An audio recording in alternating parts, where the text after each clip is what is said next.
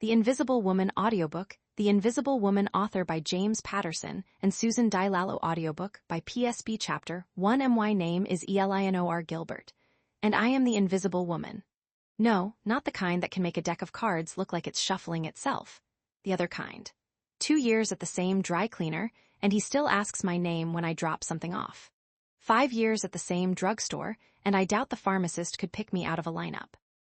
My kind of invisible isn't fantasy or science fiction. It's real. It happens slowly over time, and you won't even know it's happening. Then one day you're in line at Whole Foods, feeling good about yourself and your healthy life choices. A cart full of plant-based ground meat, oat milk, fat-free yogurt, and organic broccoli, and deftly hidden under all that, a chocolate fudge cake that serves 4, when some guy scoots in front of you. So you say very nicely, "Excuse me, I think I was next." And the jerk says, "Oh, sorry, lady, I didn't even see you." Say what? That's when you start to notice how things have changed. Those annoying wolf whistles from construction workers that you found so demeaning at the time? Gone. Those makeup ladies in Bloomingdale, who tried to spritz you with the latest ode to something new and fabulous? History. Sure, those nice-looking guys on the bus are still there, and they still try to catch your eye. But now, it's to offer you their seat. Somehow, when I wasn't looking, I seem to have passed my sell-by date, and there's nothing I can do about it. Well, except for that chocolate fudge cake. Chapter 2, the GRIDDLER is technically a coffee shop, but the staff lets you sit for hours, even if you're not working on a screenplay. Another plus, they make a great Cobb salad.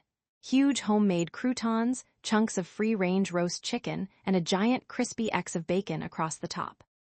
My waiter today, Desmond, takes my order as if he's doing me a favor. My guess is he's an actor wannabe, hoping to be noticed by all the screenwriter wannabes nearby. He sized me up and decided I can do nothing to further his career.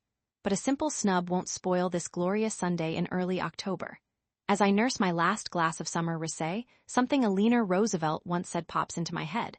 No one can make you feel inferior without your consent. That Eleanor. What a trooper. She had a mother-in-law who hated her and a skirt-chasing husband who humiliated her with a gaggle of willing women and one in particular, Missy LeHand. His tall, beautiful, very public private secretary who, according to rumor, made FDR's Warm Springs summer cottage quite a bit warmer. But Eleanor was not one for pity parties. I raise my glass and silently toast her and her dignity as Desmond shows up with my salad and a bowl of blue cheese dressing on the side. I look around. Except for the usual handful of scruffy writers typing away on laptops, I have the place pretty much to myself. So it surprises me to see an older man swivel from the cash register, bypass all the empty tables, and head in my direction with a cup of coffee. I don't have my distance glasses on, but he seems to be smiling. At me, the Invisible Woman. Maybe he didn't get the memo. But as he gets closer, I see it's not a smile at all. It's a smirk. I'd know that smirk anywhere. It's Alan Metcalf, somebody I used to work with, somebody from my days at the FBI. Somebody who, well, rather than use some really ugly expletives here, I'll just say this, he's the guy who threw me under the bus. Eleanor dear, he says, drawing it out in that slow southern drawl he affects to sound sexy. Now it's my turn to smirk. I know he grew up in New Jersey. I'm delighted to see that the years have not been kind to him. What he's lost in hair, he's more than made up for in belly fat. But Metcalf is still pretty much as I remember him, a small man who has convinced himself that arrogance makes him look taller. It's been a while, he says. Not long enough, I think. He eyes the empty seat at my table, hoping I'll ask him to join me. I don't. May I? He finally says. Before I can reply, he pulls the chair out to sit and spills coffee on his sleeve. I try not to laugh. You're looking well, he says. He doesn't mean it. He'd say the same thing to a leper. This is quite the coincidence, he adds. Line number 2. No, Metcalf, I say. Thomas Jefferson and John Adams dying within hours of each other on the 4th of July? That's a coincidence. You being here is not. You know me too well, he says. Wrong, I know the FBI too well. I know that when they want something, nothing will stand in their way. So to what do I owe this honor? I ask. He looks around cautiously to make sure none of the scruffy writers are eavesdropping on what an even scruffier middle management government guy in a cheap suit has to say. We need you, he says. We have a surveillance assignment, and you're the perfect person to help us out. Is he kidding? Love to help you out, I say, but I gotta go home and shampoo a rug. Now listen. No, you listen, I say. I'm sure several of the 10,000 FBI agents out there would jump at the chance to work for someone with your level of integrity. Metcalf, so vain, he probably considers that a compliment. I return to my salad and spear a particularly crisp piece of bacon, hoping he'll leave me alone or die, whichever comes sooner. At least hear me out, he says. This is something you'd be great at. Am I curious? Of course, but I'll be damned if I'll let him see that. Whatever it is, Metcalf, I'm all wrong for it now. Fact is, I've got a new career I love. He laughs. I'd hardly call what you have now a career, he says. You've been teaching music to a bunch of overprivileged private school kids you can't stand. The only thing you love about it is getting summers off. Look, I'm really not. Which means you can get a job at a music camp every July, then pop over to Europe every August. You've got a friend from college living in Paris and an expo in Rome. Very good, I say. Now for your 10-point bonus question. What was my mother's maiden name? I can't believe this guy. Does he really expect me to jump all over him with gratitude? As Metcalf shakes his head, pondering his next move, his jowls sway like drapes. Okay, you win, he says at last. Go back to your lunch. But let me just say, if you can see your way clear to letting bygones be bygones, this assignment is very important to us. Do this, and we'll make it worth your while. And as far as your reputation goes, I put my fork down with a clunk. There it is, the magic word, my reputation. Okay, tell me about it.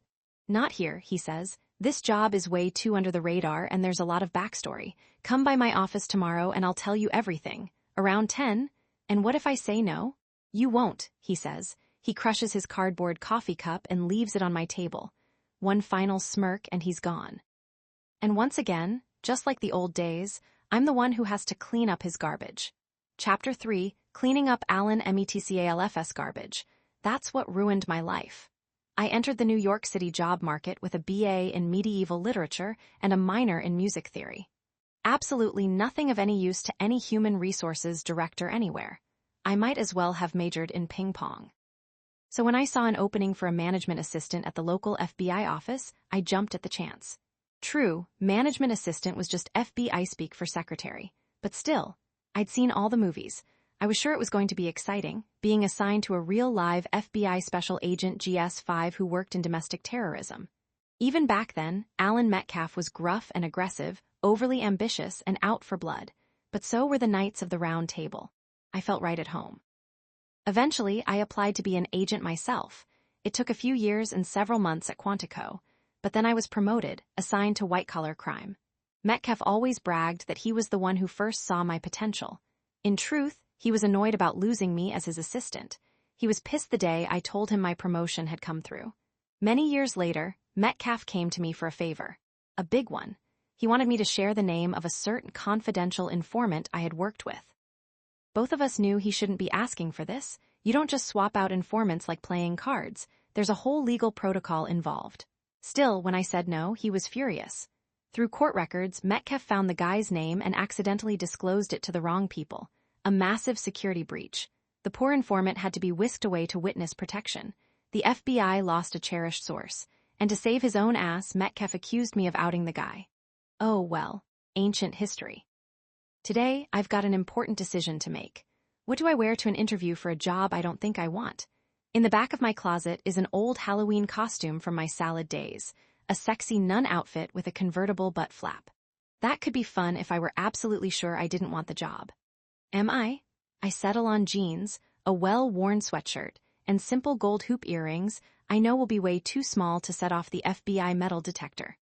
It's the perfect outfit for an undercover surveillance assignment if I want the job. Do I? I keep coming back to one simple question. Do I want to go back to work for a man who refers to the most harrowing event in my life as a bygone? Before I can begin to wrestle with that Talmudic question, my phone rings. I assume it's Metcalf's current assistant calling to confirm my appointment with her boss. I can picture her now, a young woman. It's always a woman Metcalf hired using the same criteria as he did with all the others before and after me. A solid liberal arts background, a tendency toward hero worship, and a minimum bra size of 34C, but it's not Metcalf's assistant du jour calling. It's my friend Vicky. We met when we were kids. Of all my friends, Vicky's the one I've known and loved the longest. Still on for dinner Wednesday? She asks.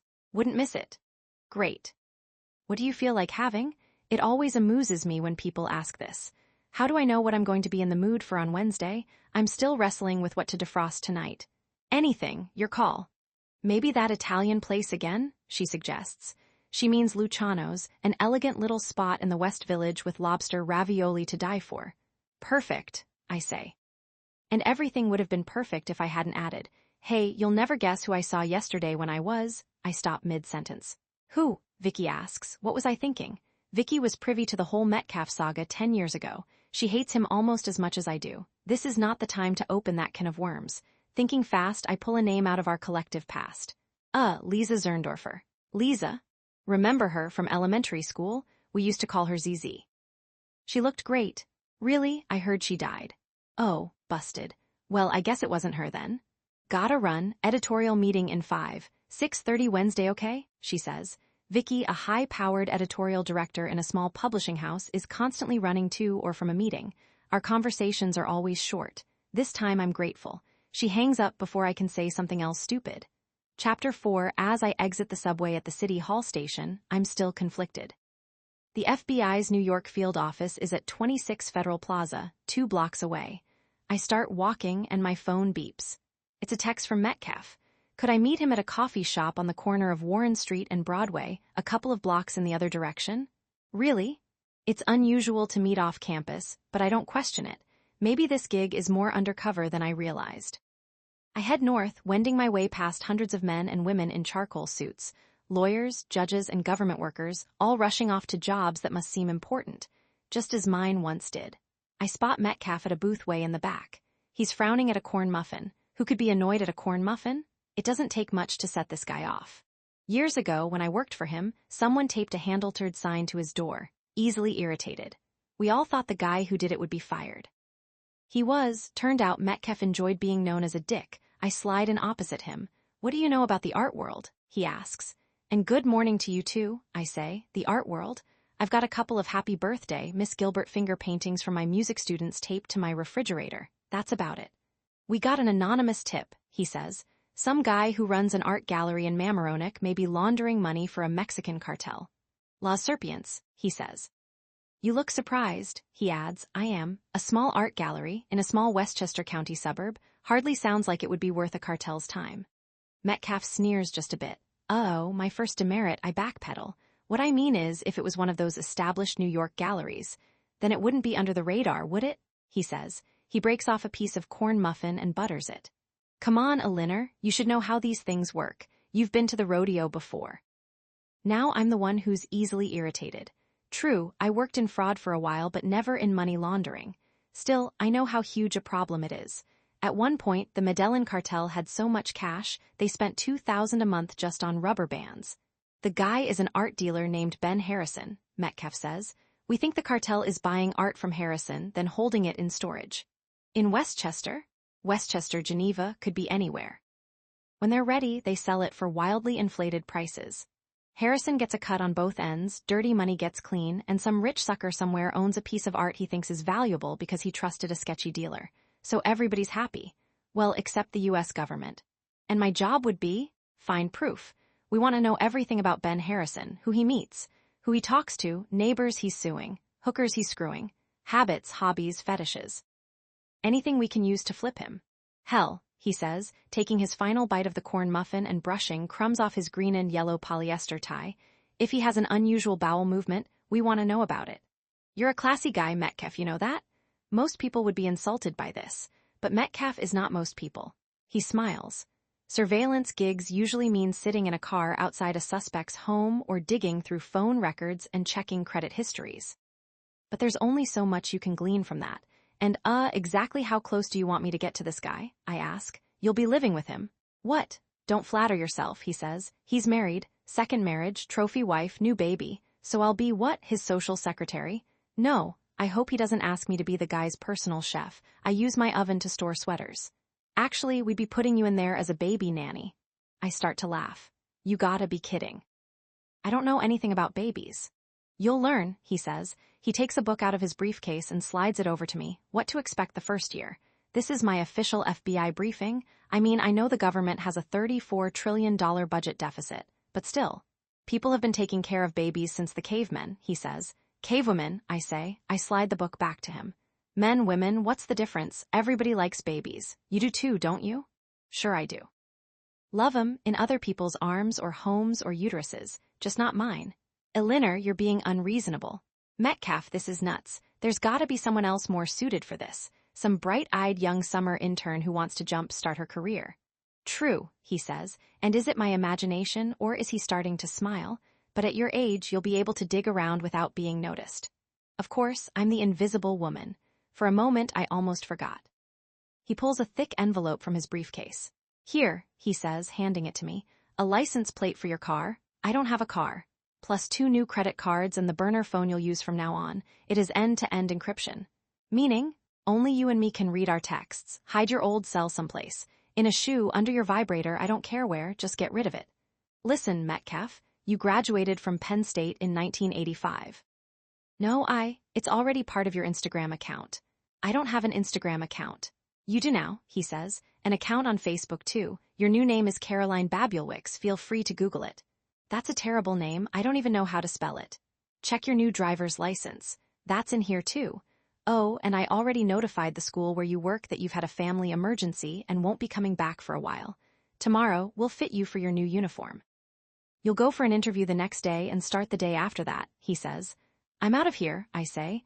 I start to stand but Metcalf grabs my wrist. He holds it tight. Too tight.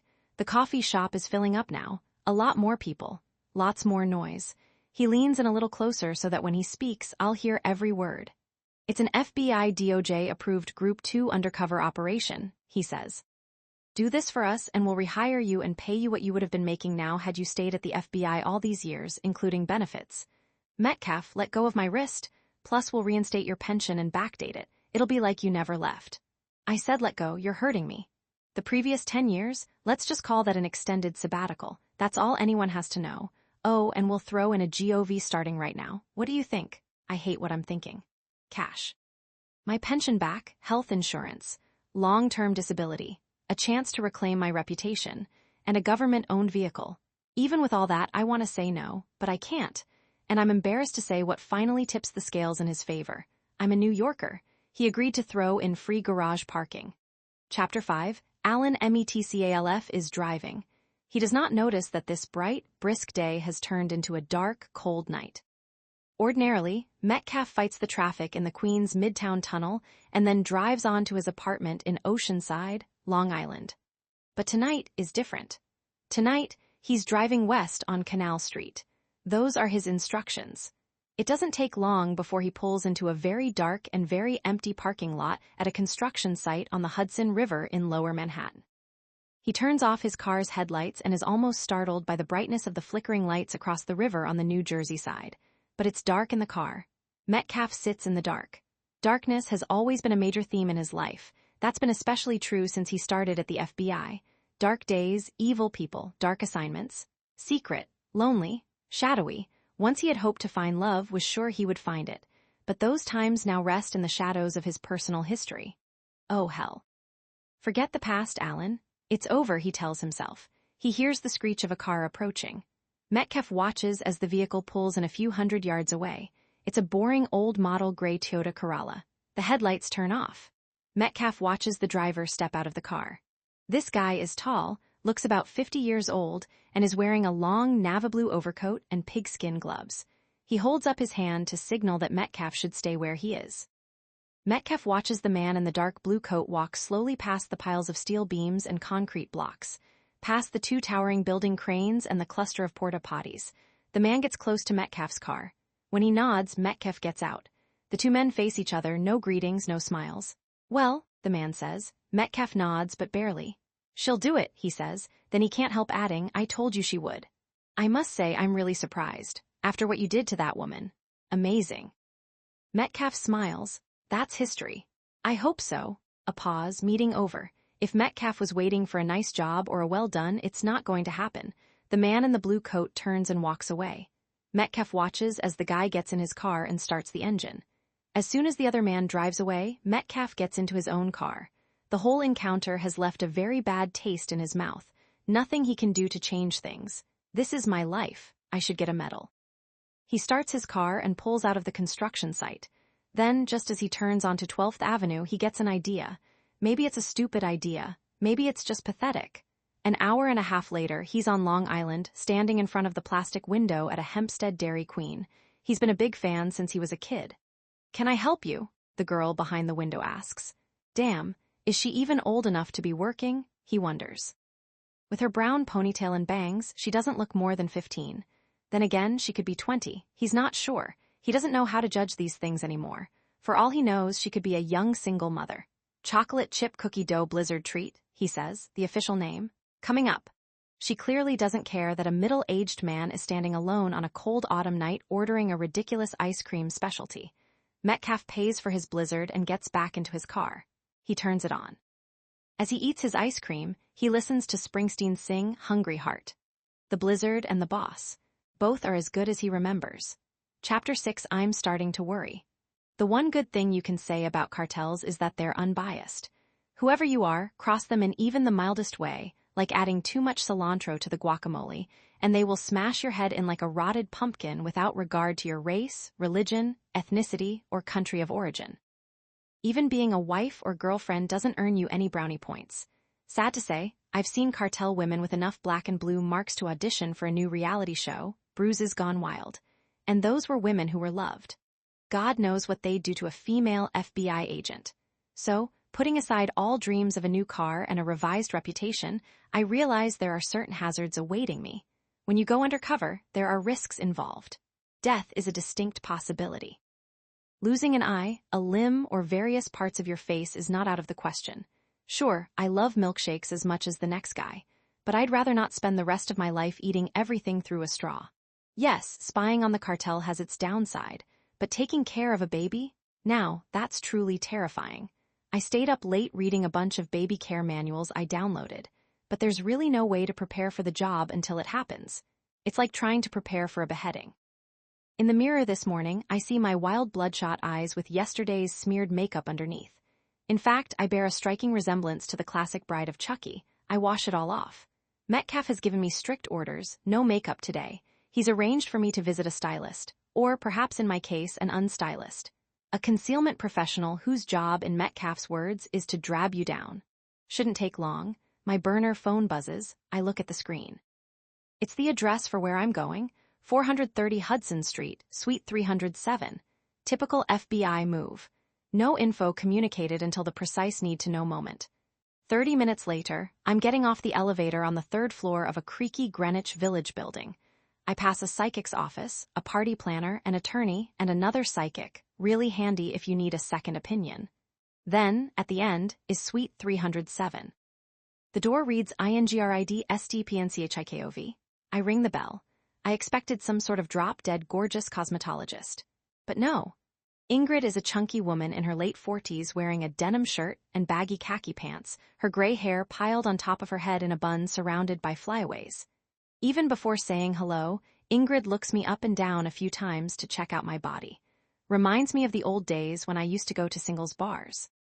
Take off your clothes, she says as soon as I'm inside. Now I really feel like I'm in a singles bar. Where are you from? I ask. Anything to take my mind off my slow striptease. Russia, she says. Town of Vyazemsky. Oh, Ingrid makes me turn around slowly like a middle-aged ballerina. I think we're wasting taxpayer money, I say as I twirl. I'm already invisible. She shakes her head no. Too thin, she says, words I never expected to hear in my lifetime. She goes to a closet and pulls out a mushy foam bodysuit. I lift my arms so she can wrap it around me. A tug here, a pull there, a little prodding and pushing as she molds it into a tight fit, lifting my breasts so they slide into the large, heavily padded round cups. Then she closes the whole thing with Velcro. I look in the wall mirror. And lo and behold, it's my old body. The one I ballooned up to after I was canned from the FBI. A wave of nostalgia hits me. It's like bumping into an old friend. Today's bodysuit is designed to make me look bigger than I ever was, as matronly as humanly possible. And it does. Over the years, I used to think there was a thin person living inside me. Today, it looks like there are two thin people. What's my bra size in this? I ask.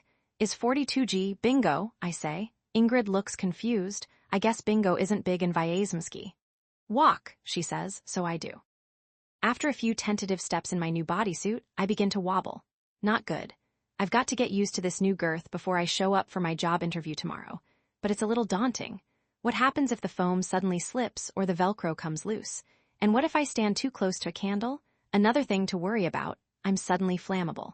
Ingrid goes to a different closet and pulls out a few very large white polyester nurse-type uniforms.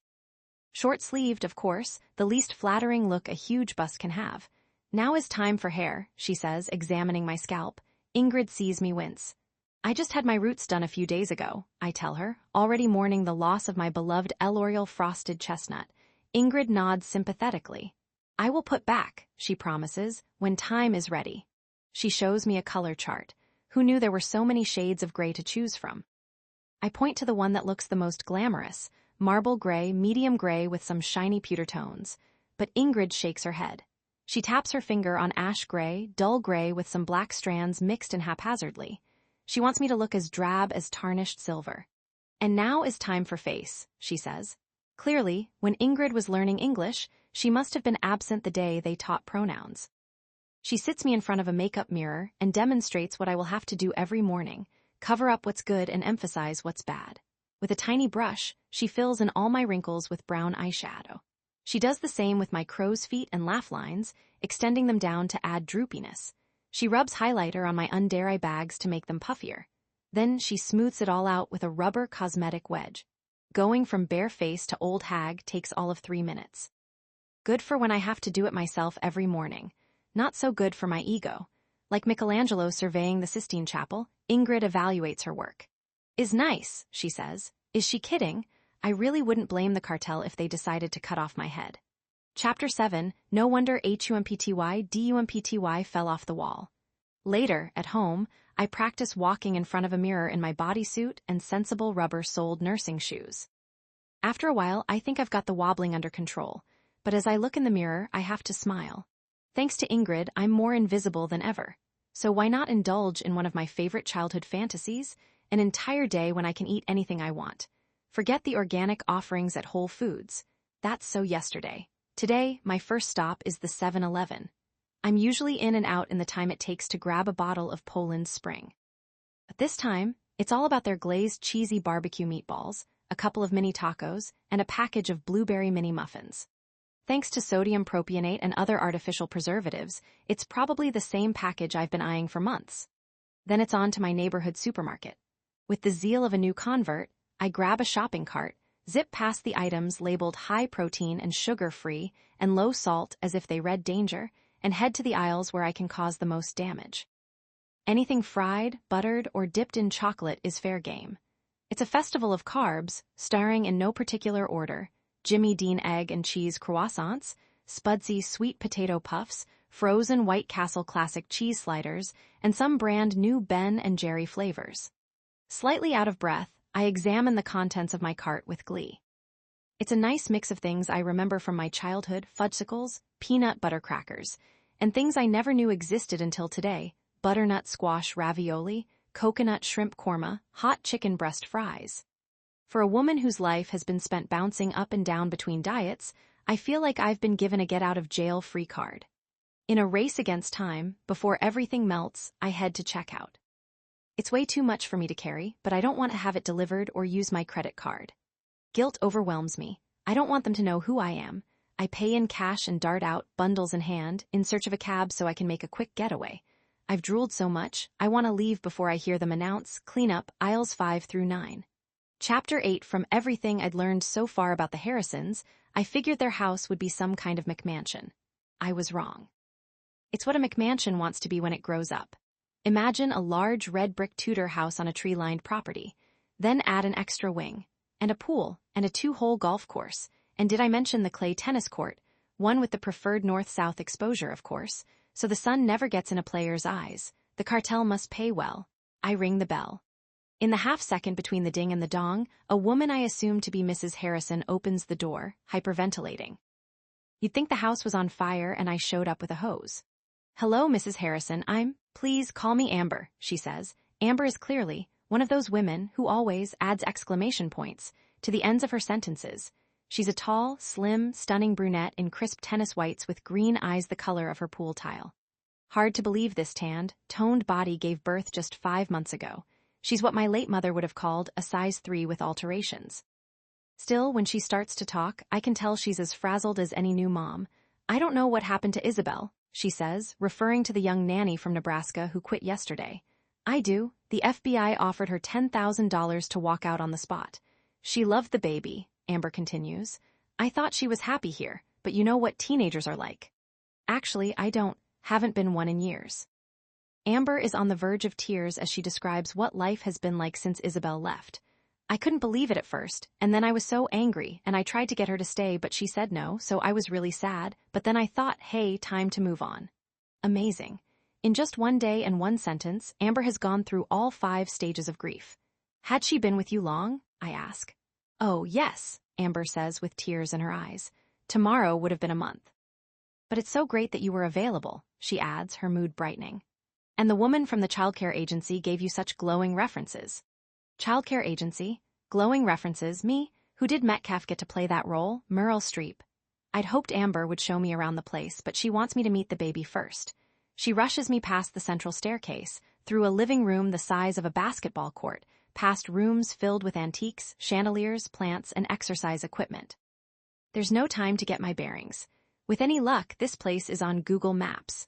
Finally, we wind up in a family room with a cathedral ceiling soaring above piles of toys, rattles, puzzles, blocks, a veritable jungle of stuffed animals, and a mechanical swing. It's like being in a Where S. Waldo book, but instead of Waldo, there's an infant around here somewhere. Finally, I spot her. A sweet-looking blonde baby lying in a small round plastic seat on the floor just to the left of a Paddington bear the size of a Buick. The baby doesn't notice me at first. She's too busy playing with what looks like a pot holder. A good sign, I think. This baby might be easy to entertain. Then she sees me and begins to cry.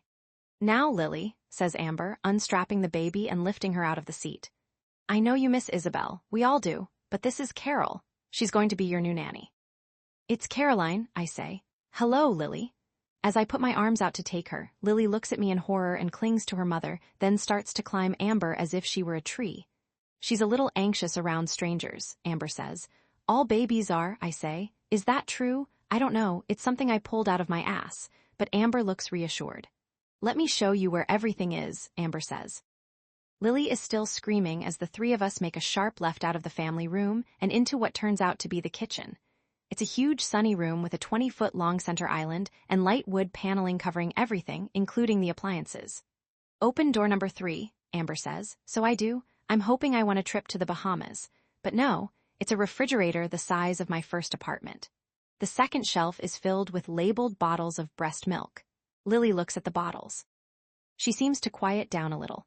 Guess I don't have to show you how to warm these. Ha ha, Amber says. No, you don't. I can Google it. Ha ha. I just started giving her tastes of some food, says Amber. Oh, just dabs, she adds as if I am going to criticize her. The size of a pencil eraser, really. Amber is now on a mommy roll, talking nonstop, desperately seeking approval. I mix it with a bit of breast milk to make a paste. Sometimes she just puts her fingers in it and smooshes it around, and sometimes she tastes it. Is that okay, do you think? Of course, I say. My heart breaks for Amber, so clearly looking to me for guidance. How pathetic is that? I mean, I know it's a little early. The books say to try solid food at around 6 months, and Lily was just 5 months last Tuesday, but she is, well, Amber pauses. So advanced, I say.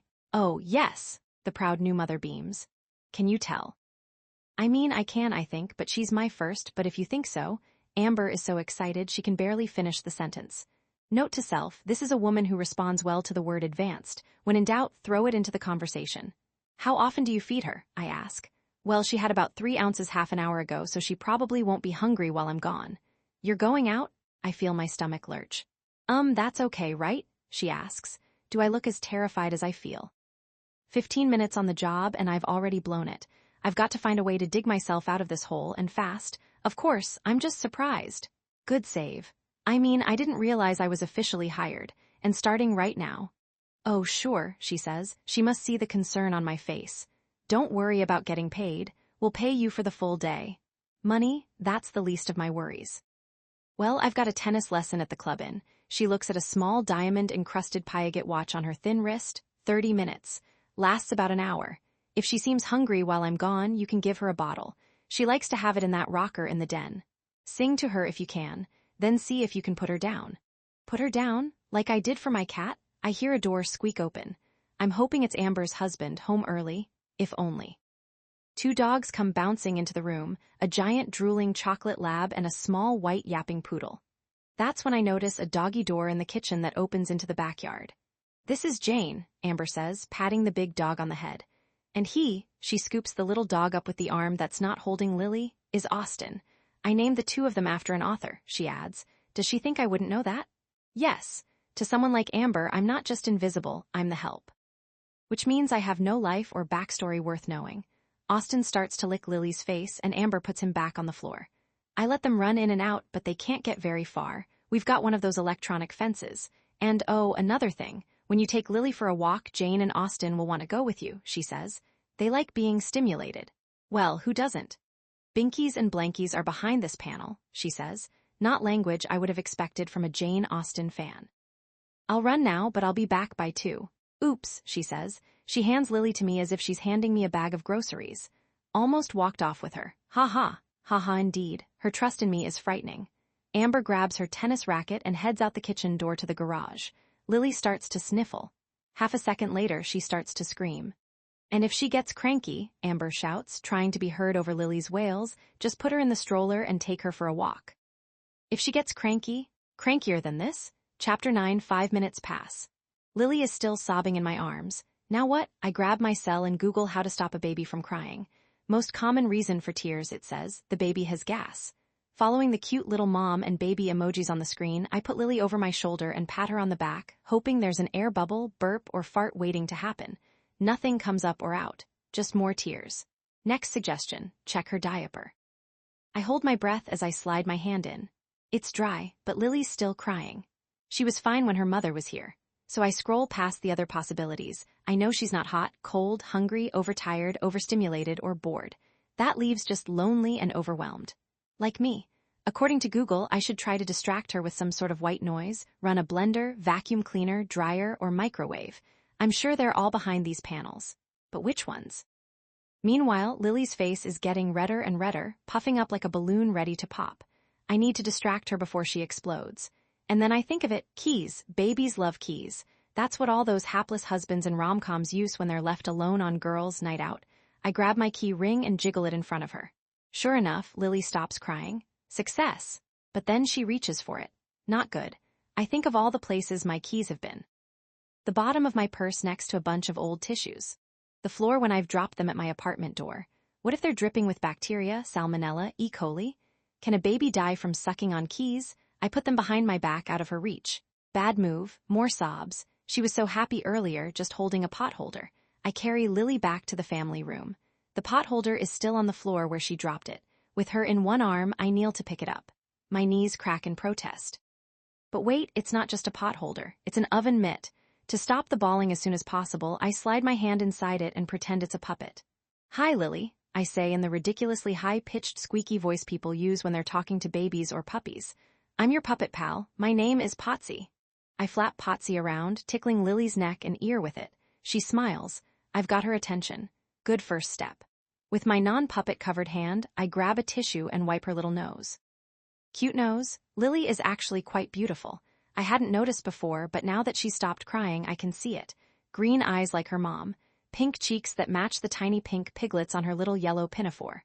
Come on, Lily girl. I continue in the same dopey Potsy voice. I want to be your friend. I really, really do. Even though I could kill that mean all Mr. Metcalf for putting me in this situation. The bobbing oven mitt makes her giggle. I put it on her hand and show her how to wiggle it herself. She's fascinated, more than fascinated. Not since Juliet first set eyes on Romeo has anyone been as totally absorbed. I put Lily back in her floor seat just as my phone buzzes. It's a text from mean all Mr. Metcalf. Heard you got the job, he writes. How did he know? Are you alone? I text with baby, but okay to text. She can't read. He writes, we'll need all Harrison phone numbers, contacts. I text, how do I get them? He writes, check refrigerator door, should be there. I remember that from my babysitting days. Mothers always leave lists, but it won't work now. I write, no door, refrigerator paneled. Now he must be getting irritated because he texts back in all caps, look around kitchen. He doesn't add the word asshole, but it's clear he's thinking it. Now what? I can't leave Lily alone in the den. Can you choke on an oven mitt? So I have some choices. I can lift her out of the baby seat and carry her with me to the kitchen. She'll scream. I can kneel down again and lift her up in the baby seat. I'll scream. Or I can slide the baby seat from the den into the kitchen with my foot. My knees, back, and rotator cuffs all vote for option 3. Slowly, so as not to destroy the zen-like connection between Lily and her oven mitt, great name for a rock group, I start to push. My rubber-soled nursing shoes squeak with every step. Sure enough, once we're in the kitchen, I see a built-in desk with a bulletin board above it. On it is a list of phone numbers, the Harrisons, neighbors, emergency contacts, and friends. I text a picture of the list to Metcalf. I ask, planning triangulation on his cell?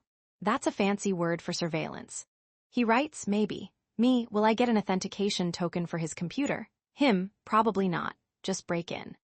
It's a little game I'm playing, snapping into full FBI mode to prove to Metcalf that I'm capable of what he's asking me to do, even though I'm still not sure I made the right decision. He writes, is landline digital or analog?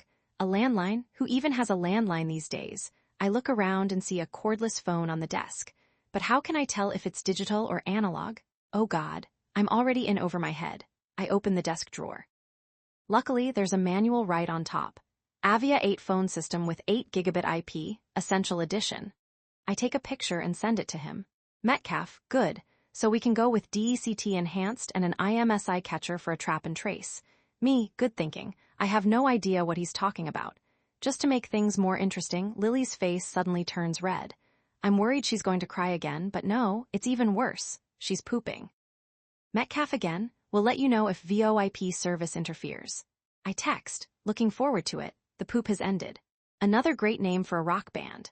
As I carry Lily upstairs to change her diaper, I make a mental note to look up all the things Metcalf mentioned if I ever get time to myself again. The world has changed a lot since I was at the FBI. More technology, more procedures, more acronyms and learning curves that may very well be beyond what I'm capable of at my age. I know it's just day one, but I feel like I've totally failed everyone. Metcalf, the FBI, and myself. But most of all, Lily. Does every new mother feel this way? Can you get postpartum depression from someone else's baby? Chapter 10, here's a question for you. How can a 15-pound baby excrete what looks like 2 pounds of poop? The sheer volume of it is breathtaking, pun intended. Is it all just poop? I survey the dirty diaper in awe. This is a bowel movement I would be proud to call my own. My next question, exactly what kind of solid food tastes have they been giving this baby? Linguine with clam sauce? I start to gag and realize I'd better hold my breath. That means I'm in a race against time. I've got to remove the dirty diaper, open the diaper disposal pail with my foot, drop it in, and clean the baby's bottom before I can breathe again. Sounds doable, right? Then, a major glitch. As I reach for a baby wipe, Lily kicks the whole box of environmentally safe wipes to the other side of the room. I'm still not breathing. I'm starting to feel faint. Now what? My only option is to wipe her fat little butt with the dirty diaper. A pretty feeble plan B, but wait. I suddenly remember that I have pockets in my uniform and tissues in my pockets. An entire packet. Not perfect, but enough to do a quick cleanse before I pass out. The plan sorta kinda works. I start the excavation with the tissues, then retrieve the box of baby wipes from the floor so I can return her tush to pristine condition. There's a tube of something gloppy called Tubby Todd Sweet Cheeks diaper paste, and I squeeze it onto her little red bottom, but severely underestimate the power of my squeeze. The paste comes rushing out so quickly, you'd swear it was fleeing the cops. I need 2 more wipes to clean it all off my hand and the changing table. I wonder how many trees are going to give their lives for this one little tush. Once Lily is clean, creamed, and cornstarched, she gurgles a couple of times and starts to suck on her fingers. Wait, is this really happening? Do I detect the beginning of a smile? I know it's just the first hour of the first day of this assignment, but I'm feeling ridiculously smug. Congratulations, I think. You have changed your very first diaper. I wonder if they make a Hallmark card for that. Chapter 11, The Bible is Right. Pride goeth before a fall. I was too cocky. As I carry Lily down to the playroom, she starts crying again. It's like she suddenly remembered that her mother is not here. Gotta give this baby credit. Her short-term memory is better than mine. Amber mentioned a stroller, but I can't find one anywhere in the front or back hallways. All I see is a huge navy and white carriage about the size of a Steinway Grand. Is that a Cajillionaire's idea of a stroller? According to the Get to Know Your Balmoral Pram booklet in the hanging basket, this carriage was designed to exude luxury from every angle whilst offering your baby every comfort possible, thanks to the world-famous gliding silver cross ride. The booklet also confirms what I suspected. All this comfort and gliding doesn't come cheap. But the good news is that the $4,499 price tag includes free shipping from England. When the Harrisons were debating which luxury carriage to get, I bet that's what tipped the scales. As I strap Lily into the pram, I hear a squeak from the kitchen. It's the doggy door. Jane and Austin come bouncing in. Do they smell the fear in my new nanny pheromones? Do they smell my fear of animals? Does it matter? The two of them slowly circle the carriage, watching me closely, whining. Great. It's just like Amber predicted. They want to join us on our walk, and they won't take no for an answer. To make their point, the two of them dart past us and block the front door. I know when I'm outnumbered. Oh well, why not? We're family now. I grab the two leashes hanging on a hook, clip them to the dogs, and tie them to the carriage hood. Then we're off. Sort of. The first challenge is getting all of us through the front door with barely an inch of clearance on either side. Actually, the dogs are a big help. They prance ahead of us like noble carriage steeds. What Amber failed to tell me, there are no sidewalks on this little private road. Just pristine lawns ending in a concrete parkway. I steer the mammoth carriage slowly, but it's tricky. It's like pushing a car that's run out of gas. The dogs bark at every bike, person, and automobile that passes. Then suddenly, Jane stops to take a dump. I find some dog poop bags in a pocket of the fully equipped pram and scoop it up. Half a block later, Austin dumps. Jane watches him, then decides to dump some more herself. More stopping, more scooping. Must be some sort of sibling rivalry. I look around to see if there are any other dog walkers on the street. Anybody from the neighborhood I could get to know and maybe learn some gossip about Ben. But I don't see a soul. Things were different when I was a kid. Back then, walking your dog was a major social event, and you knew the name of every dog on your block. Abby, my sweet little beagle, would wag her tail the minute she saw Poppy, the spaniel from down the street, or Roscoe, a funny cross-eyed mutt. She was also a big fan of Foxy the boxer as well as Beulah and Duke, two huge sheepdogs who could swallow her in one gulp. But Abby was fearless. She'd run to them and they'd all welcome her happily, yapping away like aunts and uncles at a family reunion. I kept hoping Abby would feel the same about Brandy, a chocolate lab since I had a mad crush on his owner, 14-year-old Chet. But when Brandy and Chet walked by, both with their noses in the air, Abby growled. I guess she felt Brandy was beneath her. And maybe Chet felt the same way about me. Here, in this lush suburb, everyone has a backyard, and I imagine they all have gardeners, so it's no wonder the streets are empty. Why walk your own dogs and pick up their poop if you can hire someone to do it? The route to the park is all uphill. I'm starting to get blisters on my hands. The dogs run back and forth in front of the pram, and their leashes keep getting twisted. I have to keep stopping to untangle them. We're like a pathetic float in a pathetic parade that no one is around to see. Chapter 12, TAGGART Park is just a few city blocks away from the Harrisons' home, but this is not the city. I'm dealing with dirt trails and a baby carriage that handles like an army tank, so it takes me and the gang 20 minutes to get there. It's called a public park, but it looks like a fabulously landscaped sanctuary. A few acres of country club quality grass. Lawns bursting with pink begonias, scarlet impatiens, and yellow sunflowers. And not a single child is trampling over them. I bet these rich kids have had tutors since infancy, so even the toddlers can read the sign that says keep off the grass. Or maybe all the tire swings, rock-climbing walls, avalanche slides, ladders, ramps, and tunnels are way more enticing than a bunch of flowers. With the Harrisons' elegant carriage and purebred dogs, we should fit right in. Should, yes, but then there's me. I look around. All the moms and nannies are younger, more relaxed, and way better dressed than I am, wearing slim trousers with the pleats intact and soft pastel sweaters and silk scarves loosely tied around their necks, or nanny uniforms way more elegant than mine. All their children are playing nicely together. And of course, all their babies are asleep. But Lily started screaming again halfway through our journey and hasn't stopped. And the dogs are growling, trying to bite each other. I'm sure everybody is whispering behind my back. The truth is, even with the chaos my little group is generating, I'm still invisible. No one is looking at me. They're simply chatting quietly or scrolling through Instagram. I sit on a bench and try mind control. Please quiet down, Lily, I think, staring hard into her eyes. No response. A pacifier doesn't help. Rocking her in her $4,499 carriage doesn't help either. Then one of the nannies walks over and starts talking to me. I am Mariana, she says. Mariana, a young woman with thick, gorgeous black hair down to her waist and a wide smile, looks like she stepped out of a town and country spread on the most beautiful childcare money can buy. She pokes her face into the carriage. Her voice is warm and friendly when she asks, Lily, what is wrong today? Mariana recognizes the baby. Or the carriage, or both. Lily looks up at her. Here is a beautiful day, but you are in tears, so what is the problem? Mariana reaches in and pats Lily on the head. Lily sniffles. May I pick her up? She asks. I nod yes. I resist the urge to tell Mariana she's welcome to keep her.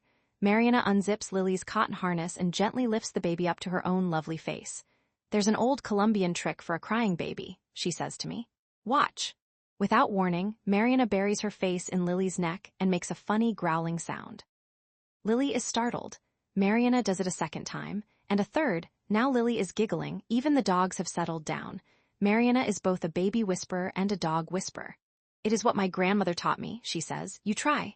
She hands Lily back to me. Other nannies start watching us. Now I'm sure they're judging me. The moment of truth. So you say you're a nanny, I'm sure they're thinking. Well, prove it. Slowly I lift Lily up to my face and then grrrrrrr. I accompany the burrowing with a funny sound. For this I spent 20 weeks at Quantico, but success. Lily giggles, I put her on my lap and bounce her a little. She giggles more. Mariana waves to a toddler who runs over to join us. This is Bella, she tells me. Bella loves Lily. Bella tickles Lily's bare toes. Is this a good idea? Bella has come directly from the sandbox. Could she be exposing Lily to lice, herpes, Lyme disease? I've got to learn to relax. Mariana opens a small plastic bag filled with Cheerios and pours some into Bella's hand. Which reminds me, I'm starving. I haven't eaten since breakfast. The people I work for are friendly with Lily's mama and papa, Mariana tells me. Very nice people. Felicia and Paulo Velasquez. A foreign name. Possibly Mexican. I make a mental note to mention them to Metcalf. They bring me up from Colombia, she adds. They sponsored me for a green card. I am here now for good. And I like it here so much. Mariana looks like she's in her 20s. Moving here alone was a brave thing to do. Do you miss your family back home? I ask. Yes, she says. The beautiful smile shrinks a little.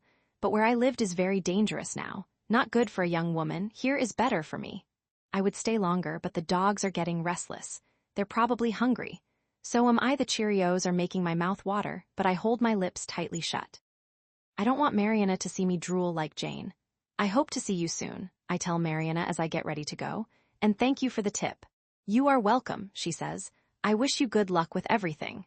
Is it my imagination, or did she pause a little before that last word? Chapter 13, we get back to the house and Lily is clearly hungry. How do I know? She's putting her fingers halfway down her throat. And she's too young to be bulimic. When I hear the front door open, I'm hoping it's Amber. More to the point, I'm hoping it's Amber's breasts. No such luck. It's Ben Harrison himself, and he's not what I expected. I thought he'd be a smooth operator whose charm and smile hid a dark side. I was wrong. The dark side is right out there for the world to see. Ben is a gray-haired, thick-necked guy in his 50s who looks like he might have played football at Ohio State, striking fear into the hearts of opponents. He's well over 6 feet tall, large and imposing with massive shoulders but a small head. He looks like an apple on a tree. Ben grunts something that sounds like, hey. Is that a hello? I'm not sure. He doesn't seem to notice that we haven't met before.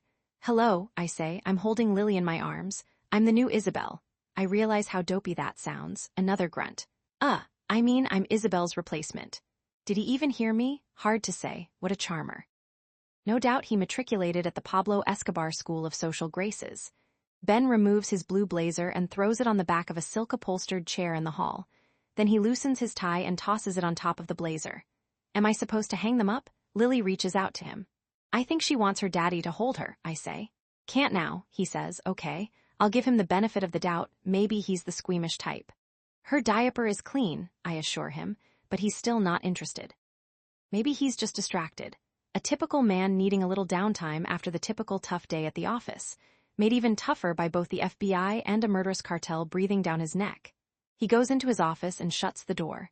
Now I hear a car in the driveway. Just in time, it's Amber, looking only slightly less put together than she did before she left. An hour of tennis and the only telltale sign? Her face is glossy. On me, it would look like sweat. I see Ben's car, she says. Have you met him? I'm not sure how to answer that. What Ben and I shared was not my idea of a true meet and greet. Yes, I say, he's in his office. Lily reaches out to her mother, who takes her and hugs her and nestles her in her arms. Were you a good girl? She asks the baby. Lily answers in a few gurgles. We went to the park, I say. I met Mariana. Who? The woman who takes care of Bella, I say. Bella Velasquez. Mariana says you're friends with? Oh, well, we're not really friends, she says. Mr. Velasquez and Ben have some business dealings. She quickly changes the subject. Are you hungry? Actually, I'm starving. But of course she's talking to Lily. Amber carries Lily into the den, sits down on a pink silk couch, pulls up her tennis shirt, and whips out a breast. Lily latches on quickly and greedily. You are a hungry bunny, aren't you? Well, a day in the park can do that, she says to the baby, leaning back into the cushions so the two of them are more comfortable. She gestures to something on the other end of the couch. Can you toss me that Shantung pillow? Shantung? Is that a city in China, a fabric, a color? Whatever it is, I can't afford it. We brought the dogs too, I say as I hand her a random pillow. Amber's not listening. Baby gurgling trumps nanny news any day. If I'd thought I could earn some gold stars for bringing the dogs along, detangling their leashes with every step and cleaning up after them, I was mistaken. My little sweetie doodle, Amber coos. You've certainly got your dad's appetite, that's good. Getting lots of those mommy enzymes and all those anti-somethings. Biotics, Ben says, walking into the room, totally out of the loop. He lumbers from side to side like a monster in an old horror movie. Bodies, I say. You mean antibodies. From the breast milk. This was not wise. It's clear that Ben is a man who does not like to be corrected. Hello, darling, Amber says, ignoring me and smiling at her husband. I see you've met Carol. It's Caroline, I say. I thought her name was Isabel. Isabel left yesterday, Amber says, but Carol has glowing references. He watches Lily at Amber's breast. His face registers nothing. Such a sleepy bunny, Amber coos again. Lily's eyes are closing. She unlatches for a moment to yawn, then grabs hold of the nipple again a little too roughly. Ow, says Amber. I hope you'll have gotten enough of those anti-things by the time you get teeth. When should that be, do you think? She asks me. Might be any day now, I say. I mean, considering she's so advanced. The magic word. So glad I remembered. Amber seems proud and pleased. You know, she says to me, now that I'm back, if you want to go home to pack up your things before I show you to your room. Good idea, I say, looking around for my coat. We chat for a moment about hours, salary, my responsibilities. Amber is filled with thanks and praise. But maybe could you just burp her while I jump in the shower? She asks. Amber hands Lily back to me and I plop her on my lap as I get into position the way YouTube showed me. With one hand under the baby and the other under her neck, I lean her forward and tap lightly. Nothing happens. I tap harder. Still nothing. How hard can I go? I wish I had read more about a baby's anatomy. At what point will her infant skeleton fully harden from the soft cartilage that can squeeze through a vagina into breakable bones? I whisper, come on, Lily, burp, burp. The way a paramedic tells a cardiac victim to breathe, breathe. Soon I hear a soft, gentle whoosh, not sure which end it came from. The whoosh is followed by a gurgling sound that can mean only one thing: a new duty has come to join the party. Breaking one of the most cherished baby care rules of all time, I decide to ignore it. I put Lily back in her baby seat, hand the beloved oven mitt to her, and say goodbye to Ben, who's standing nearby munching a giant turkey leg. No grunt this time, just a nod in my direction. But I'm wiped out. I'll take any goodbye I can get. Chapter 14, Wednesday night, and it's been a long, exhausting day. I'm tired and hungry, and I'd love to just stay in my own apartment and chill. But I promised Vicky I'd meet her for dinner. Since there's no time to change out of my nanny gear and into real clothes, I think about canceling. Then I get a better idea. True, Metcalf swore me to secrecy about this new assignment, but I'd feel better if somebody knew what I was up to. Worst case scenario, if things really go south with the cartel, Vicky will be able to identify my charred body. Vicky and I have been friends forever, since junior high. Even at 13, she was tall, blonde, and absolutely gorgeous. I tried desperately to hate her back then. We all did. But we couldn't. She was just too nice. Even today at 50, like me, Vicky has stayed that way, tall, gorgeous, and still nice. But now her shoulder-length hair is the color of polished sterling. I get to the restaurant first and am sitting at a table in the rear, nursing a glass of Pinot Grigio, when Vicky enters. I wave to her and she waves back and walks toward me, pushing past all the people at the bar. I stand up as she gets closer, then screeches to a stop like Road Runner right before he tumbles off the cliff. Beep beep. Elinor, holy shit, what happened? Vicky's shocked at my appearance. I knew she would be. I decided to show up in my new nanny body, bust, face, and hair. I'm fine. I look like this because of a job, I tell her. Doing what? I'll have a Negroni, please. That last statement is to the waiter who's been watching Vicky since she walked in the door, his tongue practically hanging out of his mouth. He's falling in love with her. Most men do. On the rocks? He asks. Yes, please. Very good, miss, he says to her. Then he looks at my empty glass. And another Pinot for, he hesitates. Oh God, is he going to say your mother? For you, he says, a beat too late, I nod.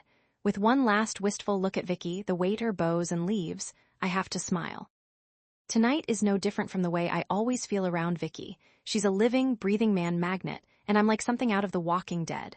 Well, she says, now comes the hard part. I have to tell her what I'm up to and she's not going to like it. I'm, on a special assignment. Oh, with the FBI? Her eyes widen. Don't tell me this has anything to do with him. Like any cherished friend, Vicky is always ready to declare war on anyone who hurts me. Friends are like that. Girlfriends anyway, always ready to take your side, no matter what. LizzieBorden? Listen, I should tell you, I just gave my father 40 whacks. Left him on the dining room floor bleeding out. Her friend, well whatever, serves him right, he was always on your case. It's only for a few months, I tell Vicky, trying to downplay it. An undercover thing. He wants me to dig up information on somebody. I'll be living with a family up in Westchester. The waiter reappears with Vicky's Negroni, my Pinot, a straw basket filled with an assortment of breads, and a dish of olive oil. Vicky raises her glass half-heartedly. Cheers, I guess, she says, clearly not a happy camper. We clink glasses and sip. Still starving from my first day as a nanny, I dive into the basket. Soft rolls, crispy breadsticks, small cheddar muffins that I'm tempted to stuff into my pockets. The good thing about this assignment, I don't have to worry about carbs for a while. My real body is hibernating under all the rubber and might not make an appearance until spring. And the FBI needs you to look like this because they don't want me to call attention to myself. They're not afraid you'll frighten small children. The family doesn't have any. Well, that's good. So what will you be doing for them? Scrubbing floors? Here comes the tricky part. Taking care of a baby. What? Vicky says that so loudly, a woman at the next table whips around to make sure everything is okay. Then she spots Vicky's faux Birkin bag next to her chair and stares at it longingly. That's the charm of my friend. She makes even a knockoff pocketbook look desirable. Okay, Vicky says, now I'm really worried. You don't have to worry about me. I'm not about you, about the baby and the country. The FBI couldn't find anyone else on the entire eastern seaboard who would be better suited for this job. Just look around. I do. The place is crawling with young people checking themselves out in the frosted mirrors. We hear the shrieks and chatter of Gen Zers 3 deep at the bar, all trying to impress one another. Anybody here would be a wiser choice then. Just then, a busboy drops a tray, metallic clatter, and then the sound of breaking glass. Well, maybe not him, Vicky says. She thinks about this for a moment. Actually, yes, him too, I'd still pick him over you. I get it, I say. She shakes her head in disbelief. Well, good luck. She downs the rest of her Negroni in a single gulp and holds her empty glass up to the waiter, who is hovering again. May I tell you about tonight's specials? He asks. No need. We'll both have the lobster ravioli, I say. He looks crestfallen. He was probably looking forward to spending a little more time at our table. Can I ask what made you agree to this job? Vicky asks as the waiter departs. It's only for a few months. He promised they'll restore my pension and my reputation, which he destroyed. I decide to ignore this remark even though she's absolutely right. Plus, I get a car. If I handle this well, it might lead to other things. She takes a deep breath. So you sold your soul to the devil. Not sold, I say, dipping the last piece of focaccia into the olive oil. Rented. It's all very under the radar. They told me not to tell anybody, strict orders. But you're telling me because? A delicate question. How do I put this? I have to be honest without frightening her. Well, like any FBI assignment, this job is not without risks. Think of this as a disaster check-in. Next of kin and all that. Just in case, at some point, you have to identify my body. She looks me up and down, taking in the brown liner that highlights every wrinkle, my ridiculously bulbous bosom, my hair that looks as if it were styled with a weed whacker. Identify your body? Are you kidding? She asks. I can't even do that now. Chapter 15 FBI Log, Day 1 First Impressions of Amber and Ben Harrison. Wife is beautiful, warm, not the brightest crayon in the box, and somewhat oblivious but open and honest. Either that or a great actress, can't rule that out yet. Husband is the opposite, morose, unfriendly, barely registered me. I guess that's good. Seems like a man obsessed or distracted, maybe just cold. They seem civil to each other, if not wildly in love. Their home, elegant, tastefully done, huge, goes on forever. No chance to snoop yet. Too busy with baby tears, poops, and peas. And Metcalf, you didn't think to tell me there'd be 2 drooling dogs involved as well? Bottom line, I'd rather be cleaning toilets. Vicky was right. If this is the way the FBI hires people, our country is in deep shit. Is there any better feeling after a long, exhausting day than coming home and taking off your bra? Before today, I would have said no. But that was before I felt the freedom and exhilaration of stripping out of a rubber bodysuit. That's also when I learned something dermatologists must have always known. Being encased in rubber for 8 straight hours is not great for the skin. You get sweaty. Very sweaty, even on a nice cool day like today. If my stretch marks were getting lonely, they now have lots of new friends to keep them company. Rubber marks. Long, thin pink lines from my neck to my thighs where the seams of the bodysuit rubbed against my skin. I also see several small, red, angry-looking blotches where the foam compressed my flesh, and a road map of rashes dotting the rest of me. Coating the inside of my rubber suit with powder tomorrow would probably help. Tonight, I look like a Jackson Pollock splatter painting. I do a quick last-minute review of a couple of the baby care manuals I downloaded. It's like cramming the night before the SATs. But forget college admissions. This time, the stakes are much higher. A small human's life is in my hands. Now it's time to pack for my new live and position. My choices are limited. With my new bulked-up body, even my fat clothes don't fit. I pull a duffel bag down from the top shelf and toss in the largest things I own. A few bulky sweatshirts, some large tunic sweaters and elastic waist skirts for my days off. A pair of enormous palazzo pants I bought in Italy when I was under the spell of the Tuscan sun. One wool poncho. One plastic poncho. A couple of stretched-out t-shirts that, full disclosure here, I had previously tossed in my rag bag. A pair of fuzzy bunny slippers. My regular underwear. And the huge flannel nightgown Amazon sent by mistake. So ugly they refunded my money, but insisted I keep it. That's all. Nothing even remotely Spanx related to hold in my stomach. No fancy underwire support bras for my new built-in boobs, which are currently big enough to support me. My cosmetic needs are just as simple. A brown eye pencil and shadow to emphasize the lines and wrinkles every morning. Toothpaste, a toothbrush, a hairbrush, drugstore moisturizer, shampoo, and just in case the Harrisons decide to throw a lavish catered holiday party for 300 coral lip gloss. I have to laugh. Over the years, I've tried hard to be a cool teenager, a sexy young single, a woman who looked good for her age at 40, 45, 50, and now look where I've ended up. Not just invisible, barely presentable. True, it's only temporary, assuming I survive, and it's for a good cause. Once I crack this case, I will check into a spa and order all the hot stone massages and seaweed body wraps on the menu. For now, my job is to disappear into the woodwork. If Ben Harrison's reaction is any indication, I've already succeeded. Chapter 16, Music Please, Maestro. On the first day of childcare, the FBI gave to me. 1 squalling kid, 1 nervous mom, 2 drooling dogs, 1 pissed-off dad on the second day. It's even worse. When I pull into the driveway, I hear screaming. The screamer turns out to be Haley, age 13, Ben's daughter from his first marriage, a gawky flat-chested beanpole who's unfortunately inherited some of Ben's worst features. His wide nose, his snarly grin, and if this morning is any indication, his nasty personality. In fact, Haley is worse than Ben. At least Ben was civil to Amber. Haley isn't. Amber herself looks like hell, yawning and exhausted. Like she's had a rough night with Lily and doesn't have the energy to take on a surly teenager. The kerfuffle has to do with driving Haley to school. She missed the bus, Amber tells me, trying to speak over Haley's screams. I want to take an Uber, Haley yells. Her bottom lip is quivering. Your father says no, Amber tells her. She turns to me. Ben says she's been abusing his account. I have not. With her friends, so he's taken away her Uber privileges. Haley is furious. She's going to be late for school. Can't Amber ever do anything right? She hates her. She hates living here. To her credit, Haley doesn't mention hating her half-sister, Lily, though I assume that's a given. Haley runs out of the room. Amber turns to me. Could you maybe drive her to school? She asks quietly. It's like a prayer. Of course, I say. Carol will take you, she calls to Haley. We wait. Haley returns, backpack on her shoulders. She refuses to look at either of us. The only thing she says is, let's go. I leave my suitcase in the front hall and head back outside. Haley follows me. Crappy car, she says as we approach it. She's right.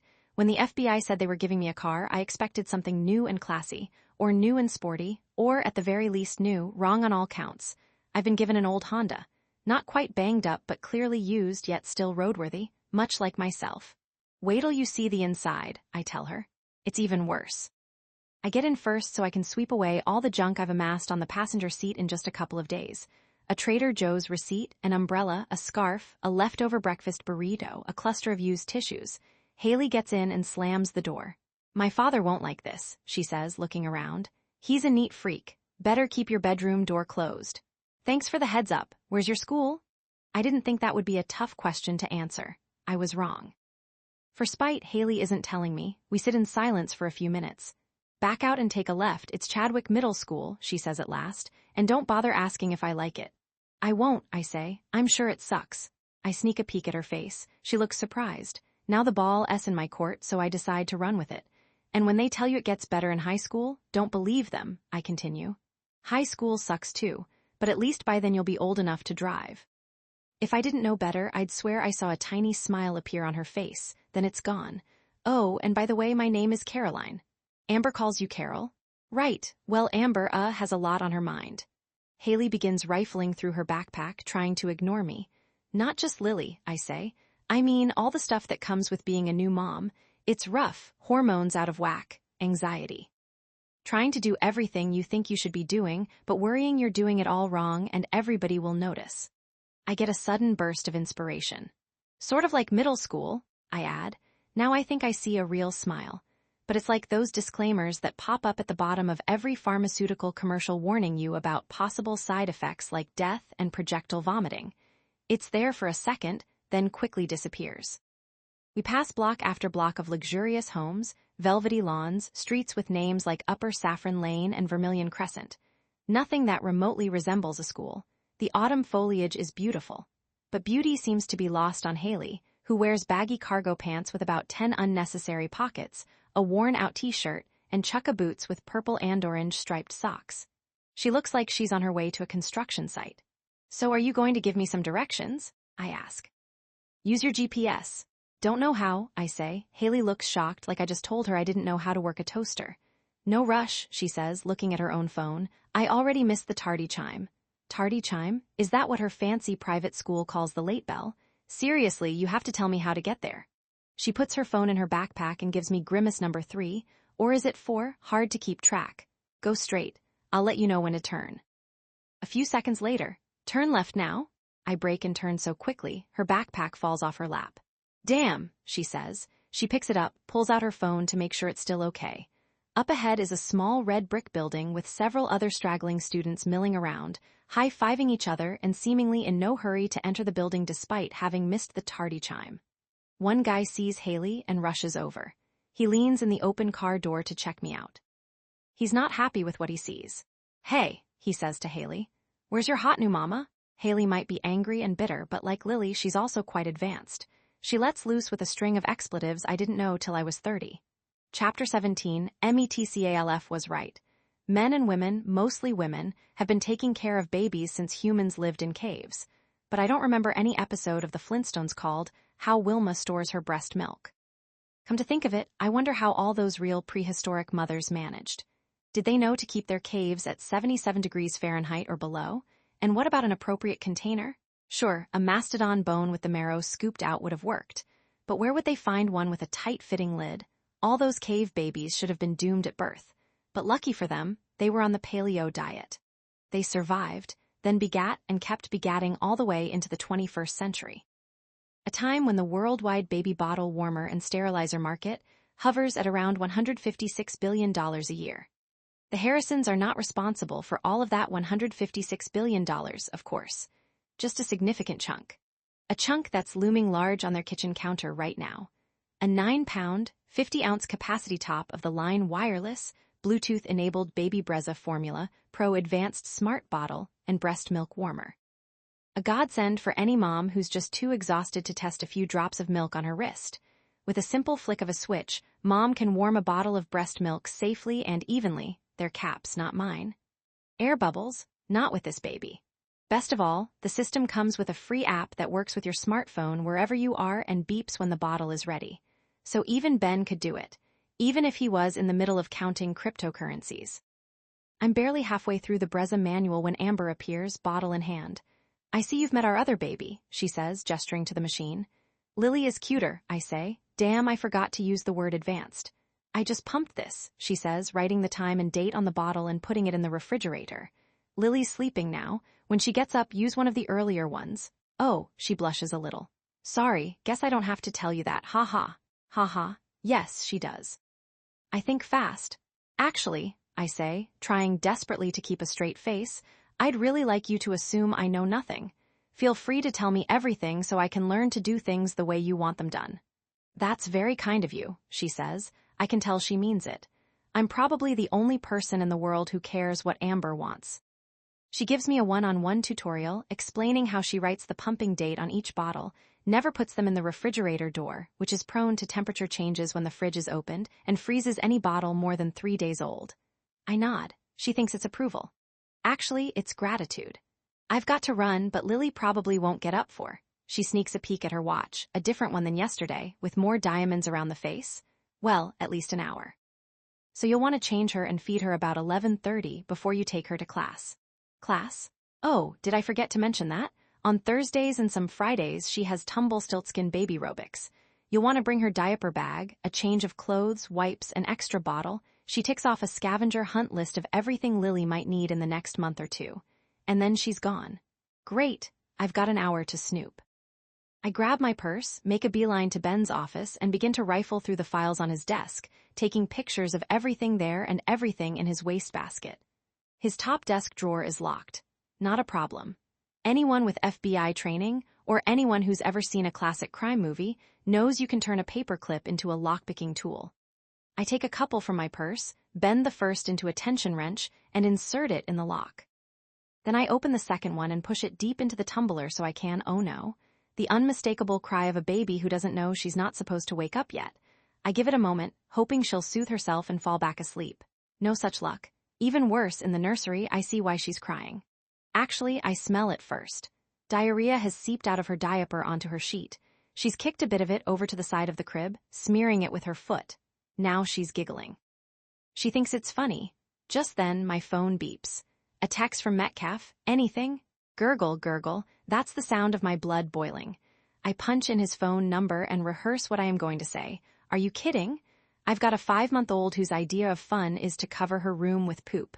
This morning, I drove a little bitch to middle school and put up with her shit. Now Amber is gone, and I've got to figure out how to strap Lily into a car seat by myself so I can take her to baby robics or robiobics or some stupid thing, and damn it. Do you have any idea what kind of day I'm having? Oh God, I'm starting to sound like a wife. Chapter 18 FBI log. Day 2. I'm beginning to get used to the house. Lots of places to hide things. Landline extensions in every room.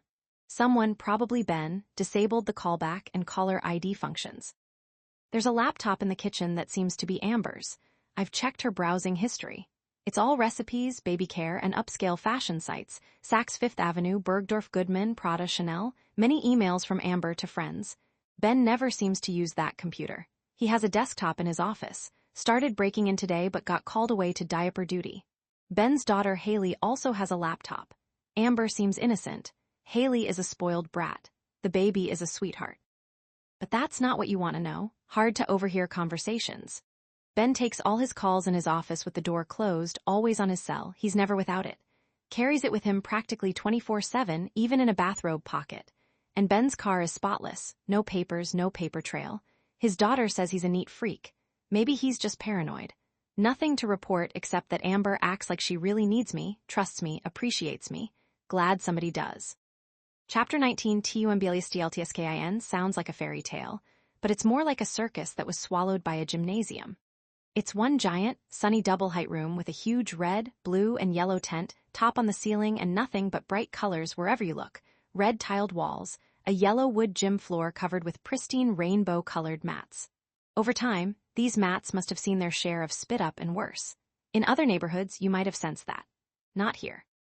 We are greeted at the check-in desk by Darla and Christy, 2 young attendants. Clearly, Amber called and told them to expect me.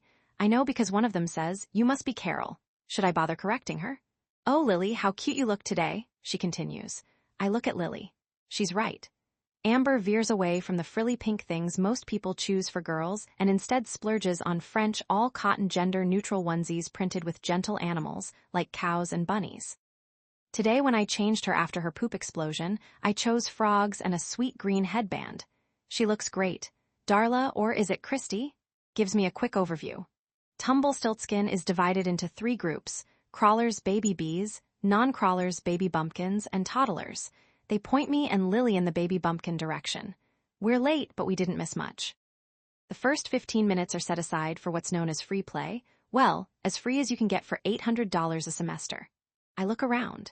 It's like I've wandered onto the set of Honey. I Shrunk the Gym, filled with tiny rubber slides, swings, and seesaws that barely come up to my knee. I plop Lily on her stomach and roll a giant medicine ball over to her. She wiggles her hands like flippers in a pinball machine and tries to grab it, gurgling with joy. It moves just out of her reach. I bend to retrieve it, not gurgling with joy. This gets old fast. We wander past the baby bodywork area. Rumor has it a registered massage therapist is about to reveal the secret to massaging tender baby backs. I join the others clustered around the massage table, hoping to learn something. The secret, it turns out, is not to press too hard. That's a secret? Even I know not to break bones, but I see several people nod as they type this into their cell phones. Then a whistle blows. Actually, it's a gentle tweet. And it's parachute time. All of us babysitters, nannies, and moms plunk our babies down on a mat, grab the ends of a giant red and yellow parachute, and lift it up and down above them as we say pithy things like "wee" and "ooh." Some of the babies giggle in the breeze. Some cry. Some get antsy. Lily is one of the gigglers. You go, girl. It turns out parachute time is an equal opportunity event for both bees and bumpkins. A couple of crawlers get on their hands and knees and try to escape. Who can blame them? Soon it's music time, or, as they call it, move and groove, clearly a reverent nod to the 1960s. Now I'm happy. I'm a music teacher. This should be fun. But there's a catch. We have to sit on the floor. Let's all get comfortable, Darla says. Between my own tender back and the foam padding that's chafing me, comfortable ain't gonna happen. But good sport that I am, I plop down in a cross-legged position with Lily draped sideways on my lap. Now comes the aerobics part of the class. Darla and Christy burst into song, an interminably long version of Old MacDonald Had a Farm, and demonstrate the choreography using a rag doll. On Moo, we stretch out our baby's left arm. On Baya, we stretch the right, then lift their tushies on Oink. I wait patiently to see what they're going to suggest for cock-a-doodle-doo. Alas, roosters don't seem to have made the cut. The song goes on until we have covered virtually every other animal on the farm, in the zoo, and in the wild. Fun fact, a kangaroo grunts like an old man with hemorrhoids. Sitting on the floor with Lily on my lap is taking a toll on my skeletal structure. I should swallow my pride and ask for a chair, but I don't. I can do this, I tell myself as we cycle through some of my old favorites. Twinkle, Twinkle, Little Star, The Wheels on the Bus. If you're happy and you know it, clap your hands. By the time we get to I'm a Little Teapot, I can't feel my legs. It takes a while for me to stand up, but Lily is patient. A lot of the babies around us are crabby after all the wiggling and stretching, but she's still smiling. Lily is obviously more resilient than the other babies. Sweeter too. And nicer. Even, dare I say it, more advanced. I was expecting the worst, but today was not as terrible as it could have been. Besides, I now have something to write when Metcalf texts. Learn anything, me? Yes. The words to Do Your Ears Hang Low? Chapter 20, Lily is worn out after Tumblestiltskin. That makes 2 of us. I'm hoping she'll nap so I can do a little snooping before Amber comes home, but no such luck. Lily wiggles and squirms in the crib, on the verge of crying. She's what my late mother would have called overtired, too tired to sleep, which is something I've never quite understood. It makes about as much sense as being too hungry to eat. A walk would do us both good. My body is cramped from bending and sitting. I plop Lily into her pram and decide, in a magnanimous gesture, to bring the 2 dogs along. Big mistake. As we walk along the path in front of an endless slew of McMansions, Jane and Austin seem unusually quiet. Something's off. They don't bark at the constant parade of BMWs that glide by or the Tesla next door or the 2 or 3 Lamborghinis. I don't get it. And then I do. At some point today, the 2 of them must have been munching on the same rabid squirrel. Suddenly, they both squat, attacked by simultaneous bouts of diarrhea. Yes, I have brought along all the bells and wipes and whistles a human baby might need, but still. Ever try scooping up dog diarrhea with a plastic bag? A word of advice. Don't.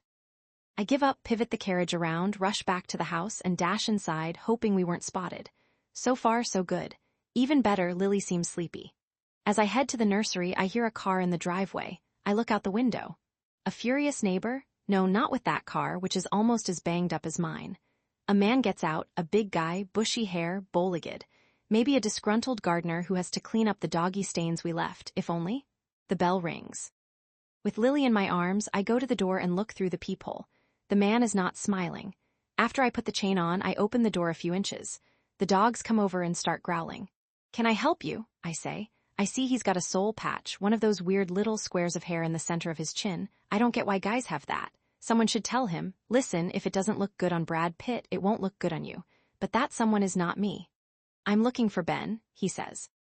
In the middle of the day, the man has an accent and his voice is rough, gritty, like he's been gargling with sand. "He's not home, and you are?" "A friend, wait, are you the missus?" He twists his head back and forth in the 4-inch chain door opening to get a better look at me. Obviously, I do not fit the image of the trophy wife he expected to see. I'm 20 years older and 40 pounds heavier. "Is this his baby?" Now he's smiling, but it's a creepy smile, like the clown in it. "And you are?" I repeat. "A friend," he says. "Tell Ben a friend stopped by." "Will he know which friend?"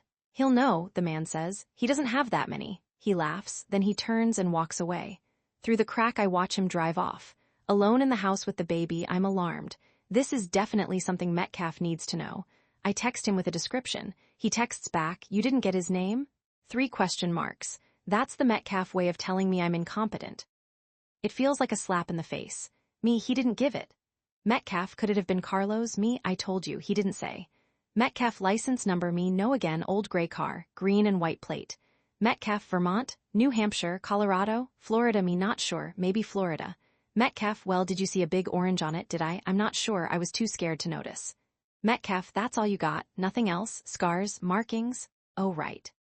I'm so rattled, I almost forgot the most important thing. Me, a small snake tattoo wending its way up his neck. Chapter 21. I'm standing here shaking. I should have known Ben would be rattled by the idea of someone coming to his house and asking for him, but I had no idea he would go totally ballistic. "Why the expletive did you open the door?" he screams when I tell him about his visitor. He's just walked in the house. I'm shocked that anyone could go from 0 to 60 this quickly. And shocked that anyone could ever live with someone like this. "I didn't open it. Didn't anyone ever teach you to never, ever open the door to strangers?" He takes off his jacket and slams it against a chair. The chair tips over. He doesn't pick it up. "I had the chain on the whole time," I say, hoping that will calm him down. It doesn't. "What kind of expletive are you? Why would you?" "The guy said he was a friend of yours," I say, trying to defuse the situation. "A friend. A friend? Did he look like he would be a friend of mine? Did he?" I try to picture the man's face before I answer. Clearly, I'm not answering fast enough. I said, "What the expletive did he look like?" "I barely saw him. Dark hair, bald, fat, dark bushy hair, heavyset." "How did he sound?" I think he had an accent." You think you spoke to him. You can't even answer a simple question. Are you dumb or just stupid?" Direct confrontation. Dominance. Has Ben been studying FBI interrogation techniques, or is he just deranged? "Listen, Mr. Harrison, there's no reason you should. Don't you dare tell me what I should or shouldn't do," he yells. "Who are you anyway?" Amber, who's been upstairs putting Lily down for a nap, walks into the room, just in time for Ben to spew his venom in her direction. "Where the hell did you find this idiot woman?" he asks. "Did you vet her at all?" Before Amber can answer, Ben turns back to me. "What did he look like?" "I told you." "Tell me more." "Height, weight. If I guess right, do I win a Cupid doll?" That's what I want to say, but I don't. 5'8", I tell him. 175. I'm pulling those numbers out of thin air. "What was he wearing?" A t-shirt." "You asking me?" I'm trying not to lose it. One lit fuse in a room is enough. "A t-shirt," I say, matching his volume. "Dark, black, maybe navy. Did he have sideburns?" I didn't see the side of him. "I told you all I saw was a piece of his face because I had the chain on." Now he's screaming. "You saw him. What are you not telling me? What are you hiding?" He rushes toward me like a mad dog. Amber jumps between us and pulls him away. Does she think he's going to hit me? Has he ever done that to her? She's crying now and he's sweating and breathing heavily. I'm hoping this is the end of it. No such luck. He has more questions. Round 2. "Let's start from the beginning," he says. "You saw a car drive up." "Not saw, heard. I heard the gravel in the, and you looked out the window." "Yes, then the doorbell rang, and you opened the door." "She looked through the peephole first," Amber says, remembering what I told her earlier. "Shut up," Ben says to her. To me, he says, "You opened the door to a stranger." Then what? How many times does she have to tell you she didn't open? "And I told you to shut the expletive up." He screams at Amber. I can see veins popping up on his forehead. "It wasn't open," I shout. "I had the chain on. He could have pushed right through that. But he didn't." And then and then the dogs showed up and started growling. Huh, the dogs are smarter than you are, he says, and then, I told you. He asked where Ben was, then he said, tell him a friend stopped by. Did he think you were my wife? Objection, Your Honor. The defendant can't presume to know what someone else was thinking. I don't know, I say. And then you watched him walk to his car? Yes. Knowing his next question, I give him a full description of the car, well, as full as I can, given what I could see. But you didn't see the license. No, I'm nearsighted. You don't wear distance glasses? I do, but I rarely put them on to answer the door. He's out of questions. Clearly, he has wrung everything out of me he can, but he might think of other things to ask later on. If he does, I want him to read me my Miranda rights first. Chapter 22, FBI Log, Day 2, Addendum Big Explosion at the Harrison House. And it's all my fault. When Ben came home, I told him about the guy who showed up this afternoon. His fury was mind-boggling, like something out of a Tarantino movie. Ben bounced through the house screaming, first at me, then at Amber, cursing in his rage. I don't have the energy even to paraphrase what he said. Suffice it to say, he was scary, out of control. Amber cried. I was ready to cry too. I was this close to being punched in the face or fired or both. After the worst of it was over, Amber tried to calm him, but it didn't work. He went storming off into his office and slammed the door. At some point later, he went up to his bedroom and slammed that door too. Then it got very quiet in the house. Amber tried to apologize for his behavior, saying he's been stressed lately, a lot on his mind, yada yada, but we both knew the truth. Clearly, this was not the first time he'd been like that. I feel sorry for her. I thought Ben Harrison was just a mean guy, but it's more than that. He's not just mean. The guy is scared. Very, very scared. Chapter 23, Monday, 10 a.m., the perfect time to break into Ben's desktop computer. Haley is at school. Lily is asleep. Amber is at Pilates. And nobody has diarrhea. I sit down on his desk chair and turn on his PC. As I expected, the laptop is password protected, but that's not a problem. One of the FBI dossiers showed ways to override passwords with various formulas and keystrokes, depending on the make and model of the computer. It's complicated, and it might take some trial and error, but I'm ready. Step 1. Cautiously, I press the Windows key plus R, the screen shifts. Good. Step 2. Now I have to figure out whether to launch a run command prompt or type the word netpluis, or what are you doing at my dad's computer? I freeze.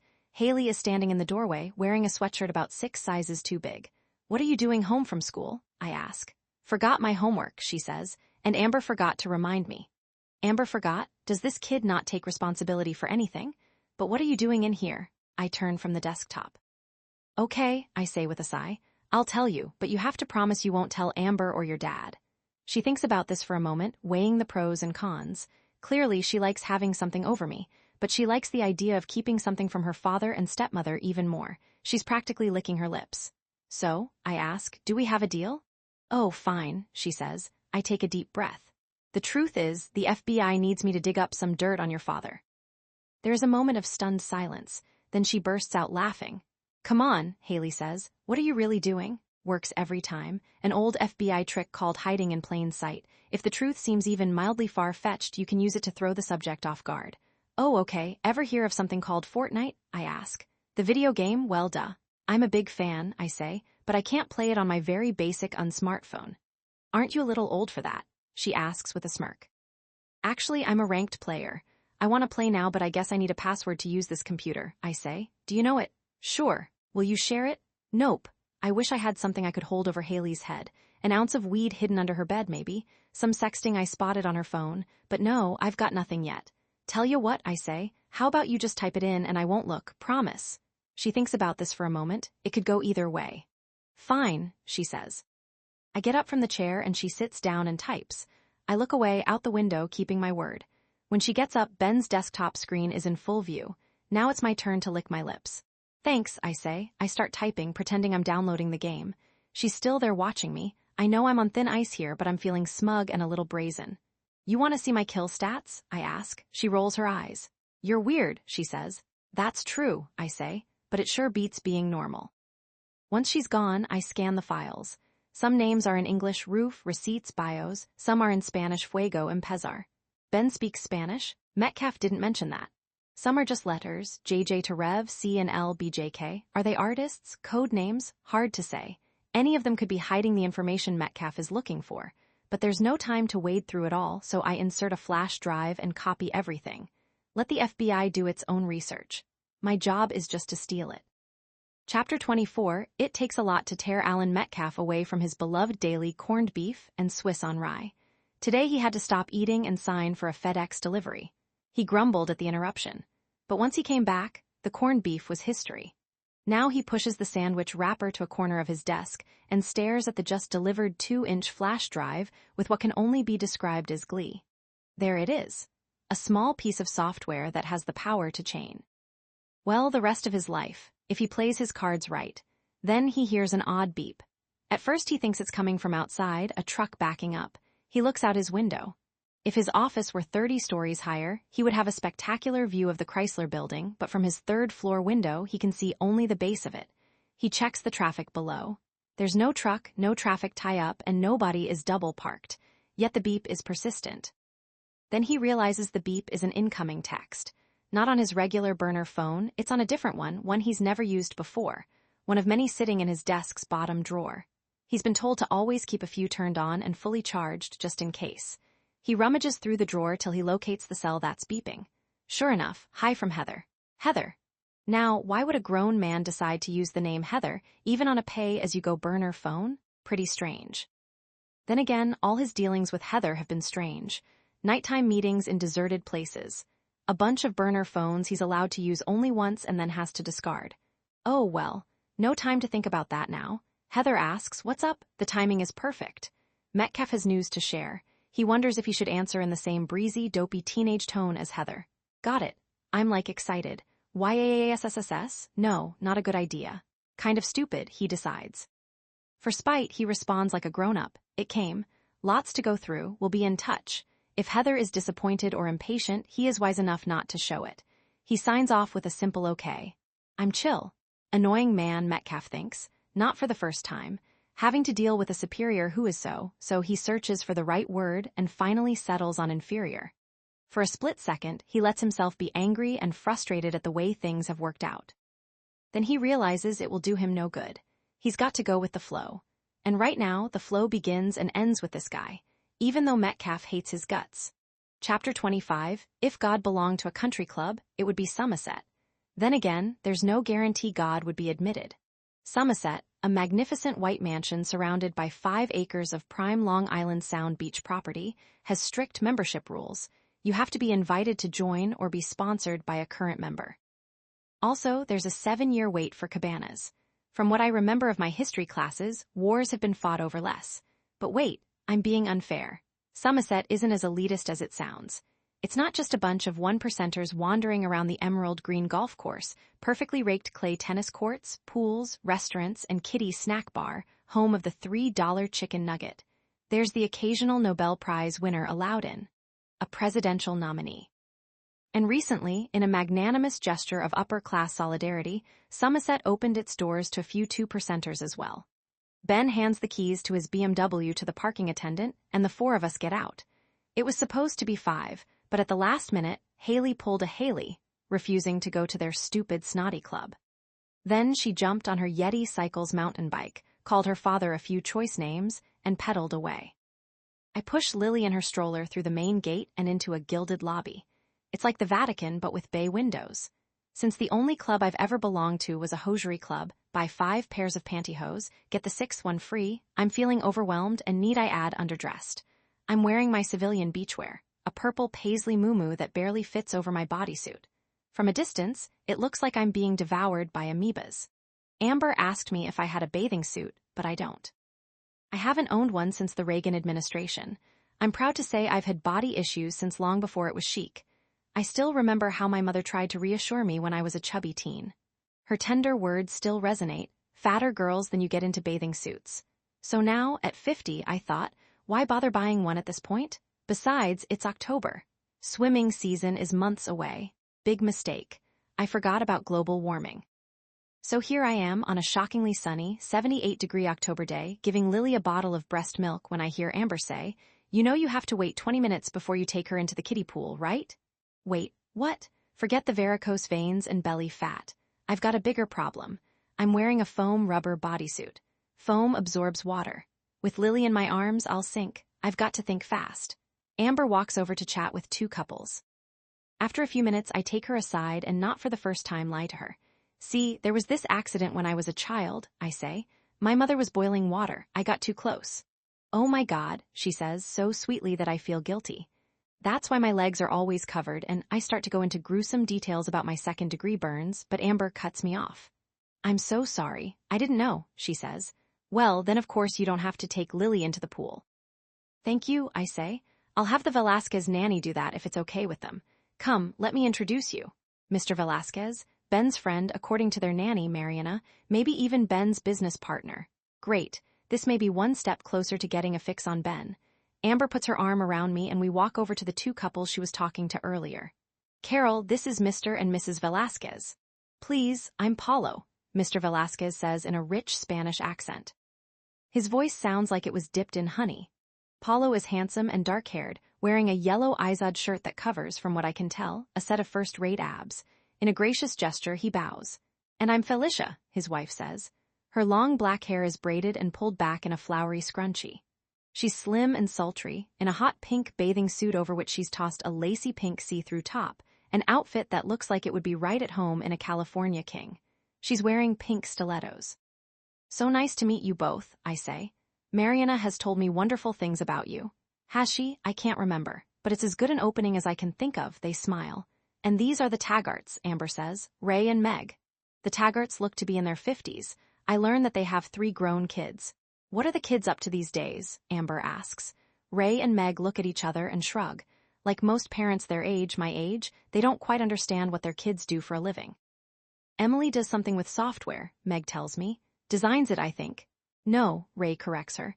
I think she's now into beta testing. Oh, right, Meg says. Alice, our youngest, just graduated and got a job doing analytics. And Connor was with a website, but now he's working for a startup. What exactly is he starting up? I ask. Haven't the faintest, she says. If you're starting up, or even just starting out, I bet it helps to have all that Taggart money behind you. And yes, Meg admits when I ask about it, it's their family name on the local Taggart park. All 4 of them, the Taggarts and the Velasquezes, are rich, gorgeous, and classy, and so gracious to me, it's hard to hate them. Forgive me for being rude, Paulo says, looking at a gold watch the size of a pancake, but we're due at the tennis court in 10 minutes. As he and Ben leave, Amber turns to Felicia.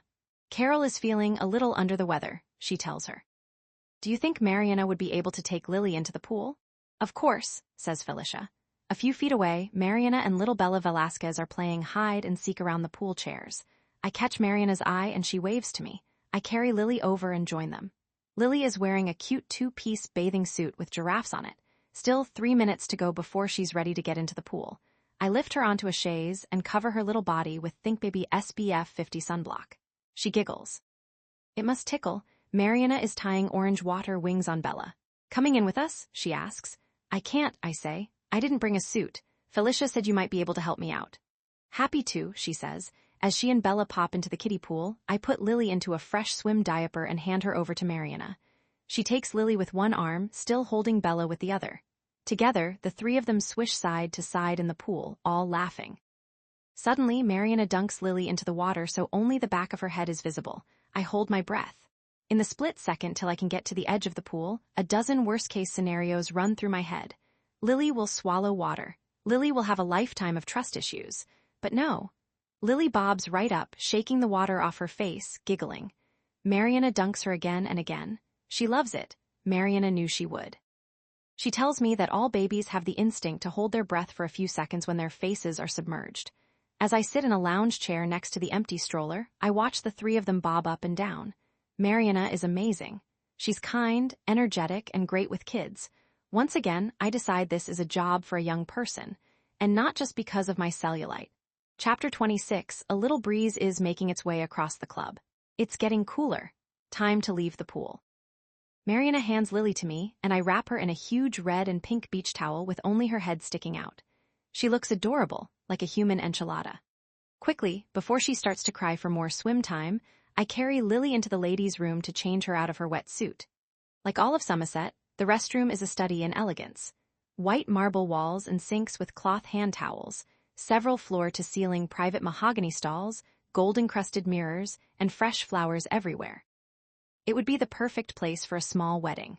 Well, except for the toilets. There's even a separate baby changing room with a shelf of all natural, plant-based healthy baby diapers, wipes, creams, and lotions. As I slide Lily out of her wet swimwear and into a dry diaper and a fresh yellow onesie with tiny elephants, I hear voices coming from outside, a man arguing with a woman. Arguing, but not yelling.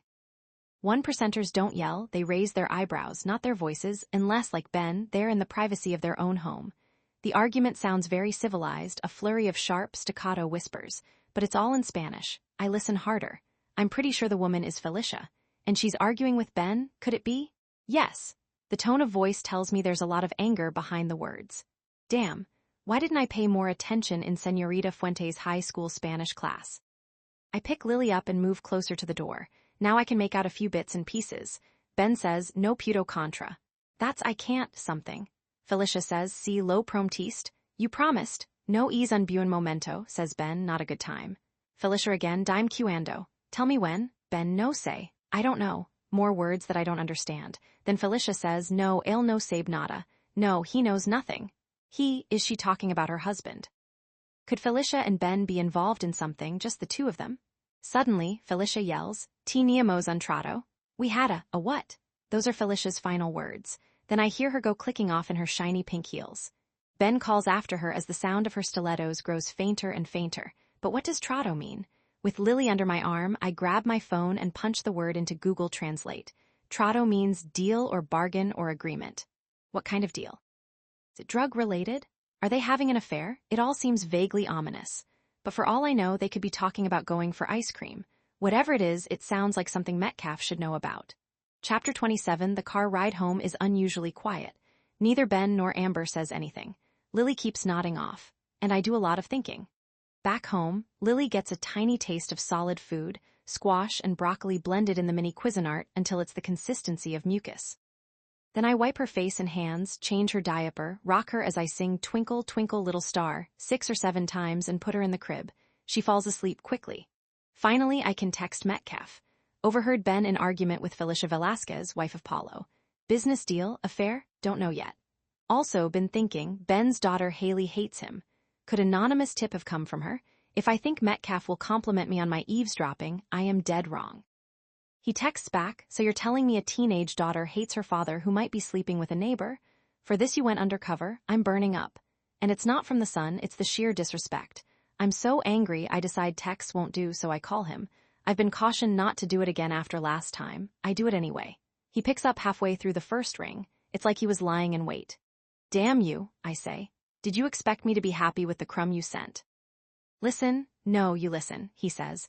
That told me nothing, and you know it. Maybe you're just slowing down. What about when you first saw the two of them together? Any telltale signs? Lingering looks, dilated pupils, body language? I know what to look for. I know you do, he says. That's why I put you there, girl.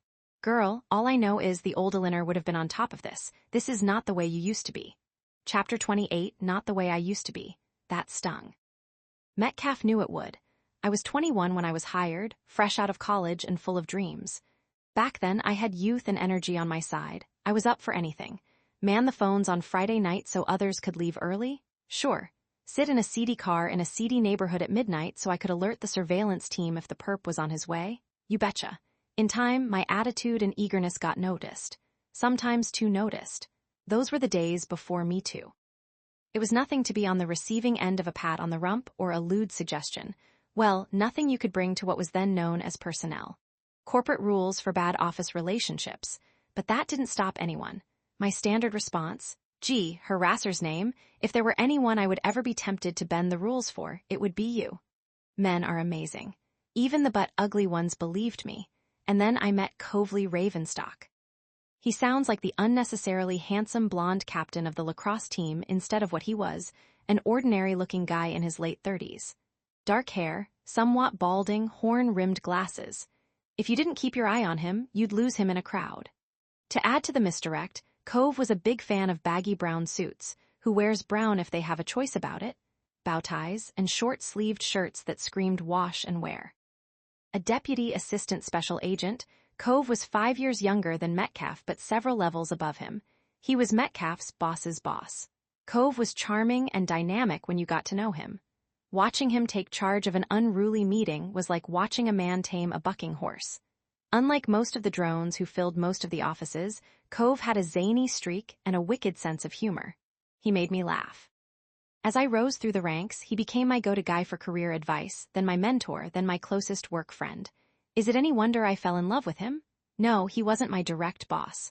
I reported to someone who reported to someone who reported to him, but being that far apart on the food chain meant people noticed. A few whispers at first, then some side eyes and a couple of comments. The irony is, our relationship was completely innocent, totally asexual. Cove was my mentor and just about the only guy there who never hit on me. I saw him in the office but never outside it. He would pop by my cubicle every so often to recommend a book, a movie. We shared 1 or 2 lunches in the FBI cafeteria. He shared some great insights into criminal profiling. I made him laugh a lot, and that was it. That's the way I used to be because of him, gloriously happy during the day, then miserable every night when Cove went home to his wife. I know, throw a rock anywhere, and it's bound to hit a woman who at one time or another was in love with a married man. Oldest story in the book. But that didn't make it any less painful. Was Cove in love with me as well? In hindsight, I'd say yes. But I never got to find out for sure. I knew how much he hated cheating on any level, corporate, financial, personal. I waited to see if that included me. Then one day, he left. He had asked to be transferred to the field office in Cleveland. How many people in the history of the FBI have ever requested a transfer to Cleveland? So of course, the FBI said yes. Cleveland was where his wife was from, and she still had family there. They'd always meant to go back eventually. That's what he told me. Even the nastiest gossipers stepped back a little and cut me some slack. But not Metcalf. With Cove out of the picture, he thought he had a chance to worm his way into my heart or some other part of my anatomy. Yes, I was sad and lonely at the time. But never that lonely. When I turned him down, he was livid. Metcalf was a big believer in revenge. I knew he'd be waiting to get back at me. But he was a patient man. It took almost 14 years before he could finally officially screw me, even if it was not in quite the way he'd intended. Chapter 29, Enough Bad Memories. The day after we go to the pool is another busy morning here at the Harrison house. Amber is playing in a mixed-doubles tournament at Somerset, and her team is favored to win. Lily is thriving, thanks to a week of my exquisite care. As of the last bowel movement, she's gone from a size 2 diaper to a size 3 and seems happier in the larger size. Surely the last time in her life this will happen. But the highlight of the day, Jane and Austin are getting their monthly grooming. Amber dropped the 2 of them off this morning on her way to the club. Now I get to pick them up. Both Jane and Austin are AKC registered, which, as I understand it, means their canine ancestors came over on the Mayflower. So of course, just any old dog groomer won't do. Their facility of choice, actually of Amber's choice, is the Kenilworth, a groom and board spa. Like Somerset, the Kenilworth has a strict set of rules for its canine clients. Their word, not mine. Also like Somerset, there's a waiting list to get in. Woe to the snarky Pekingese or pointing griffin who has the audacity to snap at his groomer. Like an unruly first-class passenger, he will be tossed out on his registered ass. I wait at the reception desk as Jane and Austin are paraded out to greet me. They walk proudly, heads held high. No invisibility for them. Jane, a standard chocolate lab, wears pink polish on her toes and a matching bow on her head. She smells like lavender, the spa hostess tells me, because she was given a lavender-scented bath. If I were a dog, I think I'd prefer a sirloin-scented one. But hey, that's just me. Austin, ever the alpha male even though he's a small, curly-haired white poodle, carries himself like the smartest guy in the room. He struts around in the doggy equivalent of a tuxedo, a white collar and black bow tie. No girly lavender for him, Austin smells like patchouli. Together, the 2 dogs radiate more self-confidence than the entire Kardashian clan.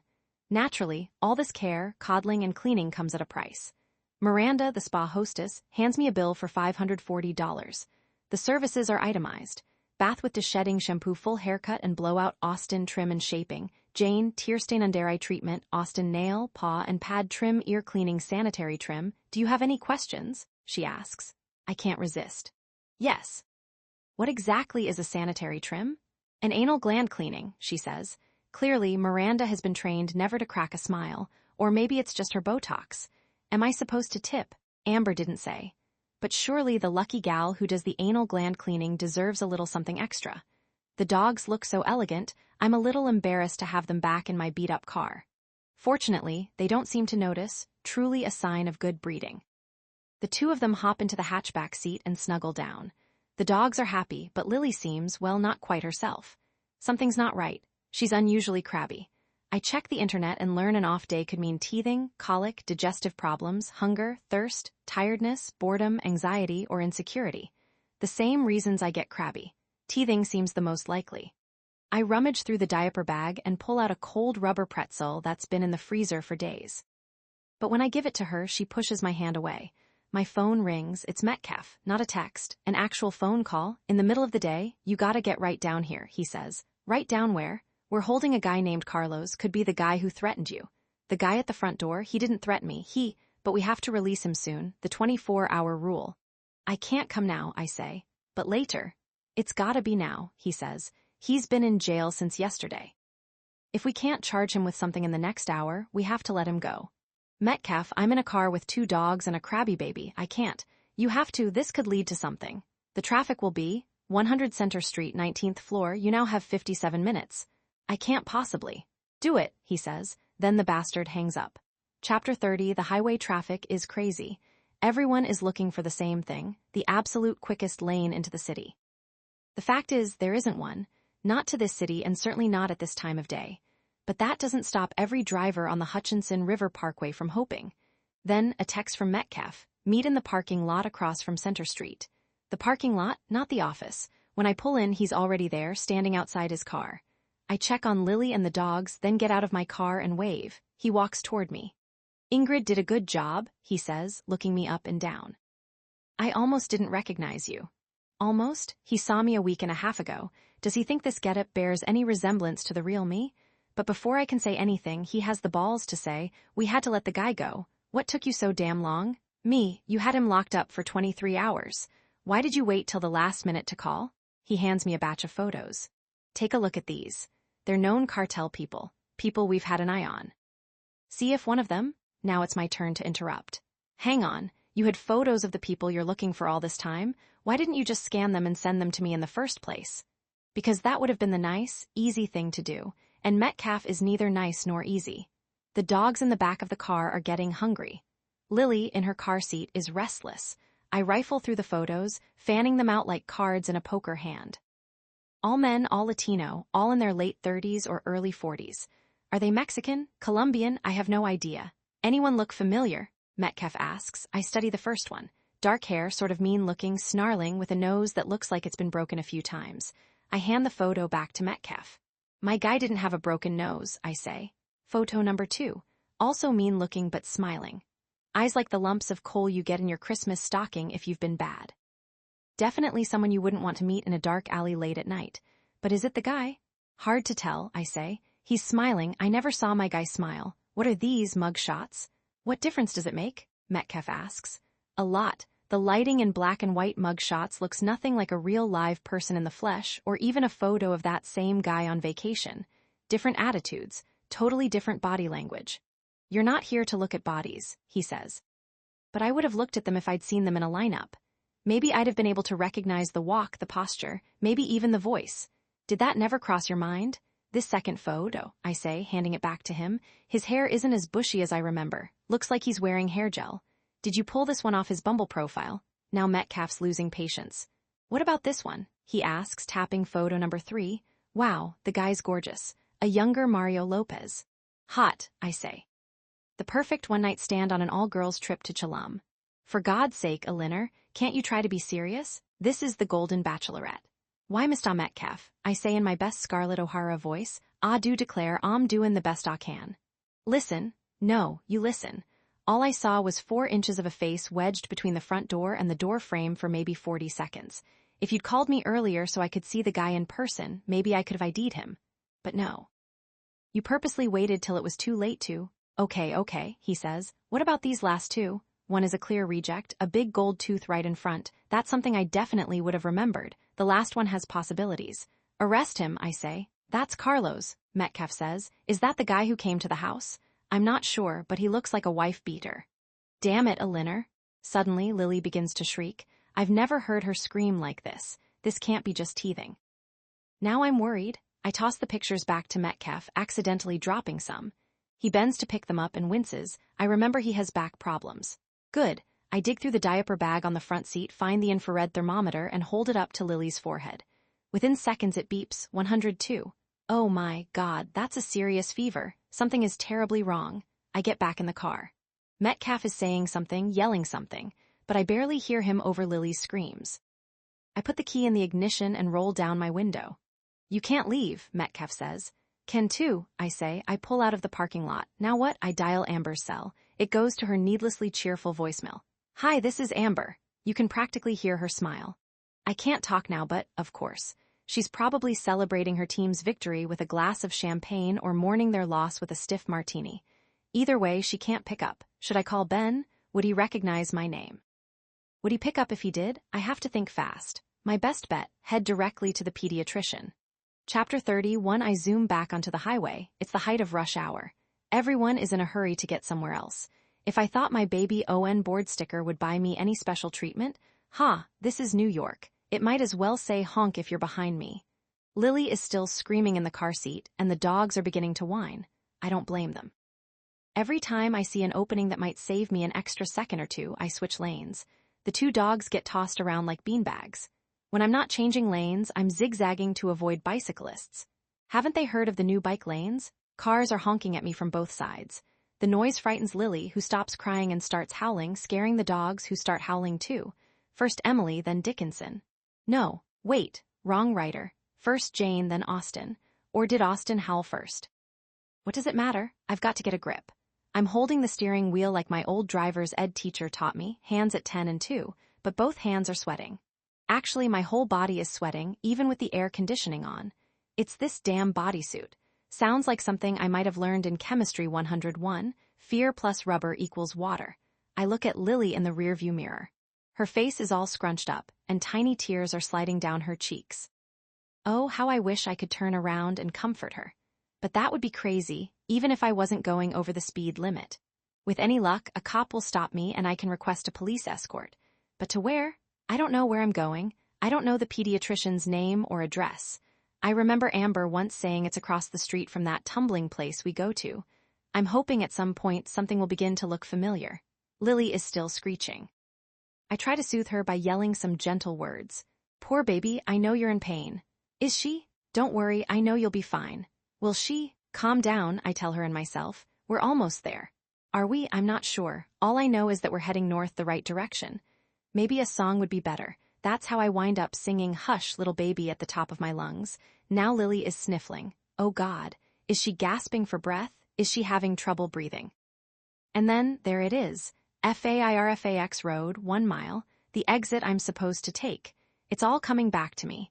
I'm feeling a little less anxious even as I begin to smell a bowel movement. Could be the dogs, could be Lily, could be me. In just a few minutes, I pull up in front of the doctor's office and park in a spot labeled reserved. Getting a ticket or getting towed is the least of my worries. I can't bring the dogs in, so I crack open the car windows to give them some fresh air and say a silent prayer of thanks. I didn't run out of gas. I didn't get into an accident, and neither dog was hungry enough to bite off Lily's head. Chapter 32, when I unstrap Lily from her car seat, she feels even warmer. She's still screaming as we enter the pediatrician's waiting room, a cheery orange space filled with colorful posters and puzzles, stuffed animals and books and kids. Lots and lots of babies and kids, all coughing and sneezing and drooling on the toys and each other. Depending on your point of view, this is either a fun place for sick kids or a human petri dish. With Lily in my arms, I rush to the receptionist's window. Name? A nice young woman asks. She's wearing a plastic tag that reads MAGGIE. Caroline Babulwicks. I spell it for her as she types. B-A-B-U? I'm sorry, she says. I don't seem to have Caroline in my computer. Oh, you mean her name? She's Lily Harrison. I don't know why, but I feel compelled to hold the baby up to the window as proof that she exists. Clearly, I'm a woman on the edge. Are you her legal guardian? Well, yes, but no, it's an emergency. She's crying, I can't get her to stop, and she has a fever. It was 102 before, it may be higher now. Well, I'll see if we can. I'm nervous. This is my first baby, I tell her. Well, not really my first baby. I mean, yes, my first baby, but I'm having trouble putting a complete sentence together. Did I say I was on the edge? Make that certifiable. Lily's screams are disrupting the placid feng shui of the office, frightening some of the other kids who cry and cling to their caretakers. Is crying contagious? Who knows? The receptionist makes an executive decision. "Come with me," she says. Lily wails all the way down the hall to a tiny room that I hope is soundproof. I lay Lily down on the examining table and try to soothe her. "Easy, girl, it's gonna be okay. The doctor is on his way in. Her way in," I add, or maybe their way. Even under stress, I'm trying to be woke. "You can get the baby undressed so the doctor can have a look," Maggie says sweetly. Then she hightails it back to the reception window. To call Child Protective Services, I wouldn't blame her. I'm clearly a few croutons short of a Caesar salad. Another glitch. Sometime between the waiting room and now, Lily had an attack of diarrhea. And the diaper bag is still in the car, where the starving dogs have probably killed each other by now, fighting over the rubber pretzel. I hold Lily down with one hand and grab paper towels with the other so I can wipe the mess off her tush. Not ideal, but it'll have to do. A nurse comes in and gets Lily's vital signs. Soon after, the doctor walks in. "I'm Dr. Mangan," he says. And this, he glances at her chart, must be Lily. Stonington is a group practice with several pediatricians. This doctor has clearly never met Lily before, that's okay. Dr. Mangan is bald, calm, and soft-spoken and seems to be at peace with the world. He reminds me of the Dalai Lama. "Now, what seems to be the problem, little one?" he asks her as he washes his hands. "She's usually such a good baby." "The best," I say. I surprise myself. Did I really say that? Gently, he feels her belly, listens to her heart, checks her ears, nose, and throat. "It's an ear infection," he says, "and from the looks of it, a pretty bad one. Has she been tugging at her ear at all?" "Not that I noticed," I say. I don't add because I was driving like a maniac. Ear infections are very common in babies this age, very painful too. And the high fever goes with the territory. I can give you something for that right now. That's great. I was so nervous. Of course you were. You're first? He turns and types something into a computer. "Oh, she's not mine," I say. I think about that for a moment.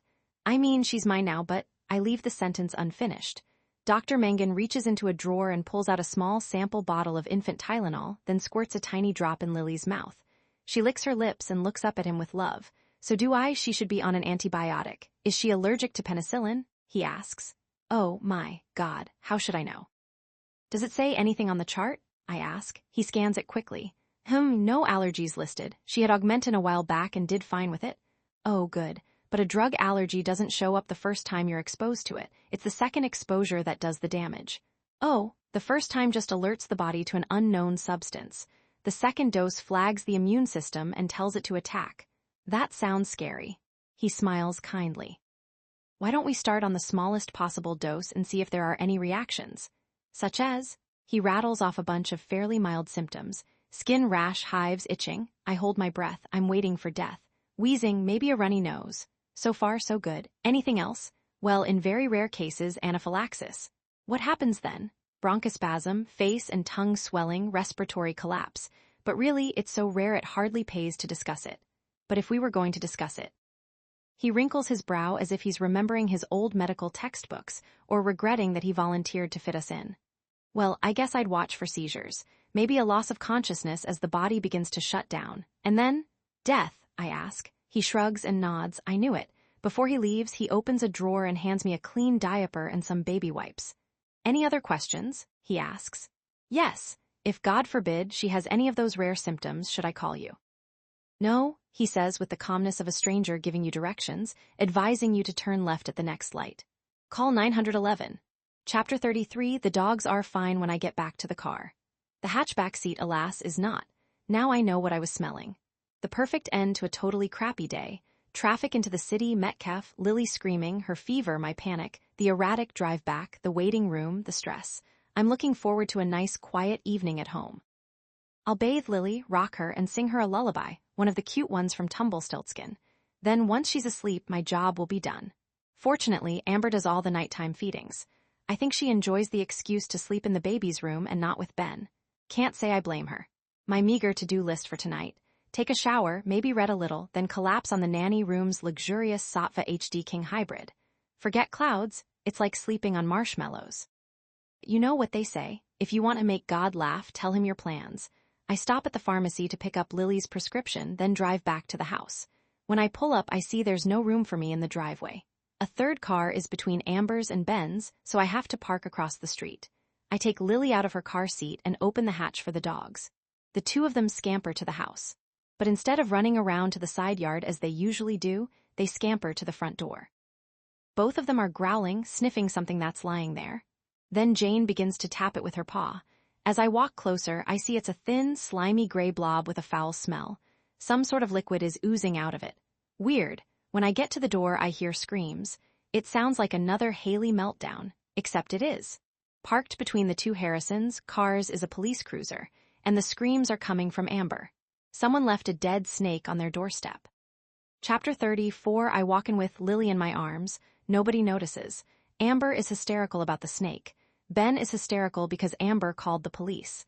And the policeman who's trying to take notes is caught in the middle. "Mrs. Harrison," says the officer, "if you could just, don't you dare tell me to calm down," she yells. I come home and find snake blood and guts in my doorway. "I've got kids here." Then she sees me. "I've got a baby, for God's sake." She rushes over, grabs Lily from my arms, and hugs her. I told her that calling the police was a waste of time. "Your time," Ben tells the cop. "We've had a lot of complaints lately about coyotes," the officer says. "Maybe one of them did it." Amber turns on him with fury. "And then carried it up to our front door? Pretty damn smart coyote, if you ask me. Maybe just, I dunno, a coincidence? Officer, what kind of idiot do you take me for? Could be a teenage prank. You know, like toilet papering a tree."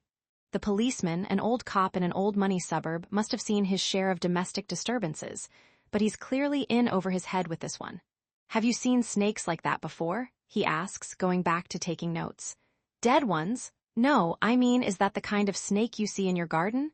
"We don't have a garden," says Ben. He's right. There's no garden. Just a deck overlooking the pool that's overlooking the sound, a barbecue pit, a sauna, and an outdoor shower. Nothing that a hungry snake would find even mildly tempting. It was bloody, that's what it was. I'm not even sure it was dead. It was just oozing. "Oh God, Mrs. Harrison, don't Mrs. Harrison me," Amber yells. Her face is red and she's shaking. Ben tries to put his arm around her. She pulls away angrily. "This is all your fault," she tells her husband. "My fault." "You and your," she stops suddenly. I wait to hear what she's going to say. "His what? Clients, deals, business associates?" "I don't know," she finishes softly. She starts to cry. "I don't know anything, I guess." She turns to me. "How was Lily today?" "Great," I say. "I think she's hungry." Plenty of time later to tell her the whole story. She turns back to Ben. "Someone must really hate you," she says quietly. "I mean, someone besides me." Then she carries Lily into the living room to nurse her. "So what do you think?" the cop asks Ben. Holding his pad and pencil, he looks like a reporter. "Is somebody maybe trying to send a message?" Ben turns white. "What kind of message?"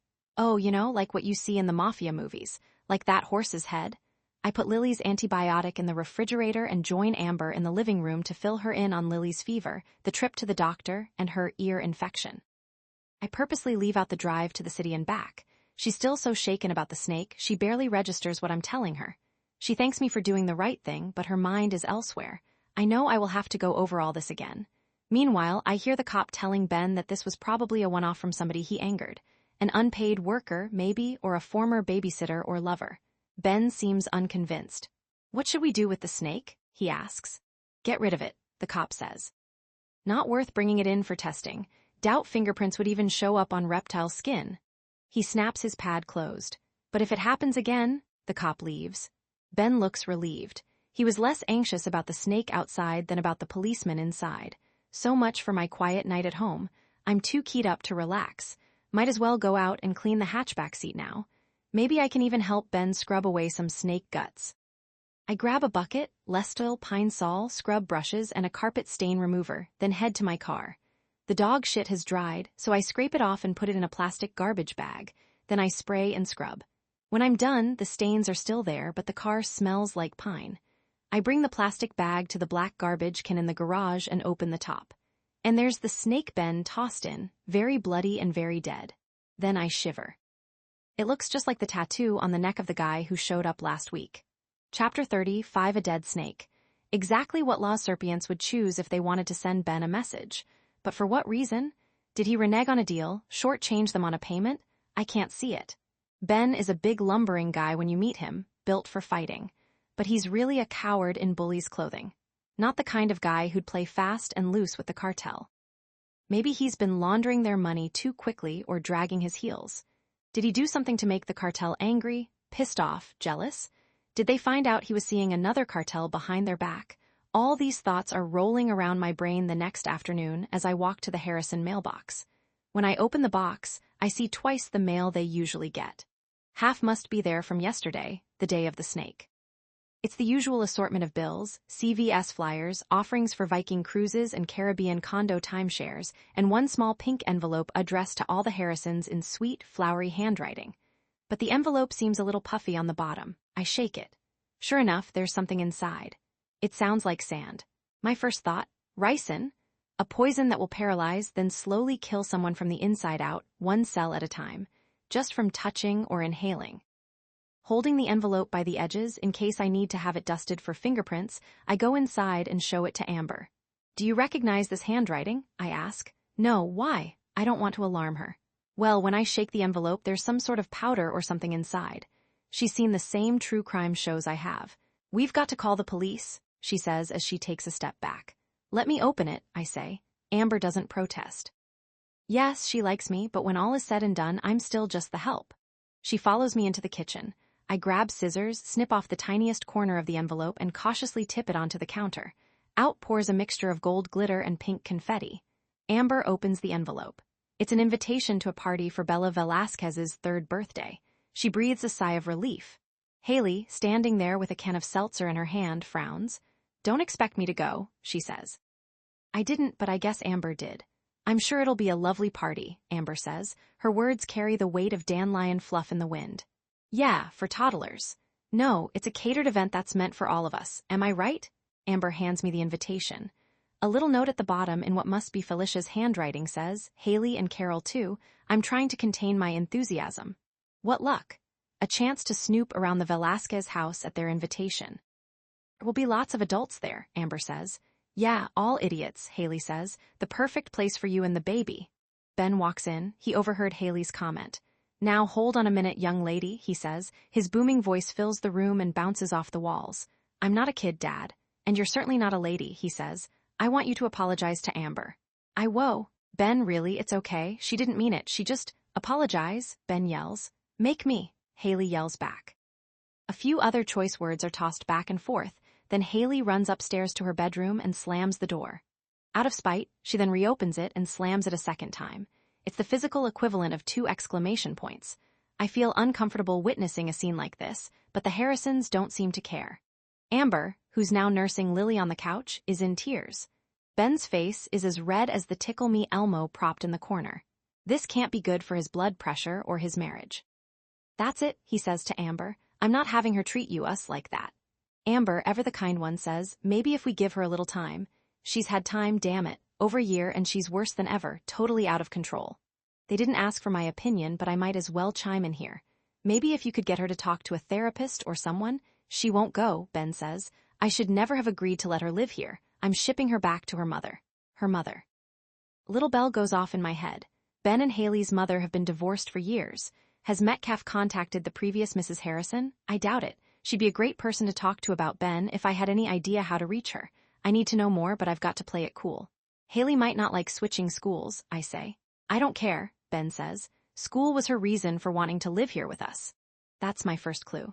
A different school system means the ex-wife does not live nearby. She'll miss her friends, I say. This will tell me if the ex is within driving distance. Who cares, Ben says. Let her make new friends.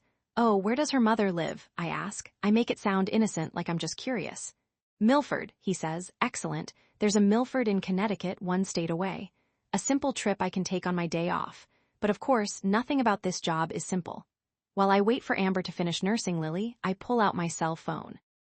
A quick Google search reveals there's also a Milford, New Jersey, Milford, Pennsylvania, Milford, New Hampshire, Milford, Massachusetts, Milford, Nebraska, and Milford, Utah.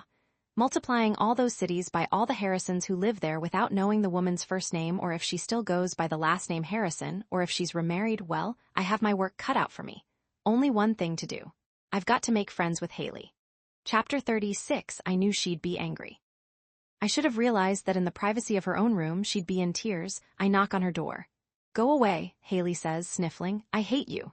It's Caroline, I say. A pause, then, I hate you too. Really? I ask, standing outside the closed door. That's odd. Most people don't hate me until they get to know me. Do I hear a bit of a chuckle? I think so. I wait. Then I hear her clumping toward me in her 4-pound Doc Martens. She opens the door. "What?" she says. It's more a statement than a question.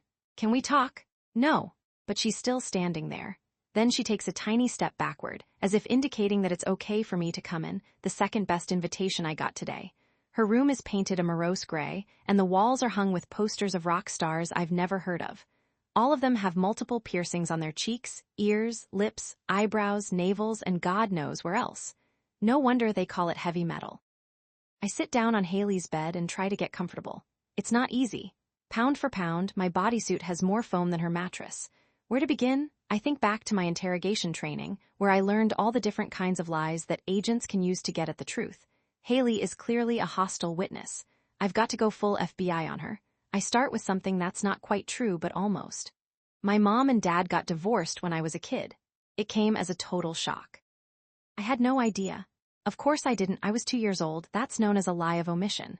I hated them for it, I add. Not true. My parents felt so guilty that I got lots of extra toys and attention for years. I was happy. Lie of fabrication. Then in school, all the kids made fun of me. True, but in elementary school, everybody makes fun of everybody. Lie of exaggeration.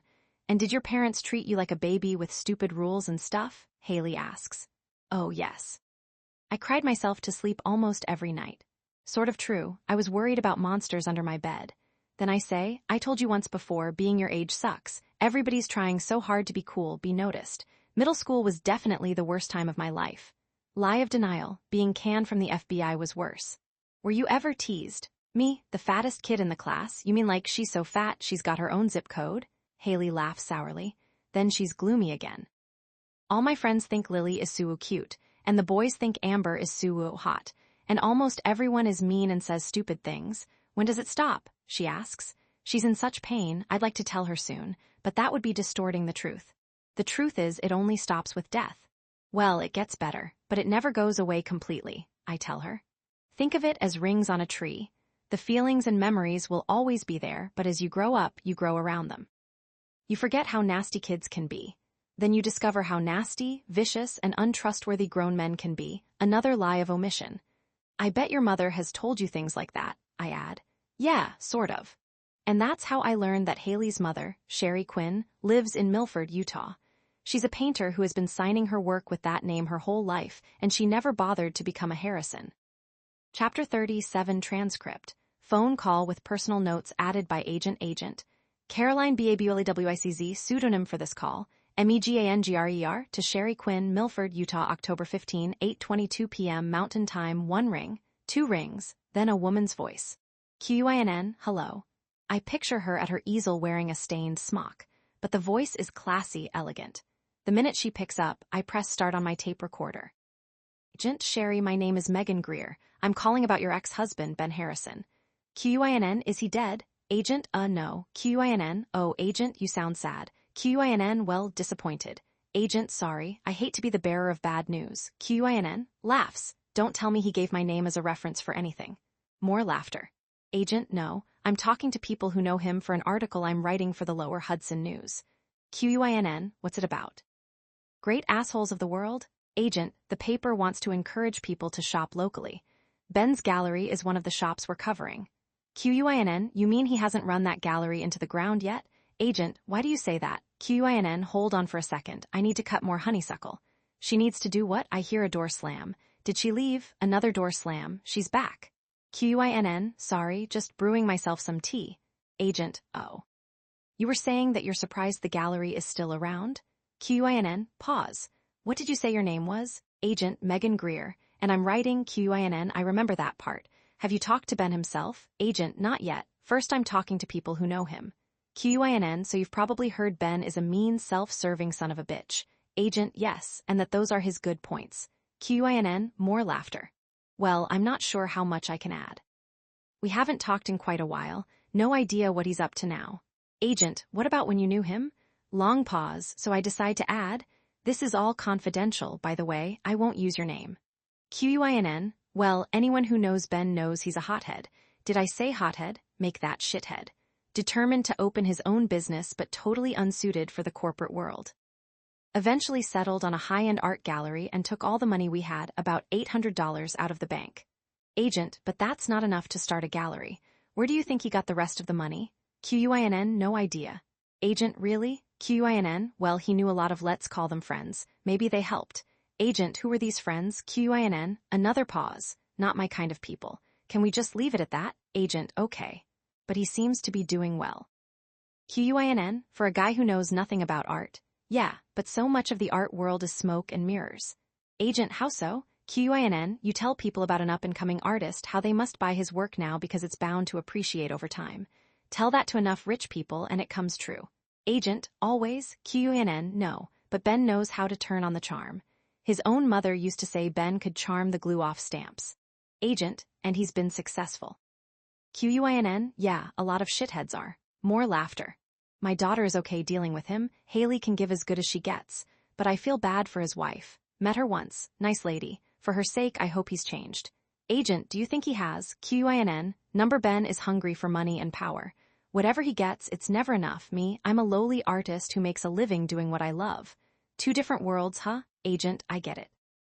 QUINN, I used to tell people Ben and I were quite happy for 23 years. And then we met. More laughter. Agent, well, thanks for your time. QUINN, you're welcome. Bye now. End of tape. Chapter 38. The trucks begin arriving at 7:12 a.m. Workers from the catering company are setting up a huge white tent on the side of the house. A curious passerby watching them hammer tent poles into the ground would think, how lovely. The perfect fall day for a wedding. But then the deliverymen bring over tables and chairs draped in hot pink silk with ruffles on the bottom as well as hundreds of helium balloons. Our observer thinks. Could be a sweet 16, a baby shower, maybe even a baby reveal party where the gender has already been revealed. But then come items that make our curious observer scratch his head. A popcorn machine. A huge bouncy castle holding thousands of rainbow-colored ping-pong balls. A paint-your-own pottery table next to a paint-your-own face stand loaded with glitter and stickers and washable markers. Did I mention the pick-your-own pizza chef is tossing pink dyed dough in the air? And the pink and white silk draped pony? It's Bella Velasquez's BYOK, Bring Your Own Kid, 3rd birthday party. And since I'll never be invited to the Vanity Fair Oscar party, I was really looking forward to this. A nice unexpected perk on a gorgeous fall day. But then came a text from Metcalf, flash drive decrypted, nothing usable, everything important probably in his office files. You need to send those. Me, how? Never even been to his gallery office. Him, not my problem. Figure it out. Leave it to Metcalf to drop the proverbial turd in the punch bowl. Amber said Lily and I should go to the party ahead of her so Lily could begin to socialize with the other children. That surprised me.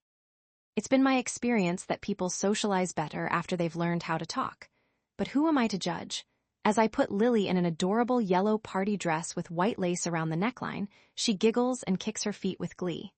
Now, fully recovered from her nasty ear infection, there's no doubt about it. Lily is one happy baby. I find myself smiling. How ironic. Taking care of Lily is turning out to be the best part of my job. I rummage through her sock drawer and find something really cute, a pair of white socks with black soles and black straps, designed to look like classic Mary Janes. I have to admit, dressing Lily is as much fun as dressing my dolls used to be. Well, except for the bowel movements. It turns out Lily is the only baby who was invited. This is clearly a party for well-behaved toddlers and their well-behaved parents. I recognize a few people from the country club chatting away. But as a card-carrying member of the help, I realize it's not my place to approach them. Besides, I'm not here to make friends. I'm here to wander around and listen. Oh, okay. Let's call it what it is, eavesdropping, an unshakable FBI habit. You never know what you might hear just by keeping your eyes down and your ears open. Here's what I learn in no particular order. Most of the parents have older children who are terribly bored in school. Naturally, it's the school's fault. Their kids are too gifted, too talented, and not being challenged enough. Never once do I hear the word lazy. Real estate prices are up. Curb appeal is crucial. So are leave-behind window treatments. When your highlights need a touch-up, make sure your hairdresser does balayage instead of tinfoil for a full color sweep. This sounds so beyond anything I could afford that I don't stick around to find out what it means. Everyone is trying to cut back on carbs, meat, processed foods, pasta, sugar, gluten, and too much sun. All the women want to hire au pairs at some point, but they're leery of nubile young girls. Not to worry, one of the mothers tells the others. Just check with me when you're ready. I know where you can find the ugly ones. None of them are happy with their golf scores, their backhands, their portfolios, or any of the NFL draft picks. And if you're looking for the absolute best ingredient in facial serums, it's snail mucus. I thought I heard wrong initially. I didn't. All the women are raving about it. I wonder how you locate a snail with a runny nose. Nothing here to interest Metcalf, so I decide to take a snooping break and check out the food table.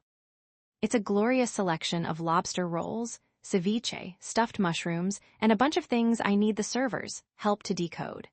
Mini blinnies, smoked trout croquettes, figs, not pigs in a blanket, phyllo-wrapped brie with hot honey, parsnip-wrapped devils on horseback, and a bunch of dips and spreads. For the kiddies, the offerings are fewer but just as gifted and talented. Miniature hamburgers on tiny 2-inch gluten-free rolls, glazed chicken nuggets, peanut butter and lingonberry preserved tea sandwiches, and homemade moon pies. As I stand there trying to choose, Felicia comes over. "Beautiful party," I tell her. "Oh, thank you, Carol," she says. She seems as nice and genuine here as she did at the club. "Have you had anything to eat?" "Not yet," I say. "You know, if you'd like to sit down with a plate, I'm sure Mariana would take the baby off your hands for a bit. She and Lily are so fond of each other." I look around and spot Mariana, Bella, and several children gathered around the glitter tattoo station. The glitter gluer is an older gray-haired woman in a long cotton dress and 4-inch peacock feather earrings, probably what she wore to Woodstock. Mariana says something to the kids and makes them all laugh. "Yes, everyone adores Mariana," Felicia says. "We knew she was a kind soul when we first met her in Mexico." "Mexico? I thought she was from Colombia." She shakes her head. "We were vacationing in Cabo. She was cleaning rooms in our hotel, helping to support her family. She's from a small town in Mexico, the oldest of 5 children. Very poor. We knew right away she'd be great with kids. That first day I met her in the park, I'm sure Mariana told me she was from Colombia." Did I get that wrong? It's time to do a little snooping inside the Velasquez house. "I hate to ask this," I say to Felicia, "but I need to change Lily's diaper. Would it be okay if I—" "Of course," Felicia says, knowing exactly what I'm about to ask. She points me to the nearest door. "There's a bathroom with a changing table on the north end of the 2nd floor. Ask one of the help if you get lost." "I will, thank you." Ask someone if I get lost? How big is this house? It's only once I get inside that I understand what she means. Chapter 39, I bet Marie Antoinette had the same problem when she lived in Versailles. Too many rooms, too much furniture, too many doors leading to other doors, and too many staircases. Versailles has 67, a fun factoid to share at your next cocktail party. The Velasquez house has only 3, but still. Armed with our trusty diaper bag, Lily and I go through the back entrance into the mudroom that leads to the kitchen. Like a salmon swimming upstream, I wend my way past several waiters heading out, all holding trays of lamb lollies, tiny lamb chops on toothpicks, with mint dipping sauce.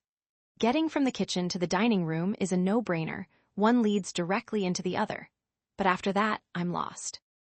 I wander through several hallways, a living room, a bigger living room, a paneled library, and some other rooms after that. Every room is filled with Louis XIV somethings or Louis XV something else's. Gold-encrusted mirrors, chandeliers, carpets, credenzas, mahogany sideboards. It's the kind of furniture you see in auction catalogs and wonder who lives like that.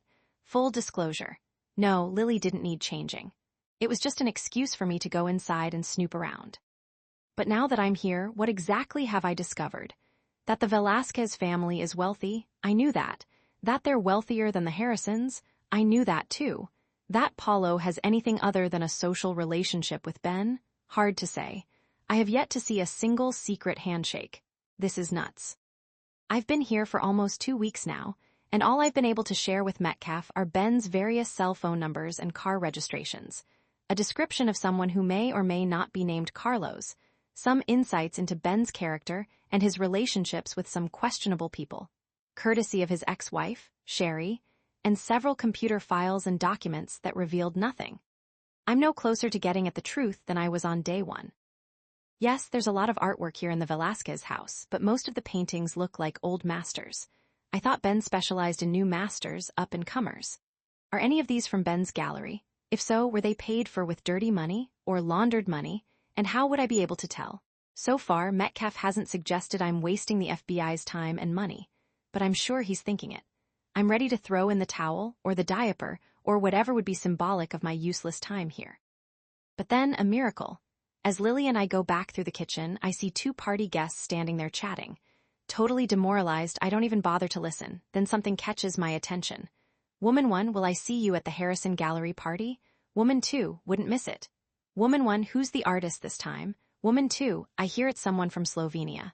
Or was it Slovakia? God knows how Ben finds them. Woman 2, remember that last one? With the purple hair. Woman 1, of course, we wound up buying one of his watercolors. Woman 2, really? Which one? Woman 1, the sardine can next to the plaid crucifix. Woman 1, I remember that one, so interesting. Woman 2, yes, and the can is the exact color of my couch. So, a new exhibition, a new artist. Most important, a party at the gallery to introduce the artist to the art-buying world. Somehow, someway, I've got to finagle an invitation. I walk back outside feeling better, more hopeful. Maybe I'm not such a loser after all, until I hear a familiar voice cry. Eleanor Gilbert, what on earth are you doing here? Chapter 40, her name is Pamela Stark. At least it was back in high school. A few years ago, I heard she'd gone through several husbands and name changes since we'd dissected our first frog together. Judging by all the diamonds I see on her fingers today, I think she must have gone through several more since then. Husbands, not frogs. Tall, thin, doe-eyed Pamela, who had plump, sensuous lips before Angelina Jolie made them fashionable, was one of those classic high school paradoxes. Everybody hated her because she was so popular. It was even worse at our 20th high school reunion when she bragged about her fabulous fashion career, her house in Napa, her home in Portofino, and her chalet in the Swiss Alps, which, she confessed, was only rented. We all nodded in sympathy. I thought I'd seen the last of Pamela, but to paraphrase Dolly Parton, here she comes again, lookin' better than a body has a right to, especially a 50-year-old body. She's in unnecessarily great shape. I bet the guys still call her Pamela Stark naked. Having her remember me is bad enough, but suddenly I spot Amber coming toward us, waving. Now I'm really starting to panic. Any second now, Pamela could blow my cover. My entire mission will hit the fan. But no, it's even worse than that. As Pamela checks out my fat suit, my massive bust, my craggy face, I see a smug smile. In a split second, I go from panic to pissed. Does she really think I look like this now? I'm tempted to blow my own cover. But before I can, Pamela pulls Amber into a half-assed hug, which I guess has replaced the phony double-cheek air kiss among the wealthy. Turns out they know each other from the club. We went to school together, Pamela tells Amber in her usual high-handed tone, indicating me with a wave. You'd think the school she was talking about was Harvard instead of Calvin Coolidge High.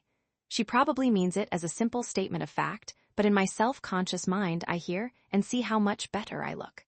Pamela doesn't ask me a single question. Not even about my uniform. She's far more interested in telling us all her latest news, a new husband in hedge funds. 2 grown children in finance. She's launching a line of Pamela Stark cosmetics that her hedge fund hubby is funding. Best of all, she was finally able to buy that Swiss chalet. I'm so happy for you, I tell her. We hug goodbye and vow to keep in touch, though neither one of us bothers to share contact information. When Pamela walks away, Amber rolls her eyes. I don't mean to be catty, but... Not to worry, I say as we watch Pamela link arms with her latest spouse, a stooped-over elderly man whose face looks like the sole of my foot. I've hated her longer than you have. Chapter 40, 1MY parents strongly believed in educational gifts, but there weren't a lot of them around when I was a preschooler. I remember ABC coloring books, magnetic alphabet blocks, lots of picture books with words, letters, numbers, and toddler-size day-of-the-week undies. Yes, I always had a birthday cake, but none of mine ever had 5 tiers. Well, that was then, this is now. As Bella's party is ending, I must confess it's been lovely. Even the children seem content. No crashes after sugar rushes, not a single tantrum or meltdown. Nothing but smiling faces loaded with glitter and stickers and hand-painted butterflies. The parents are pleased. The Velasquezes are relieved. Even the pony seems happy. The children each get a choice of parting gifts. A Skyrocket Mega Chomp remote control shark, a Magic Mixie's magical misting crystal ball, or a Tech Boss wireless Bluetooth karaoke microphone. To paraphrase F. Scott Fitzgerald, the rich are different from you and me. They have better goodie bags. The caterers are busy clearing away dirty dishes and picking up all the pieces of pink pizza crust scattered under the kiddie tables. Lily has dozed off in her snuggly. Great. Now's my chance to do a little damage at the food table. I grab a plate and pile on some of those lamb lollies, a few trout croquettes, the last leftover kitty hamburgers, and a giant glob of caviar and cream cheese dip. But before I can take my first bite, someone taps me on the shoulder. It's Ben. Amber is standing behind him, looking miserable. "We want to leave," he says to me. "No hello, no did you have a good time." I'm not even offered the option of staying, even though I drove over in my own car. Ben smells like beer and has a big greasy stain on his $200 black cotton rag and bone t-shirt. Is that why he's annoyed? Hard to say. A guy like Ben doesn't need a reason. Amber notices the plate in my hand. "At least let Carol finish her lunch, hun," she says. "Lily and I can go home with you." "No," he says. "You come with me and let Carol take her." He gestures to the baby as if he's swatting a fly. Might as well bust his chops a little. "You don't want Lily in your car?" I ask. "New rule, not while she's still in diapers," he says. The corners of his lips slide down in disgust.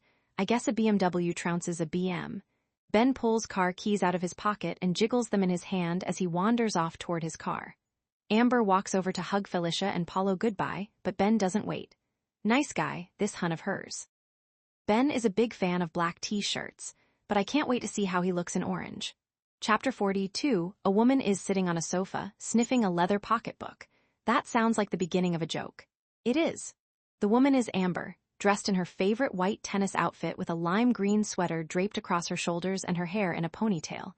I thought she was on her way to a lesson today. Instead, she's on the couch turning the leather purse over in her hands, smelling all sides of it.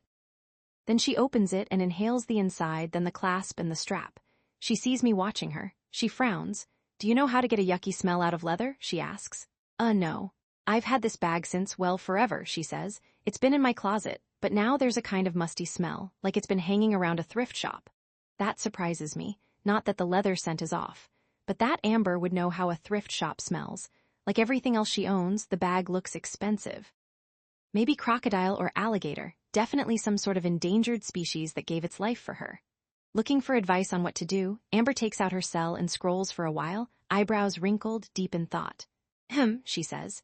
"It's so confusing. Some websites say to rub it with alcohol and warm water. Others say alcohol can ruin the leather and I should put charcoal briquettes inside, or put it in a plastic bag full of baking soda and let it sit for several hours. I don't know." Clearly, this decision is weighing heavily on her mind. Guess I'll try the baking soda.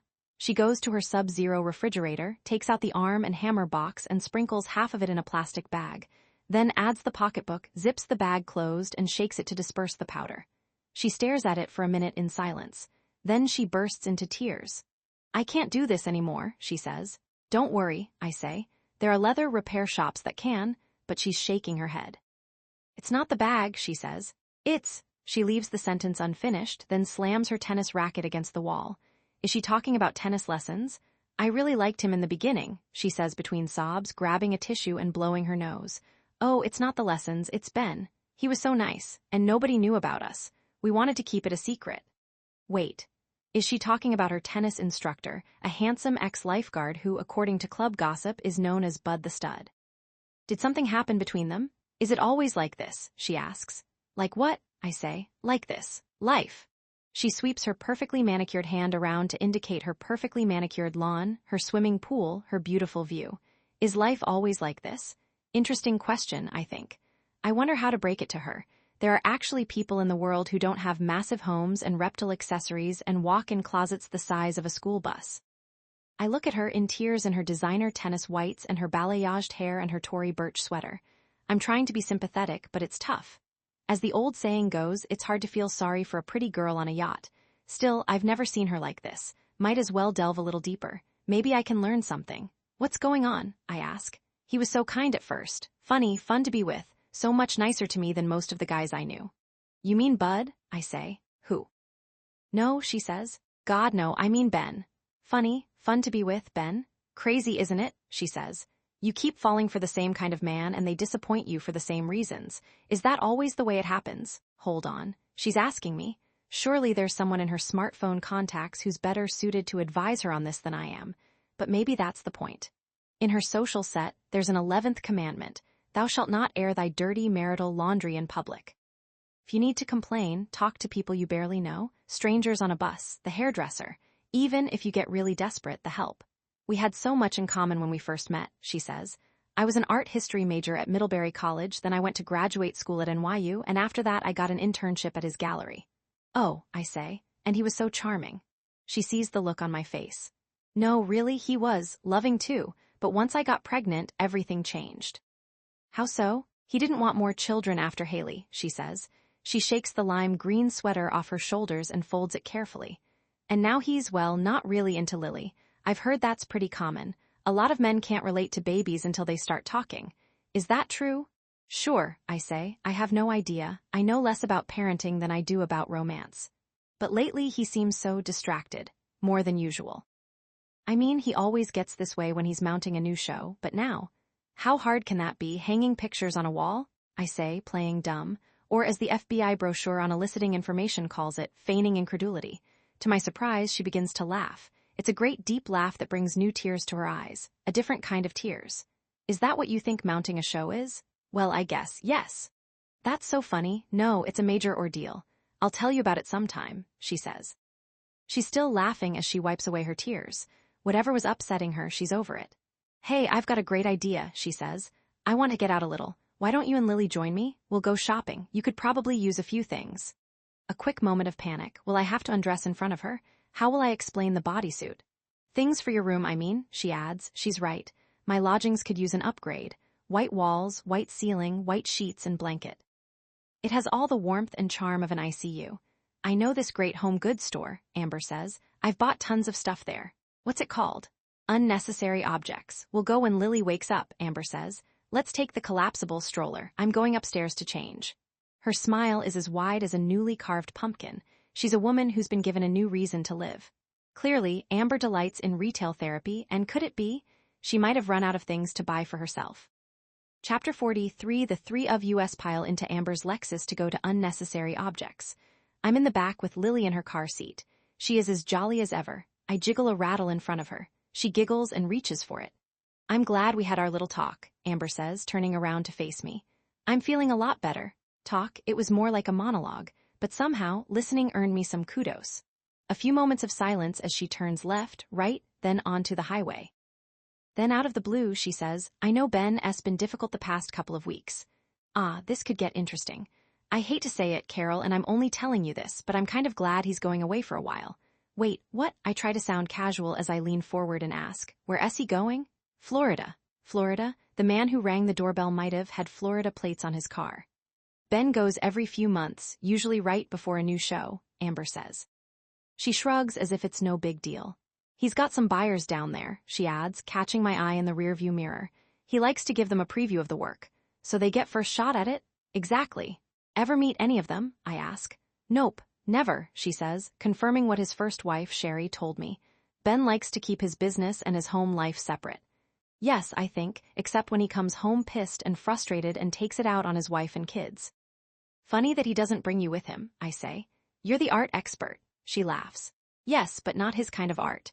I did my senior thesis on Vermeer, not the sort of artist in Ben's wheelhouse. A thesis on Vermeer, so she's not an airhead. She's a bright, sensible woman who has let herself be bullied. Maybe that's too harsh a word, or dominated. Does that sound too mean? Or, well, let's just say marginalized by a powerful man. Not the first woman to find herself in this position. Add that to the anxiety of new motherhood with a somewhat unwanted baby, and I can understand the cracks in her self-esteem. We pull into the store's valet parking area, and Amber hands her key to a young attendant in a Kelly green uniform. Actually, there are a bunch of them. It looks like a convention of elves. Elf number 2 helps us get the collapsible stroller out of the trunk.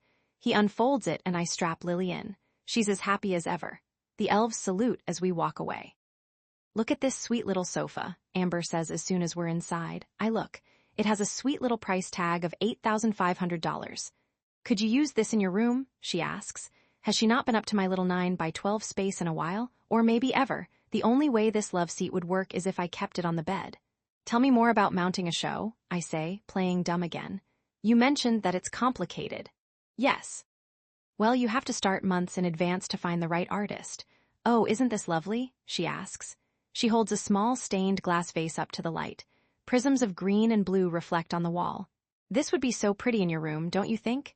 It looks like Tiffany glass. It probably breaks like Tiffany glass. So, on my wobbly oak dresser, I don't think so. But you were saying, months in advance.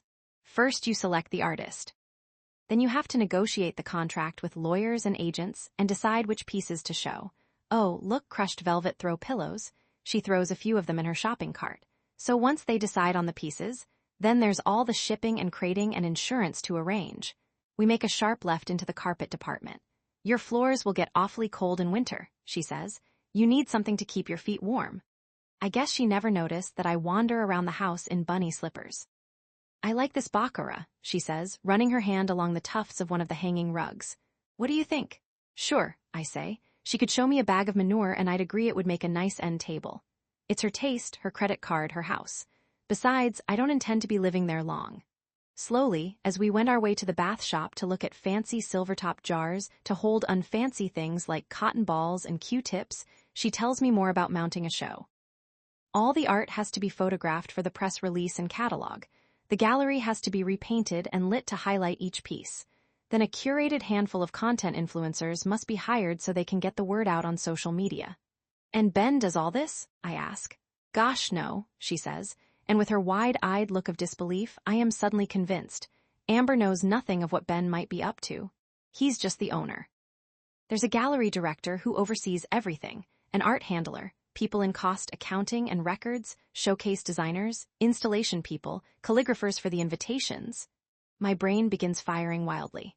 I told Metcalf I knew nothing about the art world. Turns out I know less than nothing. I jumped into this job on a day's notice and spent all my downtime learning about burping and colic. Sure, I assumed the gallery was more than a one-man operation. But I hadn't realized there was an entire village behind the scenes. Interesting, sounds like a human supply chain, I say. So if any one of them makes even the slightest mistake, Ben gets blamed? Exactly, she says. Say, do you need a shower radio? All through the store, Lily has been an angel. The kind of 5.5-month-old angel who pulls people in like a magnet. She smiles at everyone. People smile at her as they pass her. They ask her name, how old she is. When we load our car, assisted by 3 elves, Amber is smiling too. I've never seen her look so happy. There's a glow on her face that one usually sees only on new brides and post-coital lovers. Ben might be a miserable, self-centered son of a bitch, but that doesn't mean he's guilty of anything. Any of his employees could be working with the cartel behind Ben's back to double-cross him, blackmail him, or make him the fall guy. Odd that Metcalf failed to mention this. Chapter 44 text from ME to METCLF. Ben on way to Florida for a couple of days to see who? FYI, many people work in the gallery. Any of them could be a suspect. Thoughts? Metcalf, old news. Your job is just to keep an eye on HIM. No read up, no read up. It sounds innocent, but it's a slap in the face. It's an FBI expression that roughly translates as your classification doesn't give you clearance to read a file labeled top secret. It's Metcalf's nasty way of telling me to stay in my lane. Draft text to Metcalf. Listen, dickhead, remember what Hemingway said about life? They threw you in and told you the rules, and the first time they caught you off base, they killed you. You're the one who put me in this moronic assignment. You're the one who told me to notice everything, report everything, no detail too small. So I've watched, listened, paid attention, done what you've asked, and you still treat me like shit. WTF. What I send instead? Okay. I know. I said Amber wasn't the first woman to be bullied, dominated, or marginalized by a powerful man. I guess that means I'm not the second. Chapter 45 It's been a great day. My loot. A couple of throw pillows, a cooling gel pillow for when I have night sweats, a self-adjusting electric blanket for when I do a rug, new sheets, a bedspread matching drapes, a blackout shade, and one new friend as friends go. Amber is enormously generous. Not just by maxing out her credit card, I mean emotionally generous as well. I'm kind of touched that she brought up the subject of Ben's behavior. It was sweet of her to try to make me feel better about his outburst. I know Ben's been difficult the past couple of weeks. She opened up. She brought me in. She wants me to be comfortable with everything that's going on. That's what friends are for. CARRIE? I dunno, maybe I was a little harsh on everybody at the prom. I mean, like telekinetically sealing the gym, starting a fire, electrocuting the principal, her friend, you kiddin'? The way they've been teasing you all these weeks, forget about it. Hey, does your mom have any spray and wash? I think pig blood might stain. It takes us several trips to unload everything from the car. Today was my first deep dive into retail therapy. And if these results are any indication, I've wasted several years and thousands of dollars on the regular kind. Amber is happy. Lily coos, wait, make that Lily is happy. Amber coos, I'm cooing too. With Ben going away, I'll be able to search the house for something that will incriminate him. In the course of my FBI work, I've gotten warrants to search some odd places, tree trunks, litter boxes, even a coffin or two. But once Ben is gone, I can search every drawer and closet in the house for secret panels. Okay, I've been reading too many mystery novels, but still. Amber unwraps the packages and I strap Lily into her high chair. Did I mention she's really getting into exotic foods now? Forget cottage cheese and yogurt. Now we're doing guacamole, red pepper hummus, and veggie frittatas that she squishes with her fingers. I sit next to her, constantly bending down to pick up the food she drops, hoping my back muscles are going to cut me some slack. Then the doorbell rings. No one is there when I open the door, but an envelope has been left on the welcome mat. I pick it up and bring it to Amber. She opens it. Oh, look, she says. Someone dropped off some pictures. Then she gasps. It's Lily, Amber screams. Startled, Lily begins to cry. Amber lifts her up out of the high chair and hugs her, dropping the photos. I pick them up. They're pictures taken at Bella's birthday party. It's the usual shots, the party girl with friends, the birthday cake, the mountain of presents on the gift table. But one is a photo of me and Lily, clearly a candid of the two of us. The top of my head is out of the frame, and I'm looking off into the distance, watching something or maybe just eavesdropping. Lily, in her snuggly, is looking straight at the camera. At least I think she is. Someone has scratched her face off. Now I'm frightened too. Who took this picture, and when? I have no memory of anyone stalking us, photographing us. Could someone have faked this using AI technology? No. This was definitely taken at the party. I see the massive food table in the background. I am wearing my uniform and Lily is in her yellow party dress, the clothes we wore that afternoon. This photo is real. I tell Amber to call Ben, but she's too upset to do it, so I call him. He can hear Amber sobbing in the background and insists I put her on the phone, but she won't talk to him. She's out of control, hysterical, holding tight to Lily as if both their lives depend on it. She wants you to come home, I tell Ben. She needs you here. A pause, then. I can't right now, he says. But tell her I'll be there as soon as I hang up on him. I shouldn't have done that. He's not my husband, but I did it anyway. I'm remembering what that officer said on the day of the snake. Is somebody maybe trying to send a message? Clearly, the answer is yes. Maybe Metcalf was right. Forget about all the other people in Ben's gallery who might be in cahoots with the cartel and trying to betray him. Ben knows exactly what this is all about. On my Billboard list of top 100 suspects, Ben has bounced back up to number 1. Amber takes Lily upstairs. I go around the house and make sure all the doors are double locked and the alarm system is on. Then I close all the first floor windows and pull down all the shades. I know I'm on a fool's errand. The side of the house facing the water is all glass. Anybody who wants to send a message in person just needs a large rock. Chapter 46. When I hear Ben's car pulling into the driveway, I raise the shade on a living room window to watch him. He gets out and looks around. To see if he was being followed? Maybe. He waits a beat before entering. Then he storms through the front door. The alarm beeps. He turns it off. Where are they? He asks. His face is red, angry. They're both upstairs. I mean the pictures, he yells. Where are the expletive pictures? I hand him the envelope. He studies it, then shakes the photos onto the kitchen table and rifles through them. He finds the one of me and Lily. What's going through his mind? He's breathing heavily. It was taken at the party, I say. I can see that, he says, but when, before I got there? I have no idea. Anyone with a cell phone could have zoomed in on me and Lily without attracting notice. Especially if the subject, me, was concentrating more on listening than watching. Amber must have heard Ben's car in the driveway too. She walks down the stairs, holding the baby. Amber's hair is wild, uncombed. She's been lying in bed with Lily cradled in her arms this whole time, and she looks exhausted. Too exhausted for a major battle. But I guess if you're married, you can always summon the strength. You didn't call the police, did you? Ben asks her. Not, are you okay? That's what you're worried about. Amber yells. The cops, bang, and they're off. We can figure this out ourselves, Amber, he says. Our baby daughter has her face carved off with a knife and you're worried about whether I called the cops, she repeats. I bet you know exactly who did this, don't you? What? No, I really don't. I don't believe you. Amber, you've got to trust me. Ben tries to defend himself. People are jealous of him, he says. There are lots of artists and dealers who love him, but several others hate his guts. You know what this business is like, he tells her. It's competitive out there, cutthroat. He walks over and puts his hands on Amber's shoulders to calm her down, to hold her in place. She shakes them off and turns away. I am calling the police, she says. You remember last time, they won't be any help. She whirls around to face him. They need to know about this, Ben. Another threat, another message. There's a pattern here. Does she think she needs his approval to call? I guess she does. She waits. He says nothing. That's when she really goes ballistic. This is about our baby, she screams. This time, someone wants to hurt our baby, and you don't give a damn about her or about me. Amber, listen. No, you listen, I've had it. She rushes back up the stairs. Even with Lily in her arms, she takes them 2 at a time. Chapter 47. I follow Amber into her bedroom. Hold her, she says and hands Lily to me. She pulls a suitcase from her closet shelf and begins wildly grabbing pants from hangers, sandals from the shoe tree.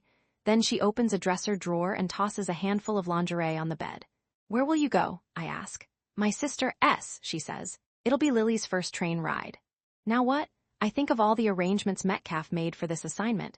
My new identity, new driver's license, new look, new everything. Does this mean the end of my job? If the baby isn't here, is there any reason for me to stay? Amber rolls the suitcase into the nursery, and I follow her. I put Lily in her crib with several toys and rattles. Bless her heart, she's happy to amuse herself while I help Amber pack. How long will you be away? I ask. No idea, she says as we gather up a tumble of onesies, bibs, sleep sacks, baby wipes, and all-natural diaper cream. So if you don't need me, I guess I should return everything, I ask. Amber looks confused. I get it. Was our happy shopping spree just this morning? It seems like a long time ago. I mean the rug, the pillows. Oh, but I do need you, she says. I need you here to look after the dogs. Depending on how you look at it, I've been either promoted or demoted. I'm now the world's highest paid dog sitter. Plus Haley. You're the only one who can keep Haley in line, she adds. Don't forget to take diapers, I say. Thanks, she says, tossing a bunch in. Oh, and I'm leaving you my Lexus. Good idea. I know she's been concerned with the state of mine. It's not just the ripped upholstery and the special hanging air freshener that makes the whole car smell like McDonald's fries. Amber never trusted my squeaky brakes. She's right. It's like riding around with a 4th-grade violinist. Amber throws all the clothes in the suitcase. I try to fold them neatly, but she tells me not to bother. Then Ben appears at the door. Nice of you to stop by the nursery, she tells him. I didn't think you knew where it was. Can we talk? Get away from me, she says. But you don't know why I don't care, Amber says. She stares at Ben the way Superman stares when he's about to melt steel. If looks could kill, Ben would be bleeding out on Lily's Sesame Street rug. Like the good help I am, I keep my mouth shut, determined not to take sides. But deep down I'm proud of her. She's finally grown a pair. Amber zips the suitcase shut. Ben goes to lift it for her. No, she says. She pulls it out of his hands and rolls it over to me. Then she picks up Lily and we all head downstairs. Ben follows us. Where are you going? He asks. She doesn't answer. At least let me drive you, please. Amber heads into the kitchen and gathers up a bunch of bottles, nipples, formula, frozen breast milk, and sippy cups. Then she calls an Uber. This whole time Ben has been standing behind her, watching her, pleading his case. I don't know who did this or why, he says. Amber, please believe me. 5 minutes later, the Uber pulls up. The driver honks. I carry Amber's suitcase out to the car, and before I realize I'm doing it, I lean over and kiss Lily goodbye. She giggles. I feel a small pang in my chest. Damn, I'm going to miss her. And then, the worst possible thing happens. As Amber holds Lily, Lily reaches out to me with both arms and says, Ca, she's trying to say my name. Don't leave, I want to say. But of course I don't. I can't. They're doing the wisest thing. Lily looks like she's about to cry, and I'm this close to tears myself. Ben comes out looking more hangdog than ever. After one last attempt to keep Amber home, he opens the Uber door for her. She looks at him with hate. In addition to all your other miserable qualities, she says, you're a shitty liar. Chapter 48. Once Amber and Lily leave, things get much quieter. Now it's just me and Ben and, a little while later, Haley.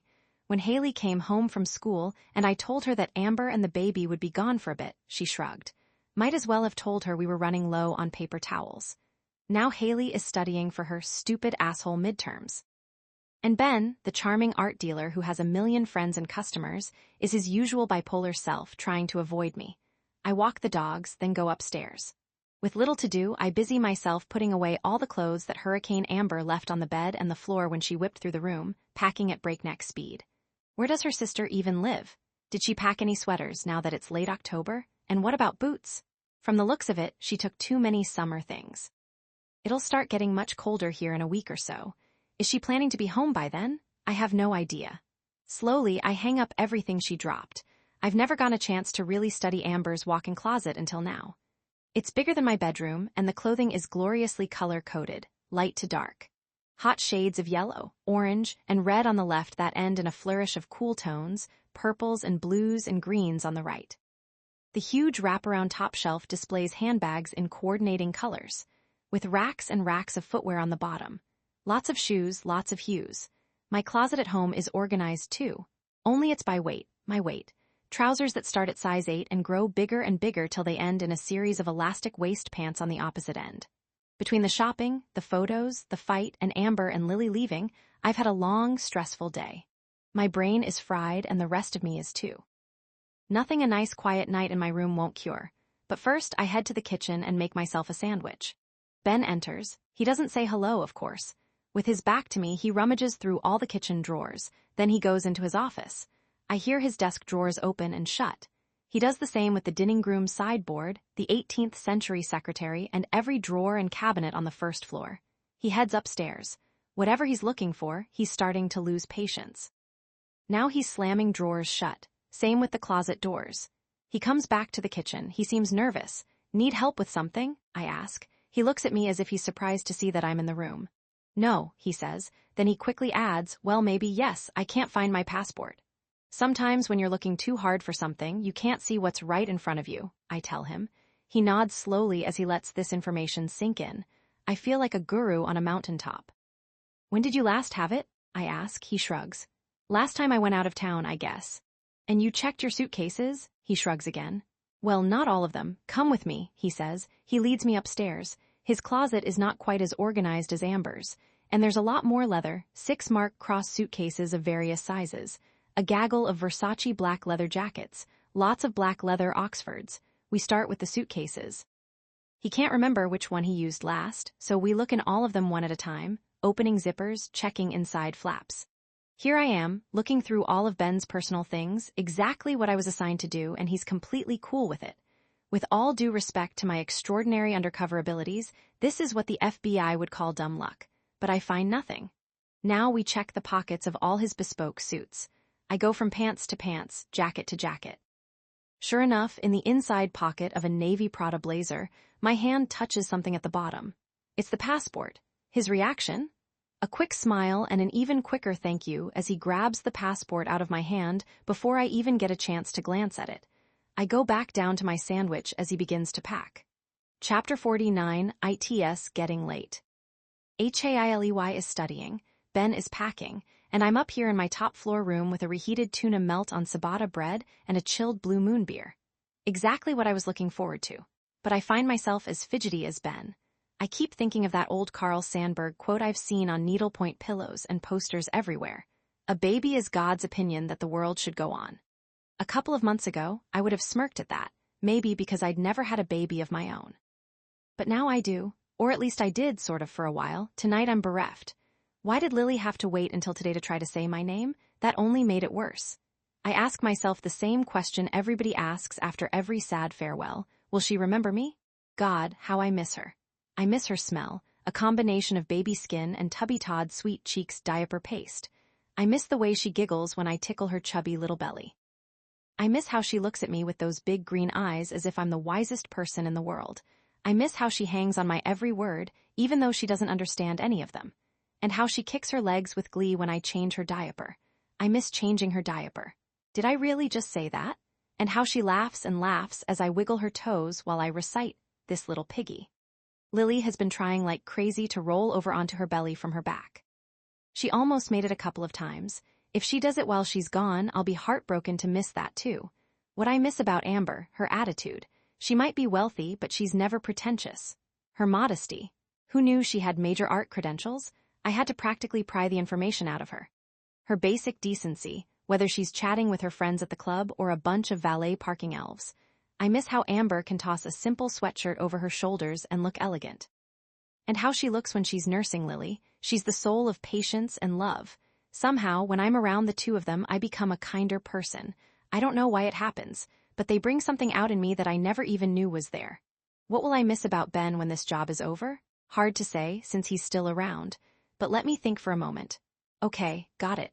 Nothing. I'm not awake enough to read but not tired enough to sleep. I turn on the TV, grab the remote, and flash through channels, searching for something fun and mindless. I finally settle on an old friend's rerun, the one with the jellyfish, and after that a new Shark Tank, edible flowers, and at-home dental tool. I was looking forward to a free night all to myself. So why am I feeling uneasy? Something is bothering me, and I can't quite figure out what. Then I can. Why does Ben need a passport to go to Florida? Chapter 50, the following morning. Ben is on his way to the airport. Haley is in school. The dogs are in the backyard, running around and sniffing each other's rear ends. My chance to do some serious snooping.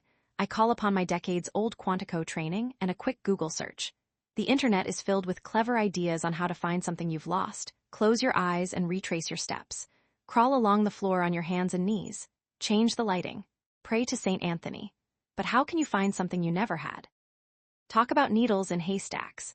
What I'm looking for could be as small as a 2-inch flash drive in a 15,000 square foot house with more nooks and crannies than a Thomas English muffin warehouse. Where to begin? There's an old principle called Occam's razor, the brainchild of William of Ockham, a 14th century philosopher. Over several hundred years, the spelling has changed, but the premise remains the same. The simplest explanation of something is usually the best. Or, as modern thinkers like to put it, when you hear hoofbeats, think of horses, not zebras. I start at Ben's desk, the most obvious place. True, nothing I discover can be used as evidence, but anything incriminating will allow the FBI to get a search warrant. His drawers are all locked, of course. So I pull out my trusty bobby pin and paperclip, insert them one at a time into the top lock, do a few twists and turns, and I'm in. The top drawer, the usual assortment of pilot pens, rubber bands, staplers, 2 pairs of scissors, a glue stick, and some number 2 pencils with the erasers chewed off. All of this confirms what I already knew about Ben. He's a nervous guy and somewhat paranoid. Who bothers to lock up a bunch of office supplies? Second drawer, second lock. This is where Ben keeps his old-fashioned Rolodex. Very few names in it, so I'm not sure why it's under lock and key. Still, I photograph every card. Drawer 3, a bonanza. It's filled with cell phones, obviously burners, some still in their plastic shells. One by one, I text the numbers to Metcalf so the FBI will be able to track data usage, texts, and calls.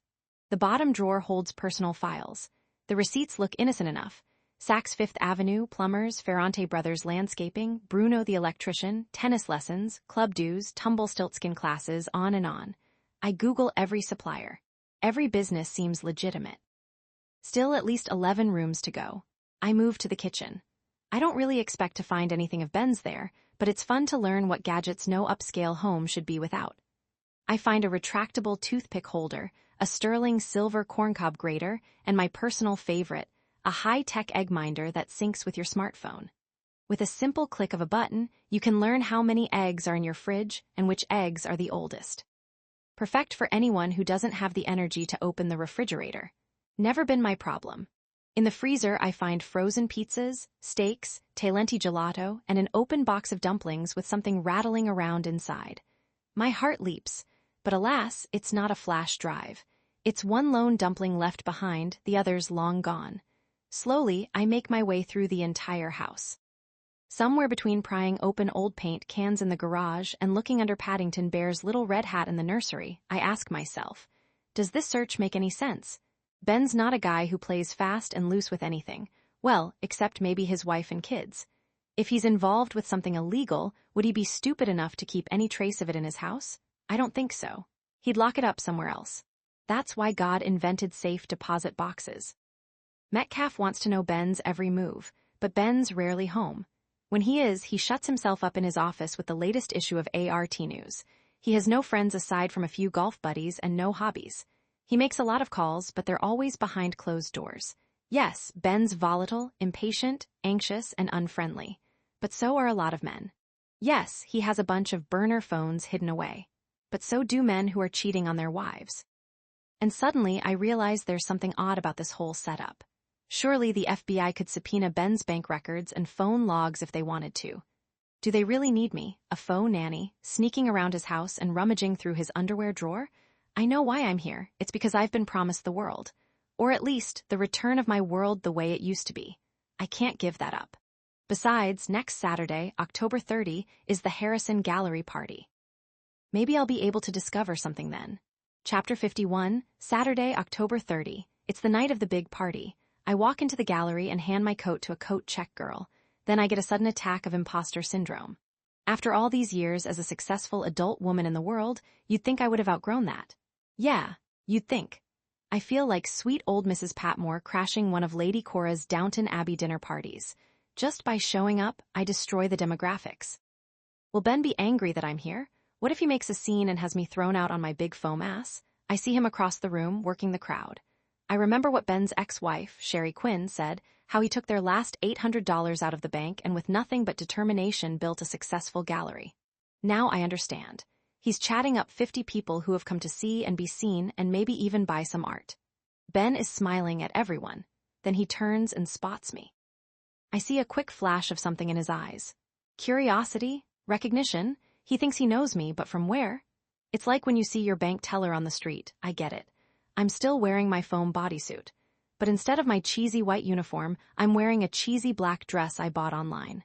It's size XXX or XXXX or maybe even bigger, but they couldn't fit any more XS on the label. I've put on makeup, eyeshadow, blush, foundation, the works, even some cat eye eyeliner, applied with my somewhat shaky out-off-practice hand. And I added a snappy black velvet beret that sits sideways on my gray hair at an angle that can only be described as jaunty. Tonight's featured artist is a 27-year-old Czech guy named Sabura Nemek. His specialty is upcycling. It sounds like a sport I'm not interested in. But no, it's an art form I'm not interested in. Upcycling isn't new. It started over 100 years ago when the artist Marcel Duchamp wanted to change the way people defined art. And boy, did he ever. Duchamp submitted a men's urinal to a New York City exhibition, claiming it was a piece of sculpture. In a gesture of pure whimsy, he turned the urinal upside down, trying to disguise it. Some art critics compared its form to a classic Renaissance Madonna. Other critics said it resembled a sitting Buddha or a modest woman with her head covered. I guess none of them ever read The Emperor's New Clothes. Thus upcycling was born, defined by Duchamp as everyday objects raised to the dignity of a work of art by the artist's act of choice. Too bad Duchamp didn't live long enough to meet Sabura Nemek. His work is garbage. That's not me being bitchy. It really is garbage. Nemek's mission statement begins, "Ever since I was a young boy in the Czech Republic, I have looked around the world with dismay at what humanity is willing to discard. As a child, I scoured garbage pails and rescued bits and pieces I could use to create something eternal. We turn away from the ugly and unusable when we should be serenading them for their service. I feel awful. Just this morning, I threw away an old pair of odor eaters, and I never even said goodbye. Waiters are walking around with trays of champagne and chocolate-dipped strawberries. I help myself to one of each. On the other side of the room, Felicia and Paulo Velasquez are talking to Ray and Meg Taggart. I pop a strawberry in my mouth and wave to them. Do they recognize me? I'm not sure, but they have the good grace to wave back. I see a few other faces I remember from Bella's birthday party. Is one of them the dreaded lone photographer? And if so, is he watching me now? The guests are gushing about Nemek's artistic intent and emotional clarity. A few of them seem enchanted by his pluralistic view of the universe. I decide to walk around and see for myself. The pieces of humanity he saw fit to save include old pipe fittings, rusted safety pins, cracked plastic hairbrushes with strands of blonde hair blowing in the breeze of a nearby standing fan, and combs and dentures, both with missing teeth. And at the end of the gallery wall, a bunch of broken dolls with the word Save ME spelled out in pistachio shells. I would have thought that was the piece de resistance, but no. On the other side of the gallery is a floor-to-ceiling canvas entirely filled with shellacked clumps of Kleenex. The artist himself follows his own philosophy. He's wandering around in a purple brocade suit that looks like it was made from drapes. Okay, I've seen the gallery art. Now I've got to meet the gallery people. Chapter 52, A Lucky Break. The people who work in the gallery are all wearing name tags. I introduce myself to the first tagged person I see. Her name is Wanda. According to her tag, she's the gallery director. Wanda is a slim, handsome woman with her hair in a braid that runs halfway down her back. I tell her I work for Mrs. Harrison, and she probably assumes I'm Amber's social secretary or executive assistant. I don't correct her. "We're so sorry Amber couldn't join us tonight," Wanda says, Please, when you see her, tell her I hope her mother is doing better. Ah, so that's the excuse Ben gave. Liar, liar, pants on fire. Have you been with the gallery long? I ask. 6 years, Wanda says. I ask what a gallery director does. She says her job is to keep everything functioning day to day. So if Ben is the heart of this place, I say, I guess that makes you the brain. She smiles. Well, I never thought of it that way. But if the brain is the center of all activity, then yes. She looks pleased with the analogy. And if anything was off, you'd be the first to know? Yes, unless someone went directly to Ben. What's Ben really like? I ask. I try to sound casual as if I'm asking what time it is, but I'm not sure it comes out that way. Did I mention I'm on my second glass of champagne and have nothing in my stomach but a single chocolate-dipped strawberry? Ben's the real deal, she says. Good eye, good ear, good instincts. He's been able to bring in a lot of new artists. And some interesting new clients, I say. She freezes for a moment. Uh-oh, have I crossed a line? There's something she's not telling me. Is she being discreet or just plain secretive? I'll never know because a young woman with blue hair joins us. Wanda looks, dare I say it, relieved. Caroline, this is Lena in Acquisitions, she says. It feels good to have someone get my undercover name correct for a change. Lena and I begin to talk, and Wanda waves to someone and then she's gone. I ask Lena similar questions, and she says nice things about Ben. Then I talk to Marianne the registrar, who has even nicer things to say. Same with Jason the social media director, Leo in shipping, and even Hazel in cost accounting. Hazel is so effusive, I wonder if Ben gave her one of his kidneys. Most people I know hate their jobs, but this gaggle of people apparently all drank the gallery Kool-Aid. The art world is exciting, they say. They meet interesting people. They're learning so much. It's all one big happy family. Well, except for one angry guy over in a corner, a thin man with a thin mustache. He's standing with his arms crossed, one knee bent and his foot on the wall, watching the crowd. Who's that? I ask Hazel. She turns to look. Oh, that's Lou somebody, she says. Gee, he shouldn't even be here. Ben fired him months ago. She's fuzzy on why. Something he did or didn't do that made Ben fly into a rage. Interesting. Nobody expected him to show up tonight. He wasn't invited. And yet there he is. I'm about to go talk to that Lou guy when I hear clinking. Ben is tapping on his glass to get everyone's attention. The chatter stops. Ben thanks everybody for coming. Now I'd like to tell you a little bit about our young artist, he says. Sabura Nemec was born in the town of Mikulov, came here as a child, lost his parents when. Yada yada yada. All eyes are on Ben as he talks. This is the moment I've been waiting for. Chapter 53, I gulp down my champagne and dart around a corner. I'm on my way to the ladies' room in case the gallery guard stops me. He doesn't. Then I see what I'm looking for, a door marked private. I take one quick look around, then try the handle. It's unlocked. I go in. It's not what I expected. Given the luxury of Ben's home and lifestyle, this place has all the glamour of. Well, an FBI office. A cheap metal desk and an even cheaper metal cabinet. Basic black IKEA swivel chair and a bulletin board on the rear wall filled with photos and flyers from previous gallery shows. Stacked on his desk are a bunch of computer printouts showing paintings from various artists, all hoping and wishing and angling for a gallery show of their own. I look through them quickly. All have handwritten notes from Ben clipped to them. I scan a few. Wanda, interesting neo-expressionist vision. Reminiscent of James and Soar's work. Call this guy's agent, see what else he has. Lena, if Rauschenberg and Jasper Johns had a baby. No, Irene, nice take on fauvism. Maybe, what else does she have? Josie, CV says he studied with Stella and Bannard. I don't see it. Lena, computer art, a first for us. IDK, not sure it will fly. Lena, 5 stars. Schwarzentruber. Fun, reminds me of Finster's and the last piece. Neil, you know I hate pointillism. Why did you even show me this? Poor Neil, whoever he is. 6 ego-destroying question marks calling him out for his poor judgment. It's like Ben has been taking Metcalf lessons. I've got to move fast. No telling how long Ben's speech will last. I grab my phone and take pictures of everything on his wall. Here's a photo of Ben shaking hands with who? And who's this bearded guy with his arm draped around Ben's shoulders as if they're best friends? Some of the faces look familiar, especially one big heavy guy who's totally bald except for a gray ponytail. Was his one of the faces Metcalf had shown me? A definite maybe. I pause to listen. Ben has stopped talking, but now the artist himself is addressing the crowd. Time is short and getting shorter. I open the file cabinet and peek in. There are no names on the files here, just initials. Damn.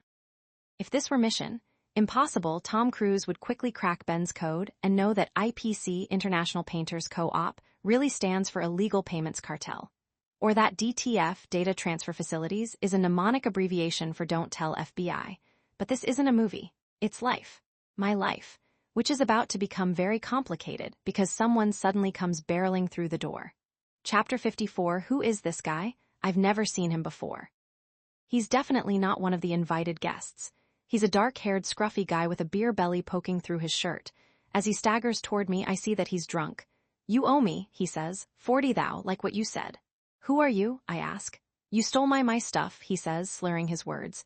And Ben promised. He said he would. I don't work here, I say. That makes him even angrier. He starts banging his hand on Ben's desk. I bang. Want, bang, my, bang, money. Says. He takes a few steps closer to me. Should I call the guard? Probably not wise. We'd both be arrested for trespassing. I close the file drawer quickly. Just in time, the door opens again. This time it's Ben. What are you doing in here? Ben asks. I'm about to use the old lady's room excuse, but Ben's not talking to me. He's staring at the angry man. You can't be in here, Loxton, Ben says between clenched teeth. And you're drunk, you have to leave.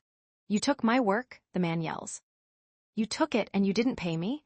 I told you you'll get your money, only not yet, Ben says. You're a cheat, Loxton yells. A goddamn lying cheat. Slowly, Ben reaches for the phone on his desk, picks it up, presses a button. Security, now, he says into the receiver. Then he hangs up. Loxton is still screaming. I know what you're doing, I'm gonna tell people. Within seconds, a man in a uniform shows up. Please escort Mr. Loxton out through the rear exit, Ben says. The guard grabs Loxton by the arm and pushes him through a side door. Loxton is yelling, I'll tell them, I know what you're doing. And then he's gone, now it's just the two of us. And what are you doing in here? Ben asks me. I was looking for the ladies' room, I say. Does he even recognize me? I don't know, does it matter? At some point it just might. Chapter 55, the minute I leave the party, I Google the name Loxton. Then I text Metcalf, check out an artist named Graham Loxton. Big chip on his shoulder. Says Ben owes him, cheated him out of, threatened Ben. Loxton said he knows stuff, I should have stopped there. But no, feeling cocky about my accidental discovery, I stupidly add, also check out man named Louis, recently fired, angry because, maybe someone we could turn. I assume that since it's Saturday night, I won't get a response till Monday. I should have known. Metcalf would never postpone a chance to berate me. He texts back, Loxton will do.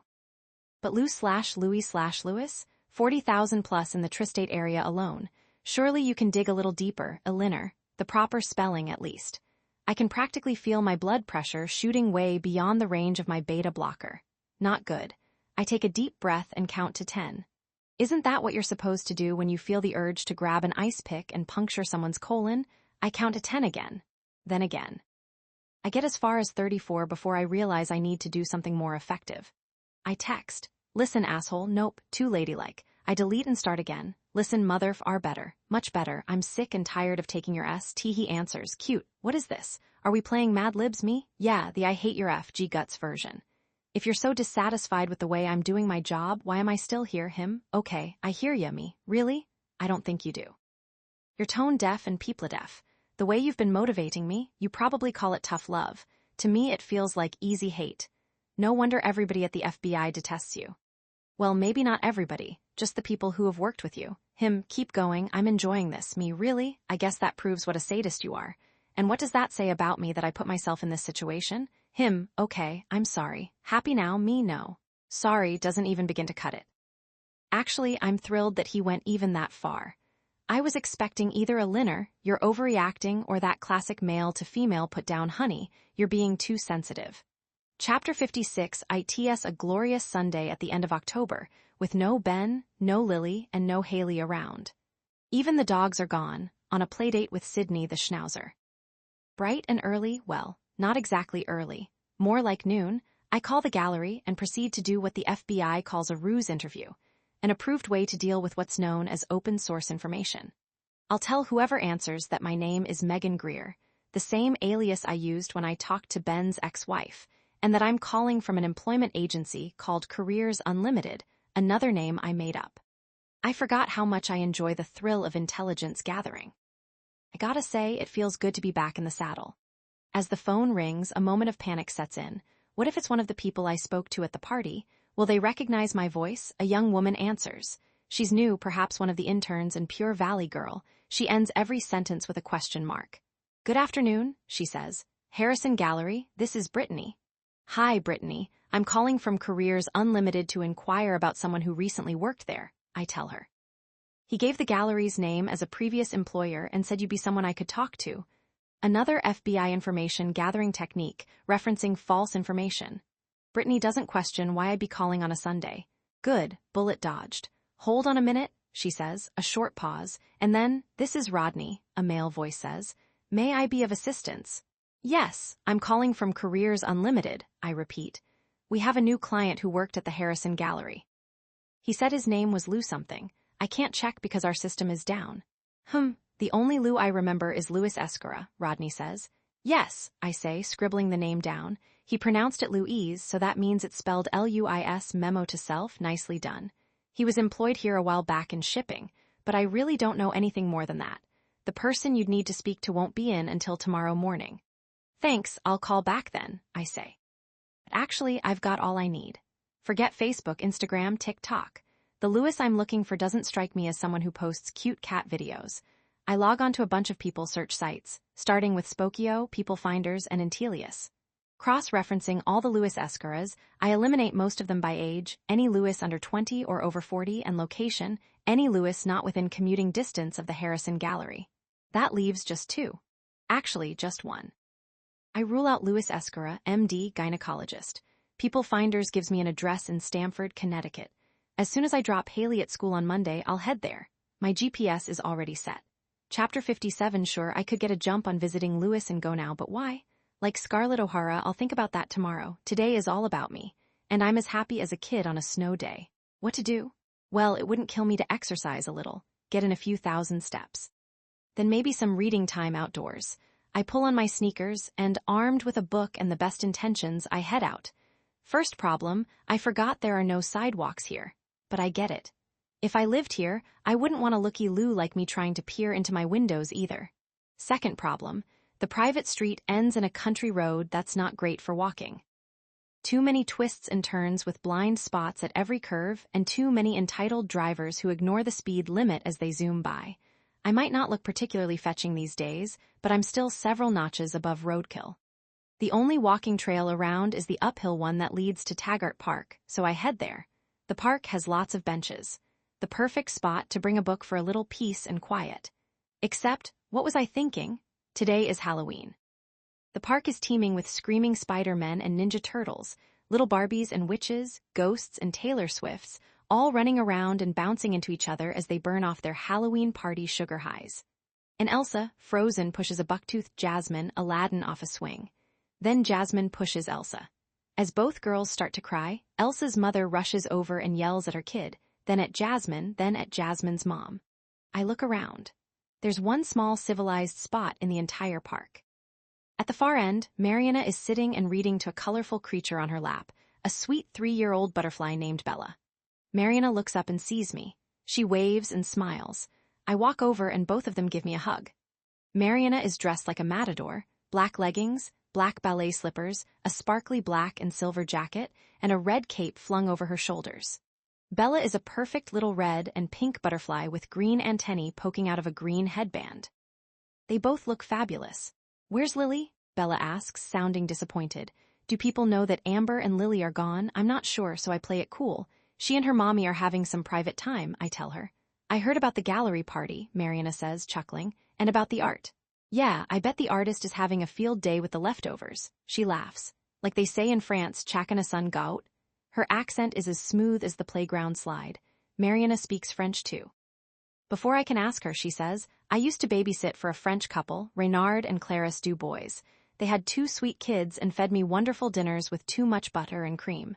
They were great people to work for. I see an opening and jump right in. Was that in Colombia or Mexico? It was right here, she says. Nights when Felicia doesn't need me, I sometimes babysit for other families, make extra money to send back home. I want to repeat my Mexico or Colombia question, but that seems too ham-fisted, so I try to sound casual when I ask, where's home? It's here now, she says, hugging Bella. Felicia and Paulo are sponsoring me. That means I'll be working for them for at least another 7 years till my papers come through. Damn, another evasion. Was it innocent or intentional? I don't know. I remember when we first met, Mariana showed me an old Colombian trick for getting a baby to stop crying. I'm sure she said she learned it from her grandmother. And you, how are you liking your job? She asks. Actually, something pretty sweet happened, I tell her. Lily tried to say my name. That is so wonderful, she says. Well, it wasn't my whole name, just Ka, but that's good enough. You must be so pleased, she says, clearly happy for me. The woman is pure goodness. If she didn't like you and feel close to you, she wouldn't have bothered. She's right. If I were Lily, I might be saying ma by now. But I wouldn't bother with da till I was in high school. Lily will be talking before you know it, she says. I know, I have a bunch of sisters and brothers. I am the oldest. Are you planning on going back to see them anytime soon? I ask. I figure I'll get in one last try. Colombia, right? Or was it Mexico? I can't go back, she says, ignoring the second part of my question. Too many things happening down there. Things? What kind of things? This time, she definitely dodged the question. But why the secrecy? I would really like to know more about this, but before I can ask, I see something out of the corner of my eye on the other side of the chain-link fence. Someone is watching us. At least I think he is. A big, heavy-set, balding man with a gray ponytail, round face, a scowl. A chill goes through me. I know that face. I saw his picture in Ben's office. Let me show you a great photo of Lily, I say to Mariana. I pull out my phone and pretend to be scrolling, but actually I'm taking a picture of the bald guy to text to Metcalf. I'm trying to stay calm, but the truth is I'm rattled. It's like I'm living that Great Yeats line. The center cannot hold. Suddenly, there is no center. Things are starting to spin out of control. Or are they? I look again. The man has disappeared. And the picture I took is blurry. It could be any balding man. If I texted it to Metcalf, I know what he'd say. Lots of men have ponytails. Take a walk around Brooklyn, you'll see thousands of them. I make an excuse to Mariana about needing to take a call. Then I half walk, half run back to the Harrison house. Am I being followed? I don't know. Every time I hear a sound, I turn around. So far, it's been only chipmunks and squirrels. So far. Chapter 58, Monday morning after I drop Haley off at school, I drive until my phone GPS tells me, you have arrived at your destination. Really? Lewis's address in Stamford, Connecticut, turns out to be an elegant high-rise near Long Island Sound, a tall, lean, stone and glass structure with a rooftop pool and a health club just off the lobby. Surely there's been some mistake. This is where Lewis lives. Lewis, who spent the last few months pasting FedEx labels on crates. Lewis, who showed up at the party looking like he was there to fix the air conditioner. There's got to be a simple explanation. 1, he's dog-sitting, or plant-sitting, or something sitting. 2, he's got family money, or he's dating someone who does. 3, he's the super here. 4, or, the simplest explanation of all, Lewis has made a fortune doing something illegal. I pull into the building's circular driveway and try to figure out my next move. I can't just ring his doorbell the way I was intending to, nor can I ring the neighbors' doorbells to dig up some dirt. I need a game plan here, and I need it fast. A doorman in a silver uniform is walking toward my car and pointing to a no-standing sign on a pillar. I react with a simple shrug that I hope he understands means where should I go? Lot S around the corner, he says, gesturing to the right. I pull my car, actually, it's Amber's car, which is good. Mine would be embarrassed to show its face here, around the block and park in one of the visitor spots between another Lexus and a Tesla. Even the visitors here are way above my tax bracket. Then I go through the marble entrance into the lobby. There's no way I can bluff my way into Lewis's apartment. Or is there? I have a sudden flash of brilliance. I wish I was wearing my white nanny uniform. But it might still work. May I help you? Asks a second doorman. No, wait, this man's not a doorman even though he's dressed like one. He's standing behind a desk. He must be the concierge. I'm here to see Louis Escora, I say. Is he expecting you? Yes, but it might have slipped his mind, I tell him. I'm the visiting nurse who takes care of his father. I told Louis I'd stop by to give him an update. Whom shall I say is calling? He asks. I like the whom part. That's what separates a concierge from a doorman. I'm about to use my usual go-to-Megan Greer alias when the elevator door opens and a bullied man walks out, looking down at his phone and scowling. Oh God, another face from my past. Mr. Snake Tattoo himself. It's Carlos. I turn sharply, but I miscalculate the space I need for my phone bulk and bump into the concierge desk. Carlos never takes his eyes from his phone. He doesn't see me. He pushes through the revolving door and heads to the parking lot. Now what? I text Metcalf and tell him what's going on. His advice, get in your car. Follow him. Is he kidding? What does he think this is? The French Connection? And even if I could tail Carlos without being spotted, what would I do when we got to wherever he's going? It's not like he's on his way to the library. I can see it all now. I follow him into a building and find myself in a room full of cold-blooded killers. Before I could even say, gee, is that a real machete? I'd be surrounded. Forget beheading, they'd probably chop me up into tiny imitation nanny bits and feed me to livestock. I text back, can't, just that one word. No excuse given. Metcalf, Lewis, Ben, the guy with the ponytail, Loxton, Carlos, multiple men over a series of weeks. Weeks filled with confrontations, surprises, disappointments, and plenty of emotions. I feel like the lone single woman on a potentially violent season of dating around. Like every woman, I've had my share of problems with men, but never like this. Chapter 59, VICKY is not glad to see me. So, you're still working for them, she says as she hugs me. How did she know?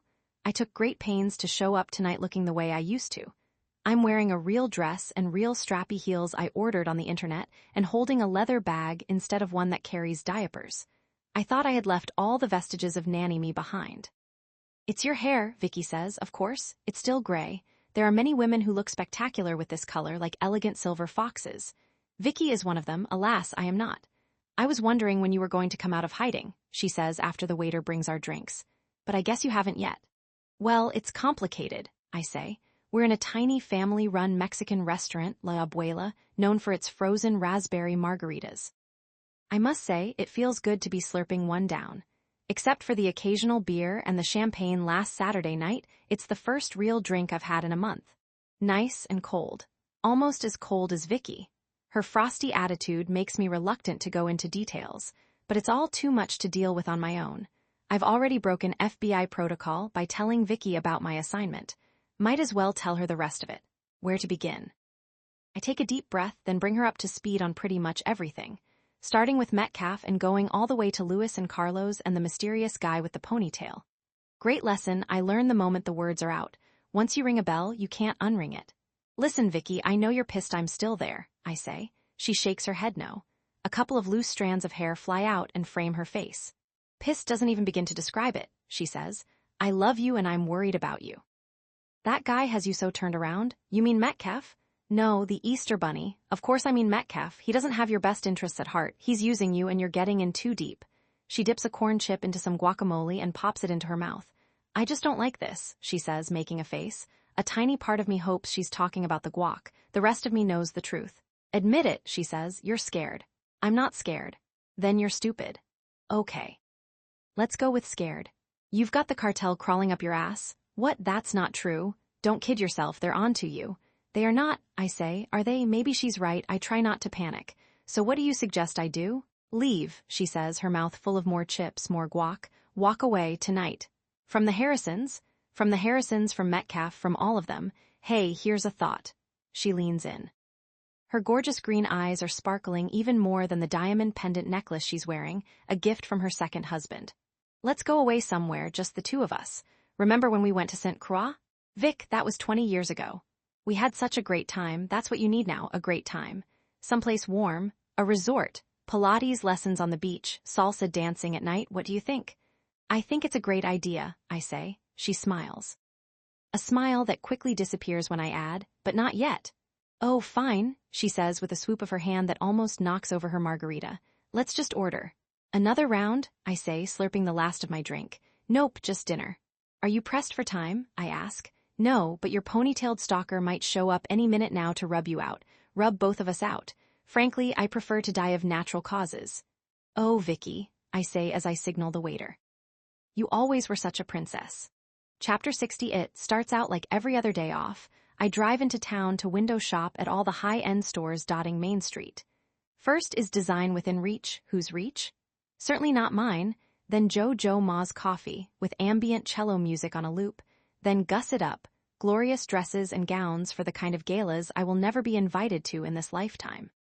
But as I stand at the counter of Goldilocks Ice Creamery, trying to decide between kiwi vanilla and persimmon cookie dough, I have a better idea. I'm going to spend the day in New York City. Lily and Amber are still away, the dogs have been fed, and Haley is sleeping over at a friend's house.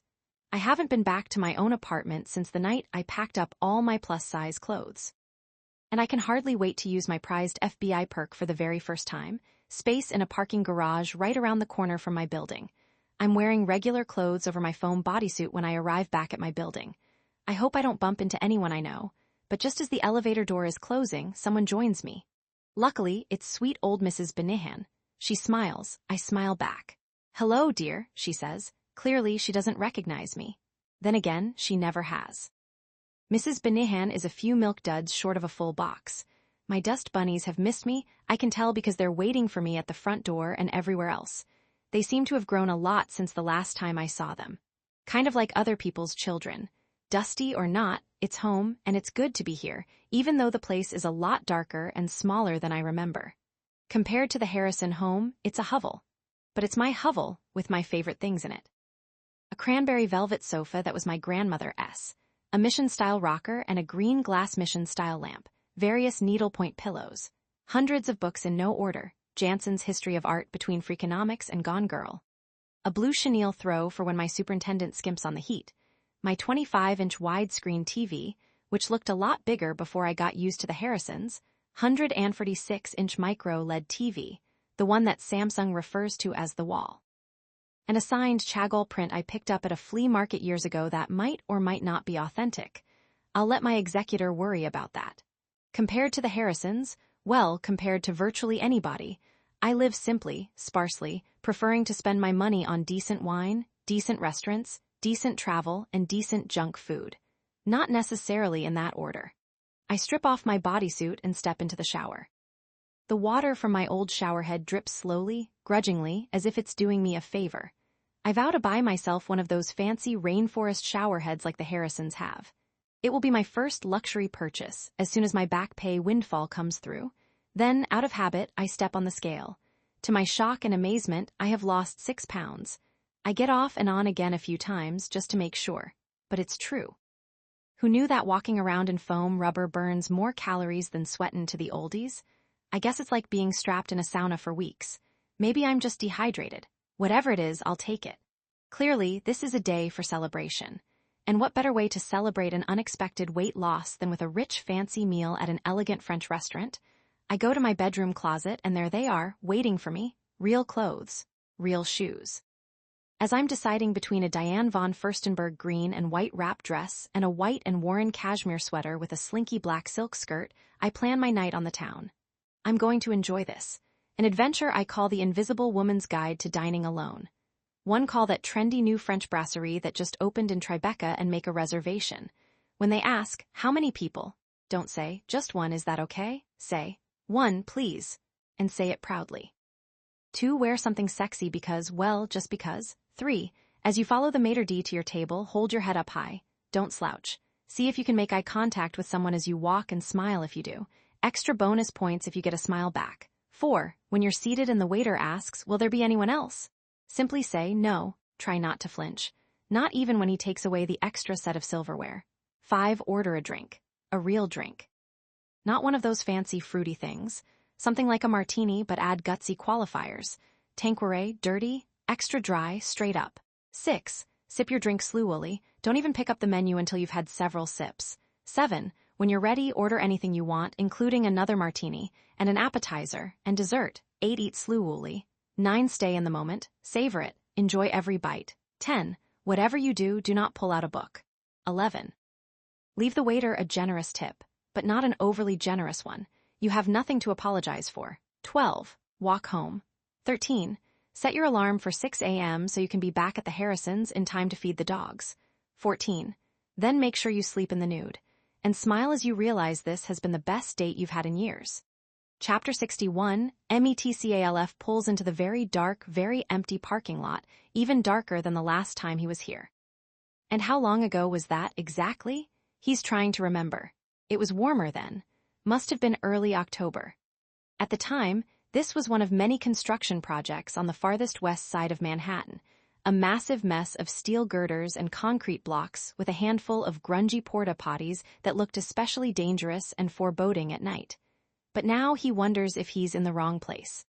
What was once a giant construction site with barely any asphalt is now a looming tower overlooking the Hudson with floor-to-ceiling glass windows and terraces with a view of the river all the way down to the Statue of Liberty. Could it be? He knows there's been a rush of new construction in the city, but a whole new residential skyscraper in just a month? How is that possible? He tries to remember their last meeting and braces himself for tonight's. All the shit he knows he'll be taking when good old Mr. Blue Coat chews him out for falling down on the job.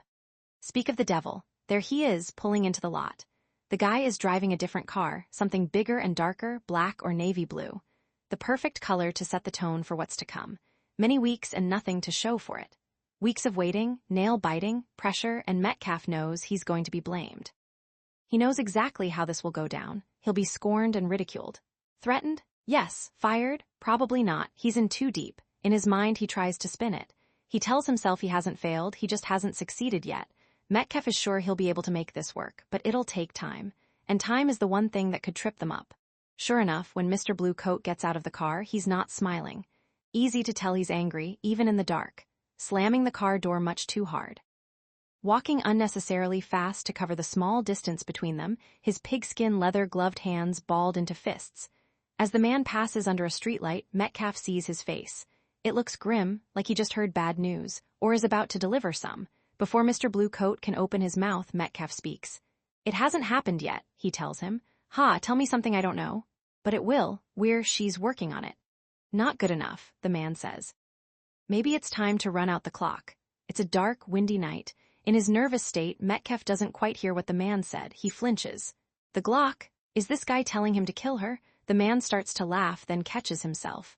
I said clock, moron. Clock like in time. We can't wait much longer. Yet they have to. They both know that. What they need depends on many variables falling into place. And no one can predict how long that will take. Now the man opens one balled-up hand and begins punching it with the other. Metcalf takes a small step back. For a split second, he wonders if the man is going to punch him right then and there. Deck him and leave him for dead with only the rats scurrying around as witnesses. But no, he's just frustrated and scared. They both are. It's totally out of their hands at this point, and all they can do is wait. Chapter 62, I'm back at the HARRISONS house the following night. Lily and Amber are still away. Ben's out, of course, and Haley's out too. She never tells me where she's going, and I never quite believe her when she tells me where she's been. I would say that nobody in this house is all that interested in me, but that's not entirely true. Tonight, I'm lying on the den couch under a cozy chenille blanket watching a movie, and I'm not alone. I've got two warm bodies keeping me company. Jane and Austin, under the blanket with me, are wiggling and jiggling around, trying to get comfortable. Does Amber even allow them on the couch? Who cares? She's not here. Tonight, I'm in charge. I'm watching Mr. Skeffington, an old Bette Davis film from the 1940s that I've seen 100 times. We're close to the heartbreaking final scene. Bette Davis, her face ravaged by smallpox, nervously makes her way down a staircase to welcome her husband home from the war. How will he react when he sees how the disease has scarred her? Pretty well, actually. The good news, he's now totally blind. They embrace. They declare their undying love. Cue the violins and pass the tissues. But not tonight. Tonight, the dogs are making me laugh. Jane, checking me out from head to toe, finally decides to lie across my feet like a pair of skis. It tickles. Little Austin, I'd never call him that to his face, he'd be insulted, is determined to find a comfortable spot on Foam Mountain, my stomach. He climbs up, slides off, wags his tail, and tries again. Austin might be tiny, but his ego is huge. When the end credits start to roll, I scan the live TV channels, looking for something else to watch. I pause on Law and Order. I'm a big fan for obvious reasons, but at 7:25, they've probably identified the perp by now and too early for the next episode. Suddenly, a caption floats across the bottom of the screen. Breaking news. The newscaster introduces herself as Rosetta something. She's dressed, coiffed, and camera-ready perfect, as if she were created by AI. But Rosetta is as serious as humanly possible when she says, "This just in. Police confirmed they may have found the body of a local artist who was reported missing last night. Graham Loxton." Wait, what? As I jump up in surprise to get closer to the TV, Austin slides off my stomach and onto the floor. He growls and barks in protest so loud, I almost miss the next line. "Loxton was reported missing by a friend he was supposed to meet," she continues. "But he never showed up. Now we see footage of a man about Loxton's age. The new super reads BNNOHUFFNAGL missing man-s friend. Loxton missed the playoffs, Benno says. Not in a million years, he would never not show, something must have happened. I think I've been holding my breath all this time. Loxton missing, now dead. Does Metcalf know about this? I text him, news about Loxton. What's going on? Rosetta continues. Police confirm that when they searched Loxton's apartment, they found drawers emptied and their contents tossed on the floor. There was drug paraphernalia next to the body. They think the death may have been due to an overdose, something Loxton's sister vehemently denies. New clip, a woman identified as Marcella Loxton, sister of Graham Loxton. She looks just like Loxton but with a nose job and a nose ring. Drugs? Never. Graham's been clean 13 years, she says, teary-eyed. He mentors young people about drugs. No way would he be using again. Rosetta again. Neighbors say they heard yelling coming from Loxton's apartment the night before, totally out of character for the man they knew. Cut to an older lady, Rose GLBUM neighbor. This is a terrible building, you can hear everything from everyone, but never a peep from him. All he did was paint. How noisy is that? I check my phone. No response yet from Metcalf. Odd. The newscaster has one last comment. Police are trying to figure out who might have been the last to see him. Meanwhile, they've set up a hotline. Still no response from Metcalf. I call him, but I get his voicemail. I leave a message, short and sweet. About Loxton, call me. Does Metcalf know anything? More important, did he or anyone in the FBI get a chance to interview Loxton before he died? Chapter 63. I'm all alone in a big empty house. It's giving my anxieties far too much room to expand. I never heard from Metcalf, even after I sent several more Loxton texts. And he never returned my phone call, not even to berate me for calling. All so unlike him. Should I worry? Is he ghosting me? What could have happened? To distract myself, I read the next few chapters in What to Expect the First Year, all the way up to the 9th month, Best Finger Foods, Night Crying, Strange Stools. Then I browsed through some old issues of ART News, fantasizing about what I'll buy if I win the next Powerball, probably a John Singer Sargent portrait if I take my winnings as one lump sum. Primetime TV? Sports? Never my thing, and I'm not up for starting another movie. When the doorbell rings, I'm hoping it's Haley. Maybe she forgot her key, or Amazon with a late evening delivery of the ludicrously expensive La Prairie anti-aging creams I fell for. Something tells me to ignore the bell. I don't. I peer through the peephole. It's Carlos. Do the dogs know? Can they sense the fear zipping through me, their new best friend? They must, because the two of them come running to the front door, barking their big and little heads off. Good dogs, I think, patting them. I take a few steps away from the door in case Carlos decides to shoot through it. I don't make a sound. He rings the bell again. Nightmare on Soundview Drive. This could be the newest film in the Nightmare on Elm Street franchise. But unlike all the young heroines in sheer nightgowns who open their doors to see if it really is Freddy Krueger, I stand here frozen, knowing exactly who it is and wondering what to do. Should I call Ben? Or Metcalf? Or the police? The dogs keep barking and Carlos keeps ringing. Then he starts to yell. I know you're in there, he screams. Does he mean Ben? Me? Is my cover blown? Is he bluffing? Does it matter? He begins kicking the door with the steel-toed boot he probably uses to stomp on informants. In this quiet, fancy neighborhood, does no one hear the wild barking? Is there nobody driving by who notices a crazy man yelling and screaming and trying to kick his way through a carved oak door? After a few hours, actually it's probably just 10 minutes, he stops. I hear footsteps. Then a car door slams. He drives away. Will he be back? The dogs calm down and follow me back into the den. The three of us sit on the couch and cuddle. I'm shaking. The phone rings. I jump. Is it Carlos? I decide not to answer it, but then I hear Haley's voice on the machine. Caroline, I went over to Allison Swanbeck's house after school and I pick up. I'm here, I say. Oh, okay, they invited me for dinner. I'll walk home afterward, but it might be late, so don't expect me till. No, I say. I think I'd feel better if I picked you up. Better? Why? I can tell she's pissed. She thinks I'm treating her like a child. I take a deep breath. Because there's a crazed killer wandering around here and he knows where we live. Dead silence. Then Haley bursts out laughing. God, you are a whack job, she says. Fine, pick me up at like 10-ish. Done, I say, hiding in plain sight. Works every time.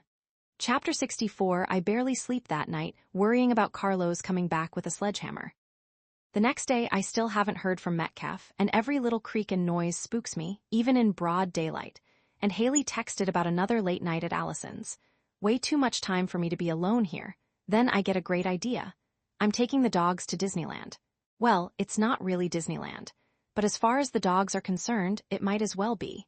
Kids, this is your lucky day, I say as I load the two of them into Amber's car. We're on our way to Ta-Da, the Canine Club.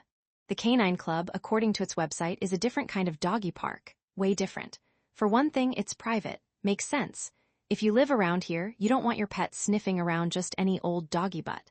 Like the Kenilworth Dog Spa, where they went for grooming, the Canine Club is upscale. Yearly dues are $2,000, and that's only if your dog passes the new member interview. From what I gather, it's like a private New York City nursery school, with pretty much the same criteria for applicants. Good grooming, friendly disposition, plays well with others, up to date on shots. Growlers, biters, and whiners are rejected. Off the record, bulldogs, boxers, and Bernese mountain dogs are rejected as well because the club frowns on unnecessary slobbering. I get it. I know what I'm like after a few martinis.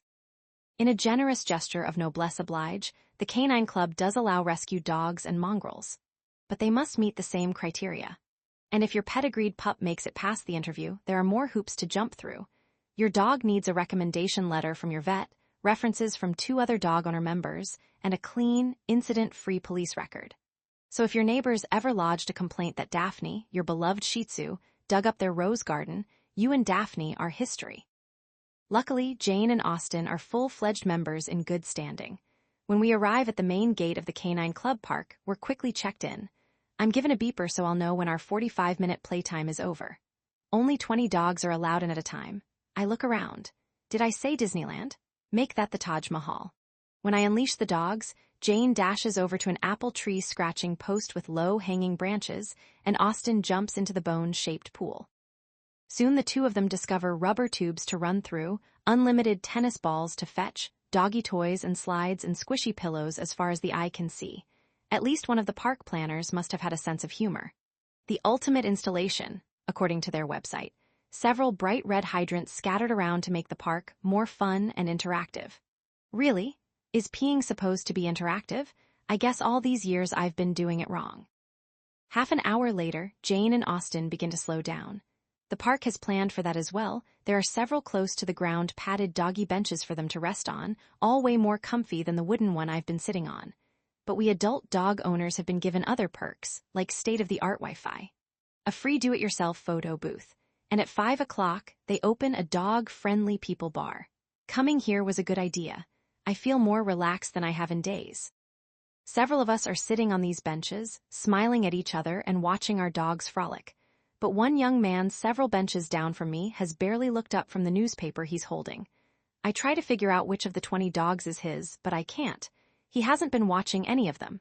Then my beeper goes off. Our playtime is over. I fetch Jane and Austin, who seem happy but tired and pleased to be heading home.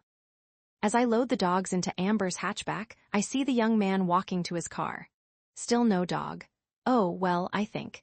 Maybe they let people in the neighborhood come here even without pets. It's lush and green and a great spot for reading. I bet he's just trying to get a little distance from a nagging wife, a whiny toddler.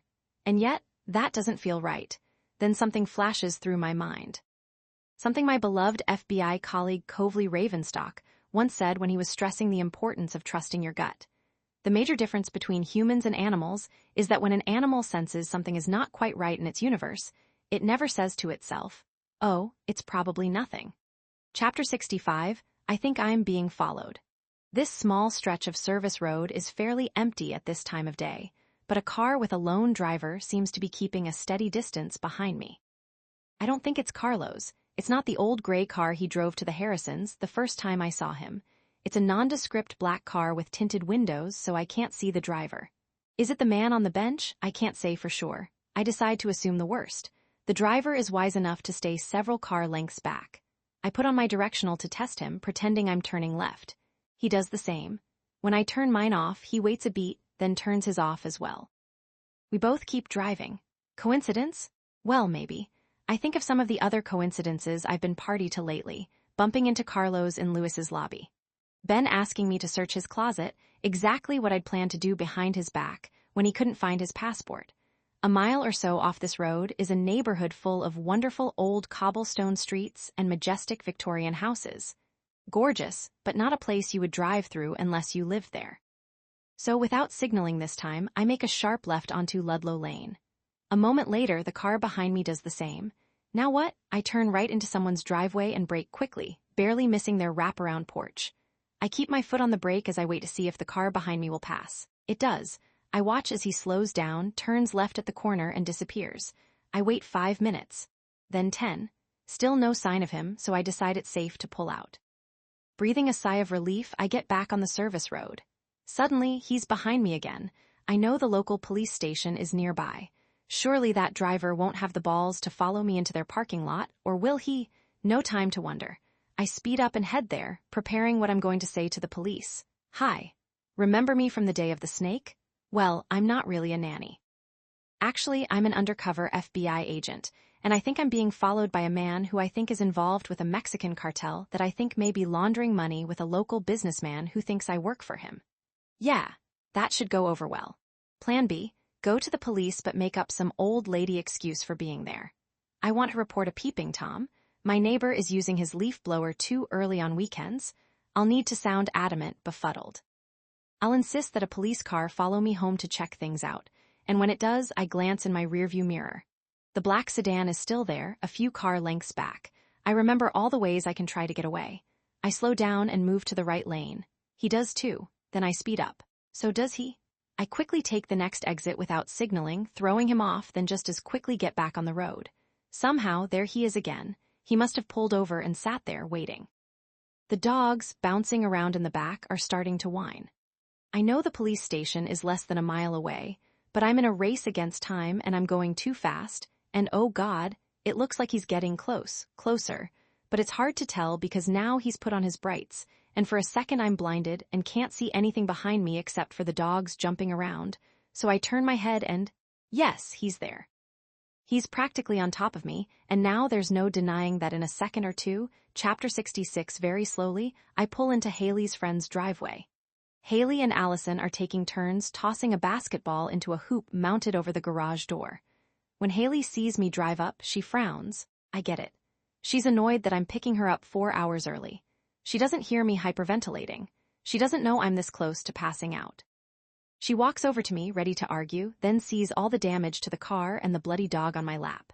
She starts to scream. With Austin in my arms, I stumble out of the car and fall to my knees. Haley and Allison are both screaming now, and Allison's mother comes rushing out their front door. She scoops Austin up as I sit and lean back against the car, still dizzy, my arms covered with blood. Is any of it mine? I don't think so. But Austin is so tiny. Could all that blood be his? It's total chaos, girls crying, Jane barking, Allison's mother flashing orders, get her water, call 911, as she carries Austin into the house. To calm myself, I try some of the pranayama deep breathing techniques I learned in yoga, but that makes me even dizzier. Soon Allison's mother is back. I want to ask her how Austin is doing, but I don't have the strength. I'm Lynn, she says, kneeling down beside me with a glass of water. We've seen each other but never spoken before. Does this count as a Hollywood meet cute? Are you in any pain? She asks. I try to speak but no sound comes out, just breath. I mouth the word no. Don't talk, she says. Later you can tell us what happened. What happened? Good question, I'm trying to remember. At some point the black car crashed into me. Amber's car spun around and slammed front first into the guardrail. Then the driver sped away. I must have blacked out for a moment. When I came to, I was dizzy and seeing double. Jane was barking like crazy in the back seat, but where was Austin? I turned around to look for him. When we hit the rail, he must have been tossed like a projectile, because the little guy was lying on the floor behind me, silent, bleeding. I began to sob then. At some point, I must have gotten out of the car to gather him up in my arms. I'd put Allison's address into the GPS before I left the house, and it wasn't far away, so, still wobbly, still dizzy, I started the car. The engine sputtered but worked. Slowly, I pulled away from the rail, back into the service lane, hoping I was lucid enough to drive and that the car would hold up until we got to Allison's house. I'd made it, sort of. Chapter 67, Alison's mother, Lynne, is still kneeling in front of me.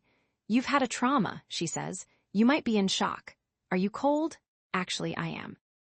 Lynn sends Allison into the house for a blanket, and when she comes back with it and they throw it around my shoulders, I realize I'm shivering. Suddenly, I feel like I'm going to faint. I lean over and put my head down and take deep breaths. That's when Jane bounds over and licks my face. I laugh. Interesting factoid I can share here: dog spit cures nausea. Who knew? An ambulance pulls up. 3 EMT people surround me as they check my pulse and blood pressure.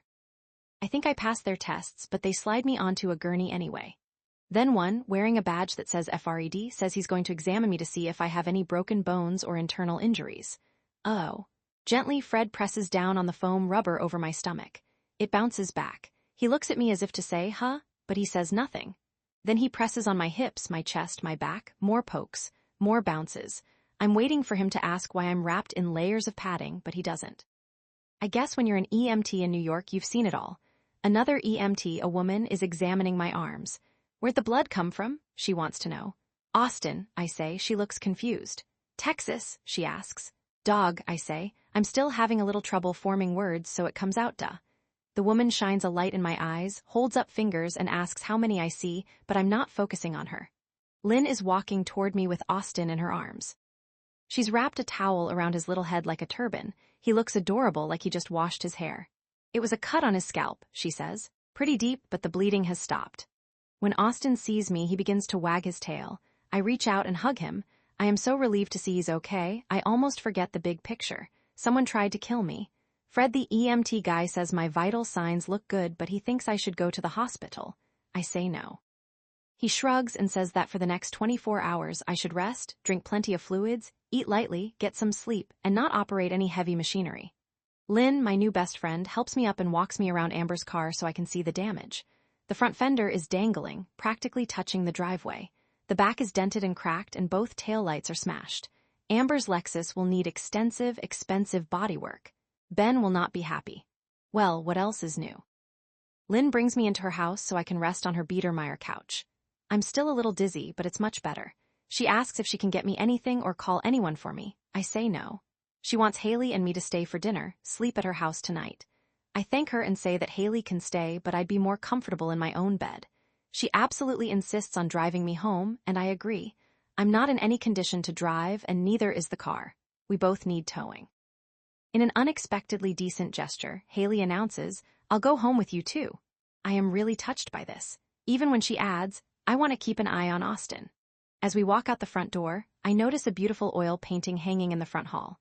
A lush sunset in the classic shades of orange, red, and gold, but the artist has created it out of entirely unexpected shapes. A square sun dipping low under triangular golden clouds. Octagonal tree branches with slim hexagonal leaves. Everything is off kilter, angular, quite spectacular. It looks sort of familiar. Have I seen it before? Lynn grabs her car keys from the hook and notices me admiring the piece. Lovely, isn't it? She asks. Yes, I say. I fell in love with it the minute I saw it. I can see why you bought it. Actually, she says, it was a gift from the Harrisons. Really? I had no idea the families knew each other that well. Over the weeks, Amber has mentioned lots of friends, her besties Linda and Lori, her tennis partner Jill, Connie and Eve and Seth, and a handful of old college friends. But Lynn Swanbeck? No, that's a name I would have remembered, or maybe it's just slipped my still shaky mind.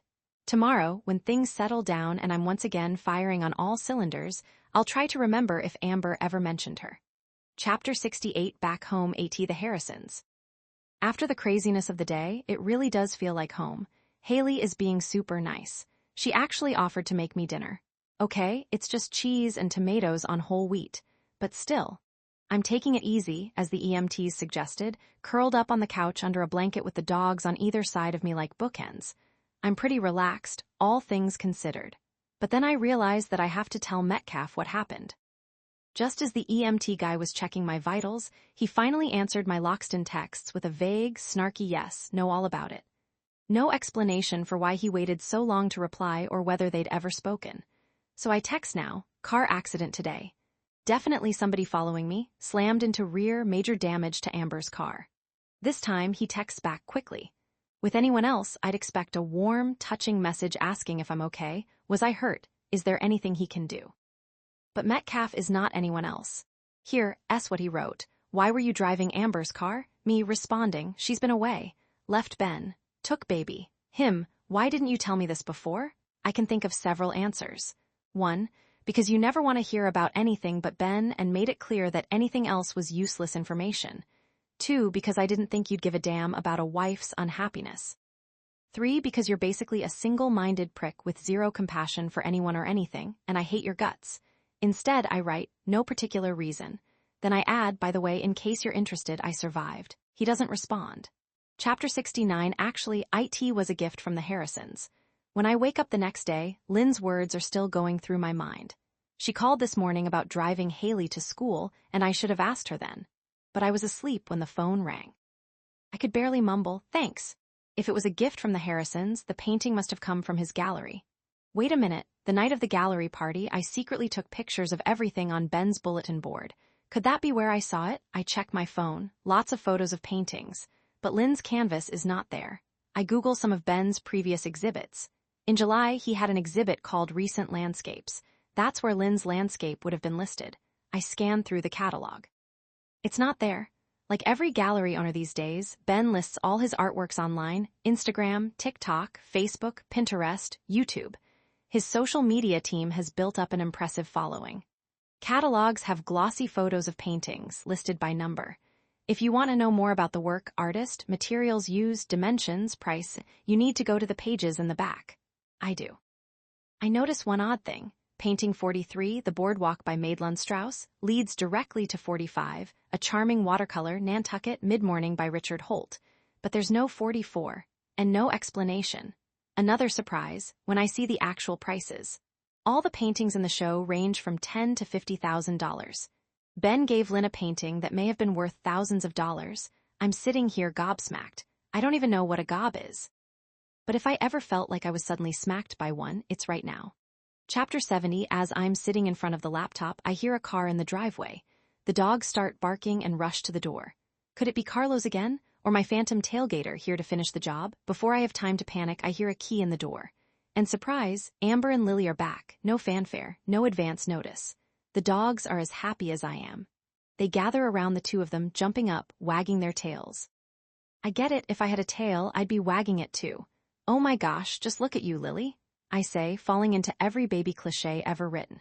Look how big you've gotten, what a big girl you are. It seems like she's been away for months, and she's learned how to wave hello. It's possibly the cutest thing I've ever seen, but I think she's forgotten how to say caw. Oh, well, I guess her short-term memory is as bad as mine. Then she gives me a big smile. Maybe she does remember me after all, and I see something truly wonderful, her first baby tooth. Either that or the world's smallest chicklet. As for Amber, she looks better than ever, relaxed, smiling, but I'm really concentrating on Lily. I want to grab her from Amber and hug her, but I know my job. First, I have to help with the luggage. How was it? I ask Amber as I lug her Briggs and Riley Leather's suitcase up the stairs to her bedroom. Fine, she says. Then we swap. She gets the suitcase and I get to hug Lily. Finally, has she eaten? I ask, still hugging Lily, making up for lost time. Yes. Breakfast and a few nibbles of Cheerios on the train, Amber says. She's ready for a bottle. But I can't stop hugging her. I should probably put her down at some point before she needs to be surgically removed. How are things here? Amber wants to know. Okay, I say. I decide to wait a bit before telling her she missed a good party and a bad car accident. And Haley, she asks as she unpacks, I see a lot of new clothes. Behaving herself? Very much so, I say. What luck, you couldn't ask for a better opening. Actually, Haley's been spending a lot of time with her friend Allison. I picked her up there yesterday. Nice house. And nice mother, I add, trying to sound casual. I think she said her name was, Lynn. Yes, Amber says, folding a bunch of new cashmere sweaters. I've met her once or twice at school functions. Only once or twice? I want to press further, but I decide to hold off. I remember what Cove said about animals in the wild. This is definitely not nothing. It's clearly something. Something I need time to figure out. So for now, I play with Lily, peekaboo on the carpet, upsy daisy on the nursery couch. Then I give her a bottle, which she can now grip with her own little hands. So sweet. I read to her in the rocking chair, The Runaway Bunny, followed by a few pages of Chicka Chicka Boom Boom. Just as we get to the part where D, E, F, and G are racing to the top of the coconut tree, Lily puts her fingers in her mouth. That means she's ready for a nap. As I put her down in the crib and cover her with her yellow baby shark blanket, my mind is racing.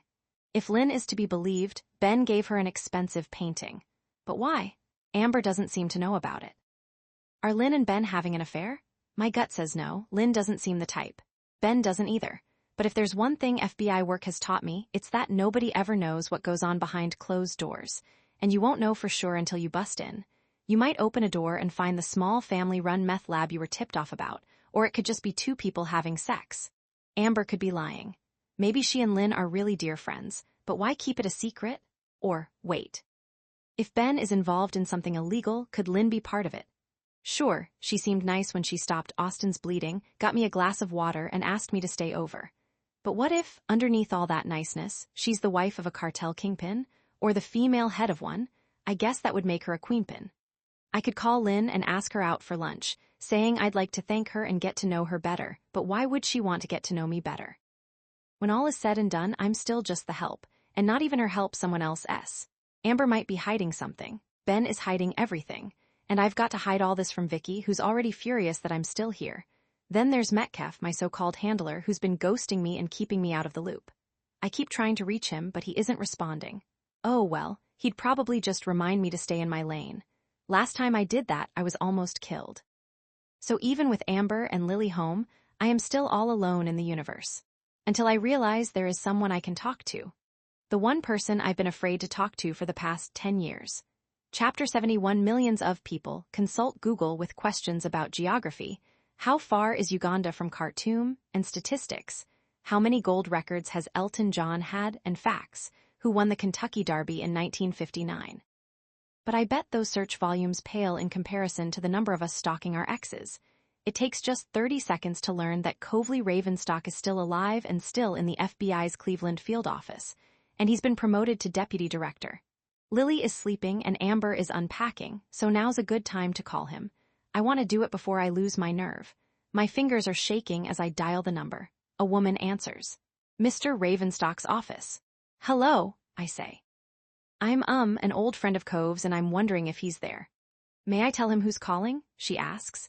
Yes, she may, but it's been so long since I used my real name I almost say Caroline Babulwicks. I catch myself just in time.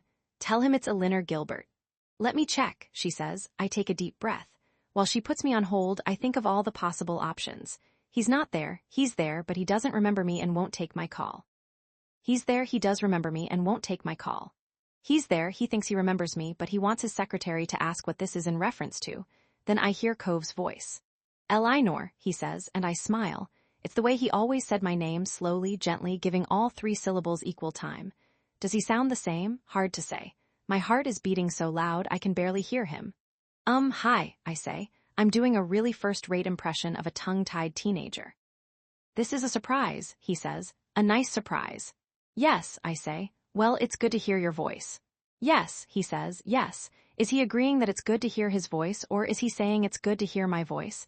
I can't believe I'm sitting here like a lovesick 14-year-old trying to unpack what a guy really means when all he said was yes. Are you in Cleveland? He asks. No, I say. Is he hoping I am?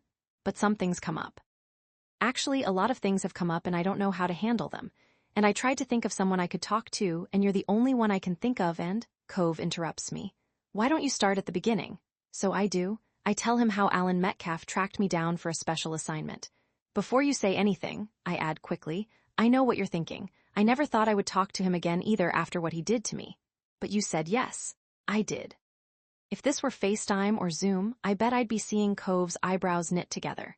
But that's because he said that the FBI needed me for an undercover thing, and he made it sound so tempting.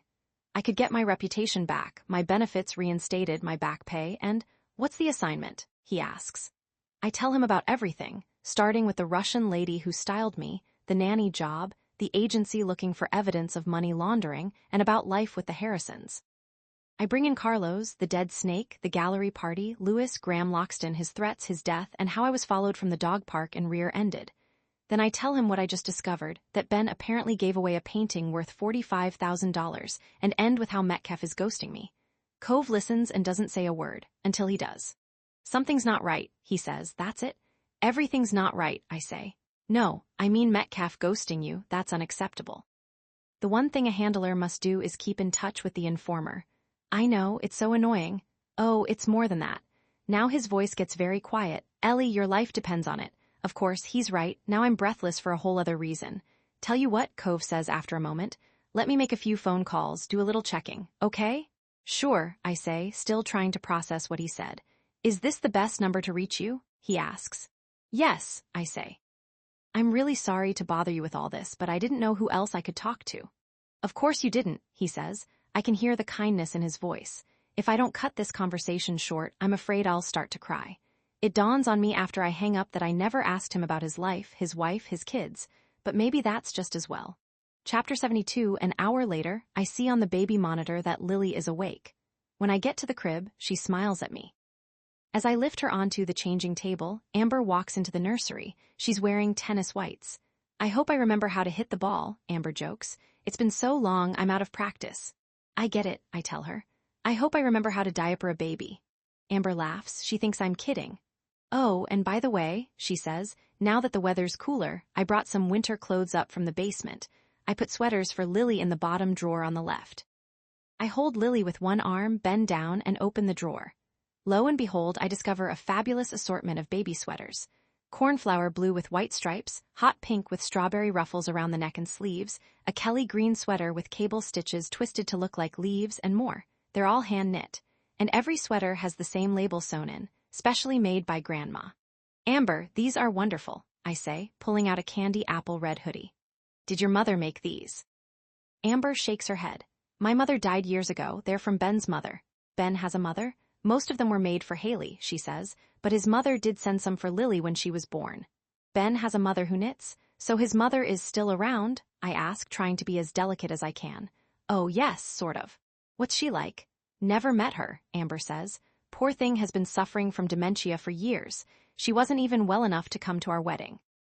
Can someone suffering from dementia knit? This is news. She's been in a home for years, Amber adds. The dementia is really advanced. She doesn't recognize anybody at this point. Not even Ben. Is she nearby? I ask. I think so, Amber says. It's one of those special places for the elderly. What do you call them? Nursing homes? Assisted living? Something like that. I know it's on water. It has a name like Placid Lake. No, wait, she says, readjusting her ponytail in its cream-colored scrunchie. I'm thinking of Lake Placid. Ben took me ice skating up there once. It was one of our first dates. How nice, I say. Does Ben go to visit her? I put Lily's arms through the sleeves of the bright red hoodie, then zip it up. Amber shrugs. I don't know. I guess it's hard on him, seeing what she's become. He never talks about it, and I don't ask. Good lines of communication here. No wonder they're so happy together. Amber heads out to her tennis lesson.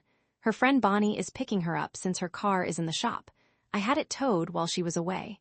Amber barely blinked when I told her about the damage. She just kept asking if I was okay. I'm sure Ben will do more than blink when he sees the bill. Lily lifts her arms, and I could swear I hear her say, "Up."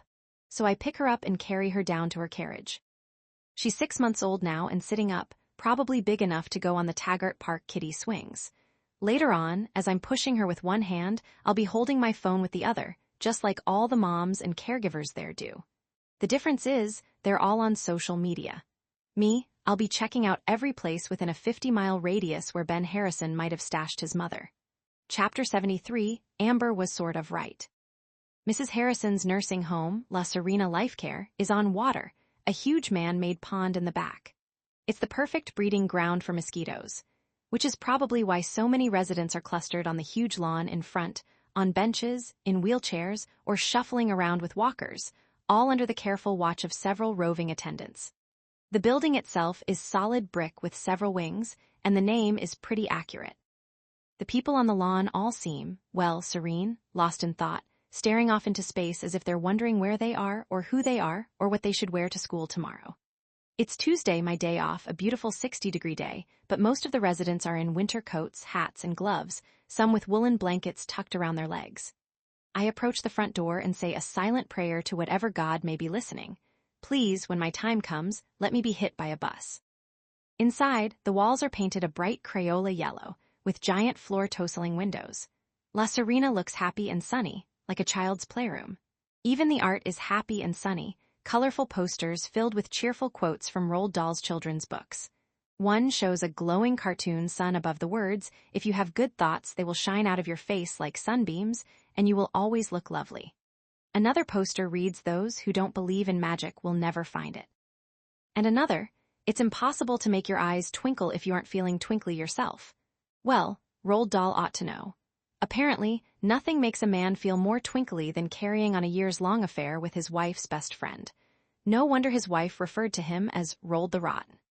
The receptionist at the information desk is dressed in a bright sky blue uniform with a name tag that reads Miss Becker. Miss Becker looks friendly but seems a tad suspicious, like a chaperone at a high school dance. Actually, she resembles an illustration in a Roald Dahl book. She's big and blustery with a long pointy nose. "I'm here to see Mrs. Harrison," I say. "Oh," she looks surprised. "And are you a visitor?" Does she think I'm here to sell her a set of Jinsu knives? "Yes," I say. "Have you visited before?" "Well, no," I say, lapsing into the kind of FBI bluff we were taught at Quantico, something possible but not really checkable. "I just moved back to the area after many years." I'm about to tell her I'm an old friend, but the demographics might not be right. Mrs. Harrison could be 90.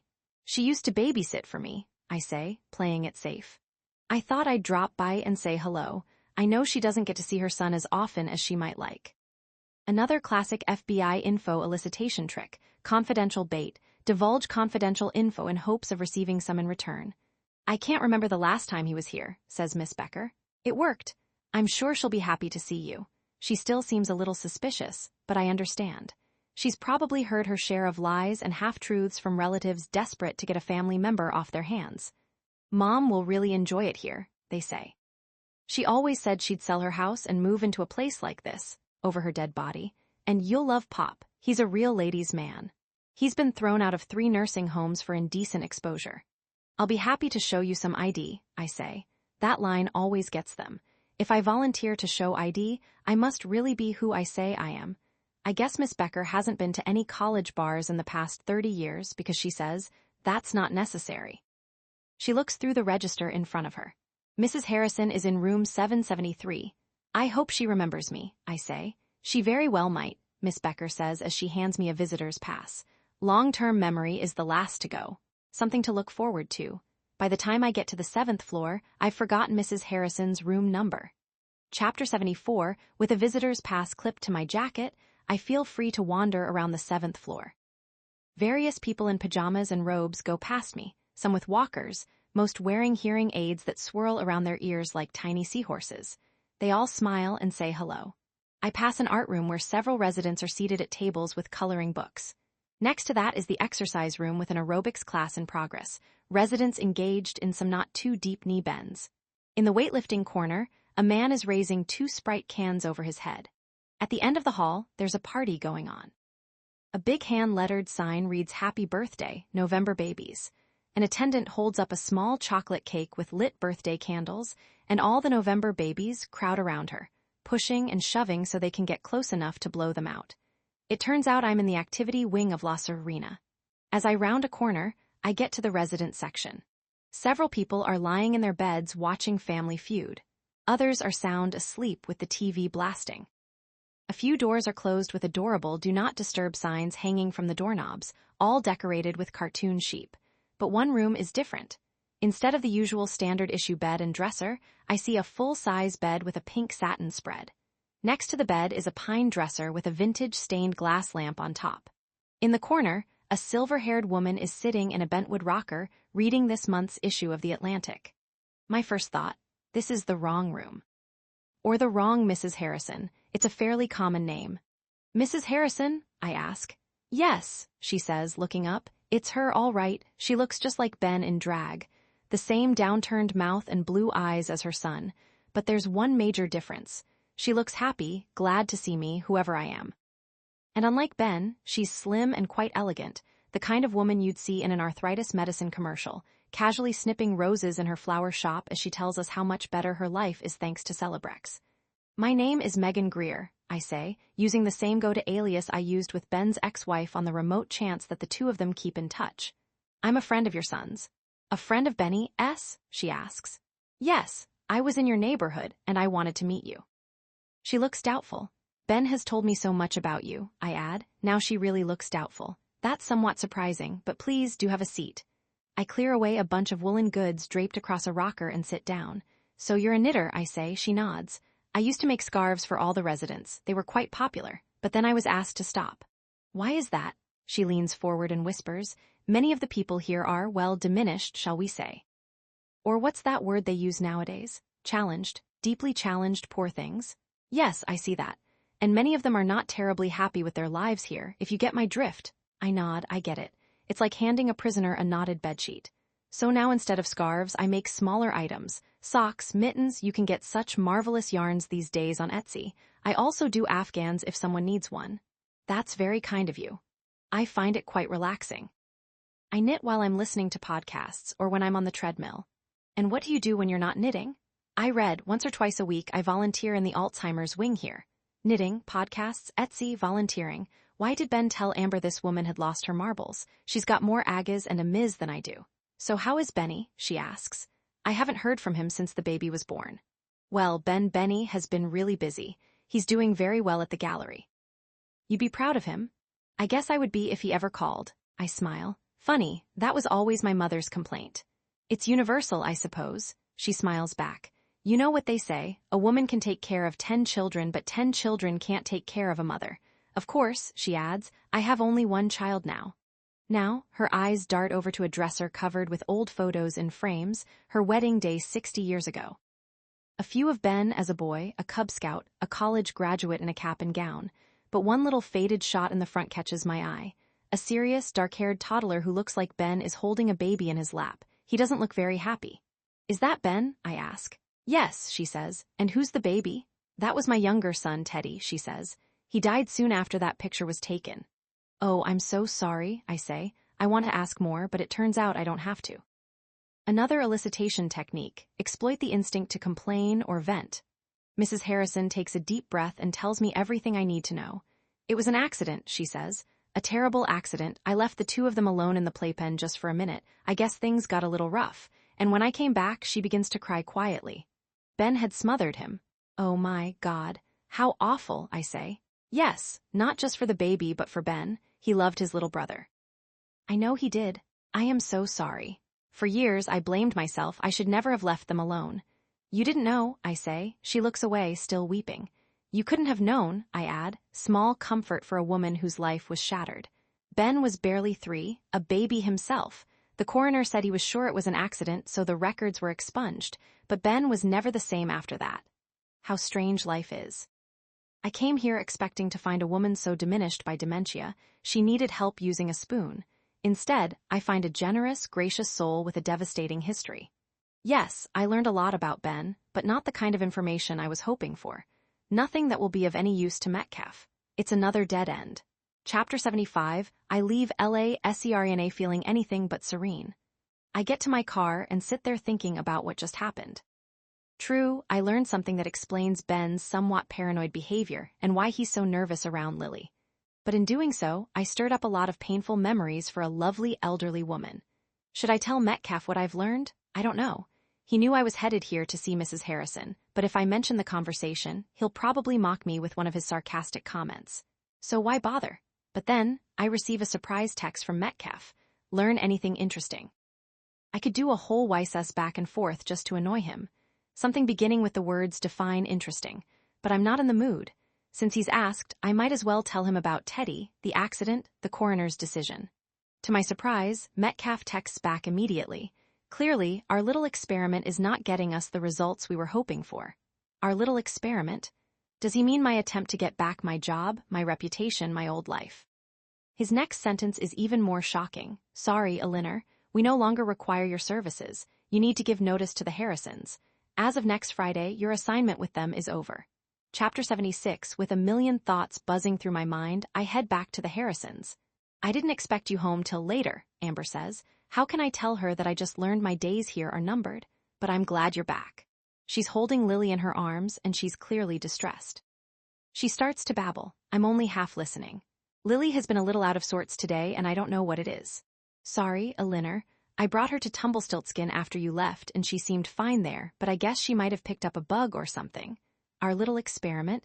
I mean, I know that happens to little ones when they're around a lot of other kids. And she looks pale, and she hasn't wanted to eat either.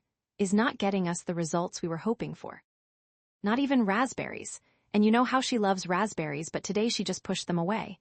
And she didn't want her bottle.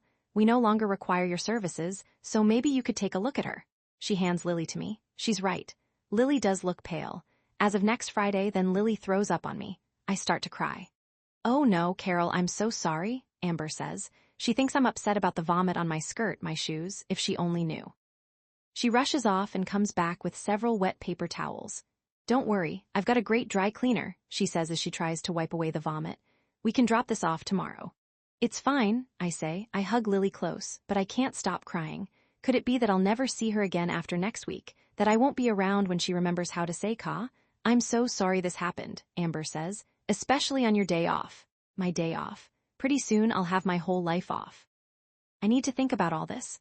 Would it be okay if I disappear for a while again once I put Lily to bed? I ask. Of course, Amber says. I'll watch her while you take a shower. So I do. I change into clean clothes, then get back in my car and start to drive. Chapter 77. As a kid, I hated going to the beach. The sand was itchy, the water was cold, and my fair skin would always burn instead of tan. But years later, I discovered the glory of a white sand beach at dusk. This patch of Long Island Sound is quiet and chilly at this time of year. It's just me, the surf, and a few seagulls. The sand is soft. The sound of the waves is soothing. It's the perfect place to sit and think about what to do with the rest of my life. I could always go back to teaching music to spoiled kids whose parents blame me when their children can't master the violin. I could find some meaningless work like washing dishes in an Applebee's and make a concerted effort to live frugally. But how frugally? Sure, I could return the new La Prairie moisturizers and serums for a few drugstore brands and pay more attention to 2-for-1 sales. But could I give up vacations? Pedicures? Would I be happy if I could dine only in restaurants with all-you-can-eat salad bars? I could move to a smaller apartment, a different neighborhood, maybe even another country. A place where older people are never invisible, where they're revered for their wisdom and life experience. But what good would that do me if I didn't speak the language? I could never live in a place where I couldn't turn to a doctor and say, in English, "It hurts when I do this." So that leaves out most of Europe and South America and Asia, several islands in the Caribbean and the Pacific, most of Africa, Uzbekistan, the Seychelles. Hang on. Who am I kidding?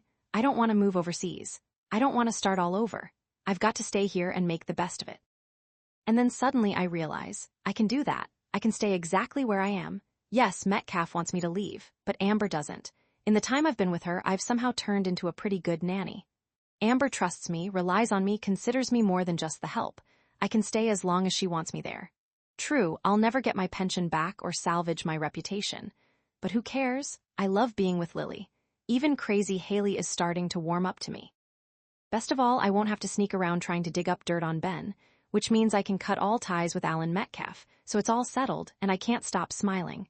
But then my phone rings, I check the caller ID. To my surprise, it's Covely Ravenstock, another reason to smile. Hi, I say, where are you? He asks. My good mood gets even better when I hear his voice. I'm sitting on a beach in Fairfield, Connecticut. Which beach? I think it's called Penfield. Good, he says. Stay there. Oh, I will, it's so peaceful and, promise me you'll stay there until you hear from me again, he says. Then he adds, until I can make some sort of arrangements. What is he talking about? What kind of arrangements? Listen, Ellie, I have to hang up now, but whatever you do, do not go back to the Harrisons' house. Chapter 78, something terrible is happening. I have no idea what it might be. But from the tone of Cove's voice, I know I'm in danger. Maybe it's not just me. Maybe Amber and Lily are in danger too. Could it be because of Ben? Has he done something to anger the cartel? So many possibilities are running through my brain, none of them good. I text Metcalf. What's going on? I need to know. Yes, he's been ghosting me on and off. But if this was an emergency, I'm sure he'd get right back to me. He does. That's a good sign. I breathe a little easier. But wait. Maybe they, whoever they are, have gotten to him and warned him to back down. Could Metcalf and his merry band of under-the-radar people be in jeopardy too? I have no way of knowing. I call. Once again, he doesn't pick up. I dial Amber. As soon as I hear her say, "Hi," I start to babble. "Are you okay? I just got the weirdest call." "This is Amber. I can't pick up now. She's probably in the shower." "No, wait. She took one after I did." I look at my watch. Lily should still be asleep, and Amber's never without her cell. She always picks up. Even if she's getting a manicure, so where is she? If anything is going on in the house, Haley will know. She must be home from school by now. I text her. I make it as short as I can, all caps, "Please get in touch, emergency." Haley can't possibly ignore that, except she does. I count to 10, 20. Nothing. My mind jumps to the worst-case scenario. She and Amber are being held hostage or lying in pools of blood. And the baby is where? Okay, I tell myself, lighten up. There could be lots of innocent reasons why Amber and Haley are not calling back. but as I sit here alone on a deserted beach, I can't think of a single one. Whatever's going on, it's clearly related to Ben. I could call him, but will he pick up if he sees it's me? Feels like I'd have a better shot if I came in as spam risk. The beach is getting chillier. Or maybe I'm just getting more frightened. How long has it been since Cove's call? Just a few minutes. But in my frame of mind, it seems like the beach, the whole world, has suddenly grown much darker. I'm running out of people to call. Then a brainstorm, of course. Why didn't I think of this sooner? I dial the number. It rings once, twice. Someone picks up. Finally, Harrison Gallery, a woman says. This is Caroline Babulwicks, Ben's baby's nanny, I tell her, trying not to stumble over the bees. I need to speak to him. It's very important. Ben's not here. Do you have any idea where he might be? I ask, hoping she'll hear the desperation in my voice. Just to make sure, I add, it's urgent. I'm not sure, the woman tells me. He took a phone call, then rushed out. That's all I need to hear. Cove asked, no, insisted that I stay where I am. But on this long, lonely stretch of beach, I feel way too vulnerable. Cove was wrong. I'm not safe here. With cell tower triangulation, anybody could pinpoint exactly where I am, and then I look around. Is there anything I could use to defend myself? A rock, a piece of driftwood? Who am I kidding? Penfield is one of those pristine Connecticut beaches. I bet they vacuum it nightly. But wait, I spoke too soon. I see something in the distance. I walk over, pick it up, and smile. What a relief. If anyone shows up with an AK-47 pointed at me, I'll be able to fend them off with this frisbee. I've joked about being killed. But suddenly the possibility seems all too real. The hell with Cove's warning. I jump in my car and head back to the Harrisons. It's either the safest place I could go right now or the most dangerous, and I won't know until I get there. Chapter 79, Are the Harrisons having a party? 2 cars I don't recognize are parked in their driveway. I park on the curb and slowly make my way to the house. Loud voices are coming from the living room. One is Ben's, the other voice, I've heard it before, but I can't quite place it. Listen, Ray, Ben says. Now I know, the other guy is Ray Taggart, one of Ben's pals from the club. Though hearing how they're arguing, pal might not be the right word. Where are Amber and Lily? Upstairs, I know they're here. The carriage is in the front hall. I walk into the living room and see Amber on the couch holding a sleepy Lily. Haley is next to them. Amber and Haley look frightened. They're not the only ones. Ben is sitting at the edge of a club chair, pale, breathing heavily, a heart attack waiting to happen. And Ray Taggart is in a chair across from him. Nobody says hello to me. There's no sign of Ray's wife, Meg, but someone else is in the room, his back to us.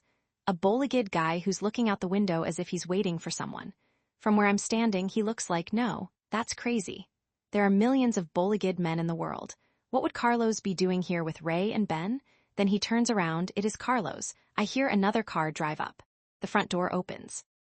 If this is a party, I hope that's the caterer. I told you how it would go down, Ray says to Ben. I warned you, but you didn't believe me, did you? I didn't think, Ben stammers. No, you certainly didn't, my friend, Ray says. He smiles, revealing the whitest, most perfect teeth money can buy. But now that we know the whole story... What story? Amber asks nervously. Not important, Ray says to Amber with a wave of his hand, dismissing her.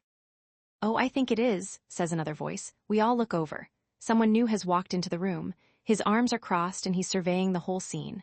Oh my God, it's Metcalf. Amber looks stunned. Alan, she asks. And then again, Alan. Hello, Amber, he says. Then he looks at me. He smiles. If he's here to arrest Ben or Carlos or Ben and Carlos, someone should tell him it looks like he left his handcuffs in the car. And how does Amber know who he is? Hello, Alinner, Metcalf says to me. I thought your name was Carol, Amber says. No, it's Caroline, Haley says. And I thought you worked for the FBI, I say to Metcalf. No, says Ray Taggart. He works for me, so I guess that means you do too, Ellie. Your name's not Carol, Amber asks. Haley rolls her eyes. How many times do I have to tell you? It's Caroline. Well, it was, I tell them, but actually it's Alinner. Then who's Carol? Amber asks again. She's like a dog who won't let go of the postman's leg. There is no Carol, I tell her. There never was. She looks heartbroken. I don't understand any of this. Does she think I do? Ray is not happy that he has lost the spotlight. Allow me to continue, he says. He turns to me. I was the one who hired you to do a little snooping for us. Nice work, by the way. Had my doubts about you until today. What's this all about? I ask. Your friend here, Ray says, indicating Ben with his hand, owes us something, money, a painting actually, but he says he doesn't have it. I don't, Ben says, the sweat on his forehead says otherwise. Well, the people we work with are going to be very, very unhappy if they don't get what they want. You'll get your money, Ben says. That's not what they want, you know that. The people we work with. Does he mean the cartel? Has Ben been working with them? If so, why is he holding out on them now? Ben's a smart guy, but double-crossing the cartel is not a smart move. Something is not adding up. It's your choice, Ray tells Ben. I don't care what you do to me, Ben says. This is clearly not what Ray was hoping to hear. I know you don't care about yourself, Ray says, so let me raise the stakes a little. His grin looks wider, his teeth look bigger as he puts his hand in his pocket. Metcalf tries to stop him. Ray, you don't have to. Shut up, Ray tells him as he pulls a gun out of his pocket. He walks to the couch. Amber and Haley scream. Lily starts to cry. I hear the click as Ray Taggart releases the safety catch and aims the gun at Amber and Lily. My Lily, my baby. Chapter 80, can somebody shut that baby up? Ray Taggart is still aiming his pistol at Amber and Lily. Amber and Haley are sobbing, Lily is screaming, and Ray is pissed. Listen, he yells at Amber, trying to be heard above the baby. Either you shut her up or I'll do it for you. He aims the gun directly at Lily's head. Now Amber, Haley, and even Ben are screaming. I have to shout over all of them. I think she needs changing, I yell. I look at Amber, who nods yes, so I walk toward Lily. Let me just take her upstairs and, you're not going anywhere, Ray says, swiveling around and aiming the gun at me. I sit down and fold my hands in my lap so he can't see that I'm shaking. I only meant we keep her diapers upstairs, I say. Where? He asks. In the nursery. He turns to Metcalf and gestures with the gun. Go with her, he says. Make sure she doesn't try anything funny. I stand up. No, Ray says, changing his mind. Better yet, go yourself, he tells Metcalf. I sit down again. Metcalf as somebody's flunky. If this weren't a life-and-death situation, I'd find it funny. Nursery is the second door on the right, I tell Metcalf as he heads to the stairs. The diapers are in a drawer of the changing table. Bring down some wipes and the Tubby Todd Sweet Cheeks diaper paste too, also the changing pad, and the organic talc-free cornstarch. We all listen as Metcalf wanders around upstairs. We hear him open a drawer, then close it. It feels like he's upstairs for a few weeks, but finally he comes bounding down the stairs, holding everything. He walks over to Amber. She looks at me. You do it, she says. I look down at her hands. They're shaking, so I take Lily from her. It's okay, I whisper to the baby. Everything is going to be okay. Lily looks up at me, her eyes sparkling with tears. If I didn't know better, I could swear she knows I'm lying. Metcalf puts the changing pad on the sofa and stands next to me holding everything else. He's frowning. He looks like an angry magician's assistant. Ray comes over as I lay the baby down on the pad. His gun is aimed directly at Lily's head again. I peel her diaper off slowly, trying to buy time. The diaper is filled with poop. By any chance, did you bring a plastic bag? I ask Metcalf. You didn't ask for one, he says. Not wanting to risk getting poop on the couch, I put the dirty diaper on the floor. Both Taggart and Metcalf look disgusted. Hand me a baby wipe, I say. Blasting orders at Metcalf, I hope I remember this moment forever.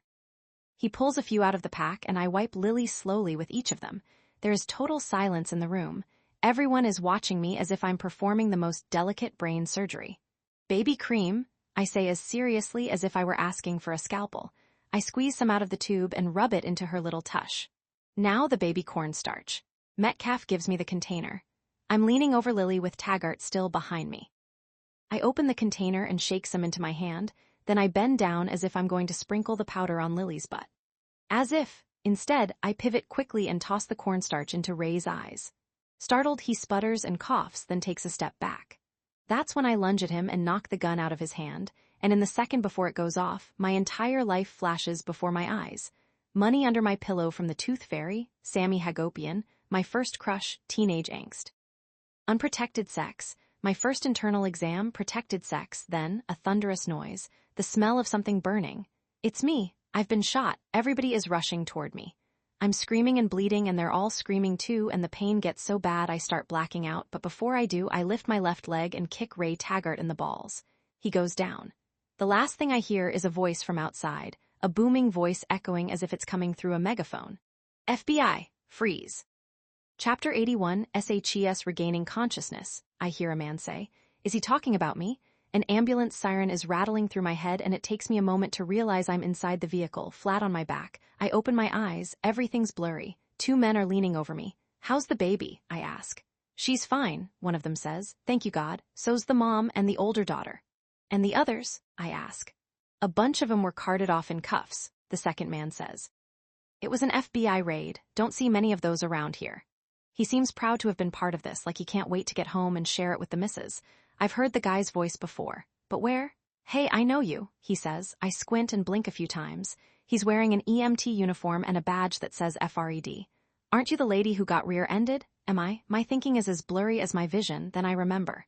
Yes, I say. Boy, are you lucky, he says. Really. Last Thursday, I was almost killed in that car accident. Tonight, my hair and body are covered in blood.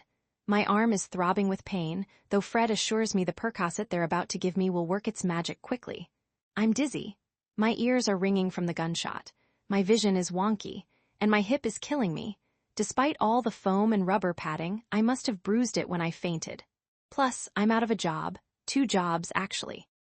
If Alan Metcalf wasn't working for the FBI, then I won't be getting back on their payroll. And Amber Harrison will never forgive me for lying about, well, everything. Even if she does, what good is a one-armed nanny? Define lucky, I say to Fred as he takes my blood pressure. You're alive, he says. That's true. Because of the way you went at the shooter, the bullet hit your arm, not your heart. Are we headed to the hospital? I ask. Yes, he says. Your vitals are good. But we need to check for internal bleeding. Oh, and here. He hands me my cell phone. You dropped this when you passed out. Somebody has been trying really hard to reach you. It's probably Spectrum. But no, I look at the screen and see 7 missed calls from Covely Ravenstock. I press the button and call him back. He picks up within a second. Thank God, he says. Are you okay? Not sure, I say. I told you not to go back there. If you had waited, I know. I wouldn't have gotten shot, I say, finishing his sentence. But Amber and Lily might have. Okay, he says. I'll give you that. You're quite the hero. I don't feel much like a hero, I say. Everything hurts. Every time the ambulance goes over a bump, it hurts more. And I still don't understand what happened. So as I lie there waiting for the Percocet to kick in, Cove tells me. That guy with his family name plastered all over the place, he says. You mean Ray Taggart? Yup. Turns out he's been working for the cartel for years. Wow, even in my woozy state, that's a shocker. Here's the story. They got greedy or greedier, wanted to branch out, and cartels love art galleries, the perfect front. Private, totally under the radar. Very little paperwork, so there's no real paper trail. They buy something, hold it for months, maybe years, then resell.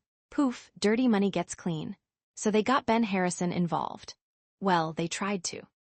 The cartel bought one of his paintings anonymously. But when Ben found out who'd bought it, he reneged on the deal, wanted no part of it, refused to give them the painting. He put their money in escrow just to make a point. That's like making a point to a herd of stampeding buffalo.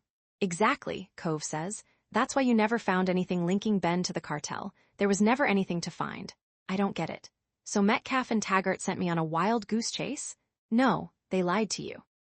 They told you to look for evidence of money laundering, but they were really hoping you'd dig up something they could use to blackmail Ben into joining them. Wow, I say. And you did, that story about his baby brother. You told Metcalf, and from the chatter we picked up on a wiretap today, he and Taggart were ecstatic. Huh, I add, this is a lot to process, and I'm having trouble putting together a complete sentence. Sounds like those meds are starting to kick in, Cove says. He's right. At this moment, the opioid has begun to do some pleasant little cartwheels in my brain. Let's talk again tomorrow, he says. Right now, you need to heal. Yes, we have to talk more. I still don't know the full story, but one thing is remarkably clear. Ben may be nasty, arrogant, unfriendly, rude, mean to his wife, indifferent to his kids, and basically a dick to everyone who's ever loved him. But he's also innocent. Chapter 82. My cell phone rings and wakes me up. I'm lying in a hospital bed in a room painted the color of pea soup. Still half asleep, I answer and say hello. I bet it's Cove, calling from the airport to say his plane just landed in New York and he's rushing to be by my side because his marriage imploded years ago. And after all this time, he can't wait to see me and he realizes I'm the one. Or more specifically, the one who got away, although, as I intend to point out when he runs into my hospital room with roses and kisses, he was the one who left for Cleveland. Nice fantasy, right? Courtesy of my pal Percocet. The call was in fact from Spectrum. But that's okay. My arm is hanging in traction over my head, so even if Cove did walk through the door, I couldn't hug him. Not that he'd want to hug me if he saw how I looked. I check my reflection on the small TV screen hanging in front of my bed. I've got a nasal cannula sticking out of my nose to help me breathe, a catheter to help me urinate, an IV drip with an antibiotic to reduce infection mixed with Percocet to keep me happy. But wait, as they say on all those late-night TV commercials, there's more. There's also a surgical drain coming out of the bullet wound and blood on my sheets. Plus, I haven't bathed since. Well, I don't know how long it's been. I have no idea what day it is. The phone rings again. This time, it really is Cove. How are you feeling? He asks gently. Still in pain, I say. I've got so many tubes going in and out of me, I look like a traffic roundabout. He laughs. Still the same old Alinner. Is he still the same old Cove? Still married? I have no idea. Are you well enough to hear the rest of the story? He asks. Yes, I say. Actually, I'm a little groggy, but I try to snap to attention. Alan Metcalf hasn't worked for the FBI in years, he says. Wow, no wonder we had to meet in a diner and a parking lot. Well, so much for my under-the-radar assignment. Do you know what happened? I ask. Yes, and you'll love this, Cove tells me. Remember what Metcalf was like with his subordinates, especially the women?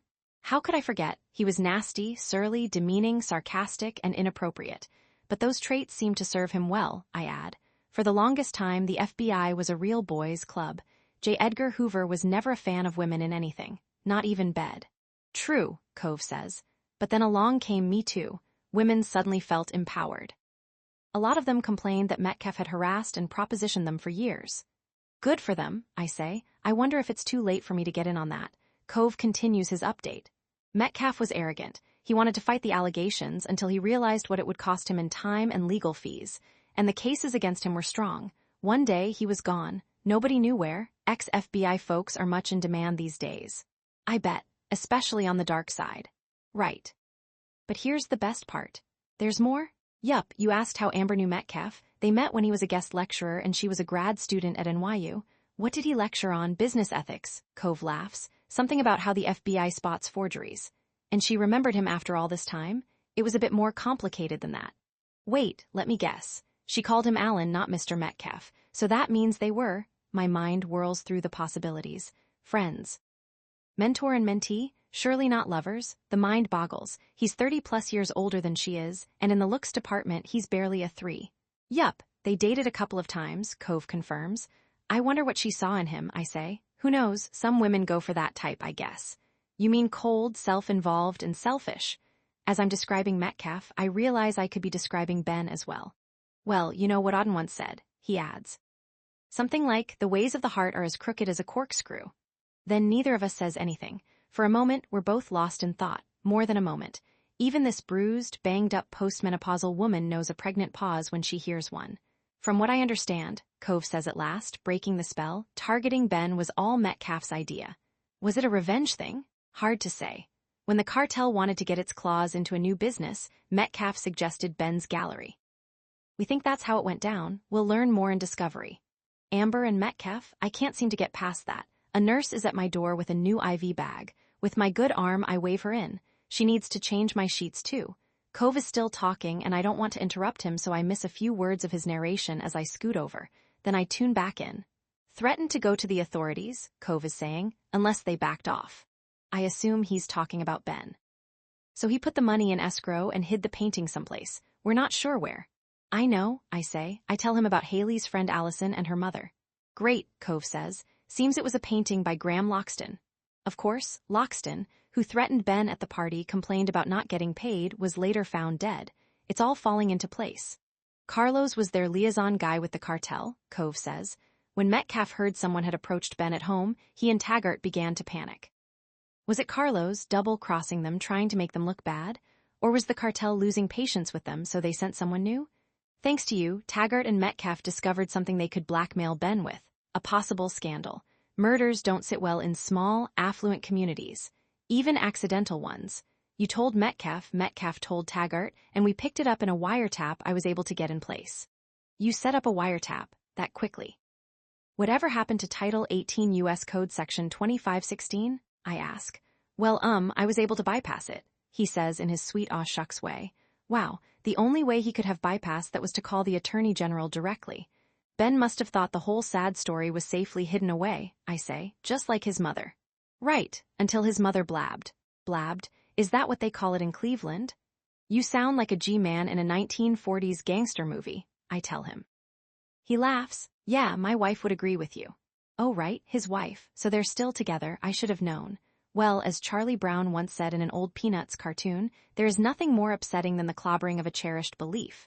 Cove tells me he learned about the showdown through the wiretap, so he called the local field office and arranged a CIRG raid.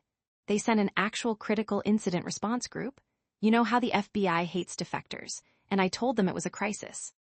And when you called on the beach, you urged me to stay away from the Harrisons' house because I didn't want you to get killed, he says. Okay, so it's not a full-blown declaration of love, but at least he cares that I'm alive.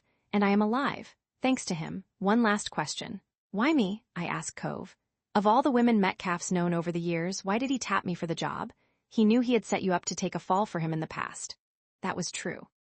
He figured you'd do just about anything to get your reputation back. Also true. And, he wanted to send someone who could slide into a domestic job and keep a low profile. Someone who, come on, Cove, spill. I hear him take a deep breath. Someone who wouldn't be noticed. Of course, an invisible woman. What will they charge him with? I ask. Not sure yet, Cove says, but there's one thing he's absolutely guilty of. What's that? I ask. I can practically hear him smile as he says, underestimating you.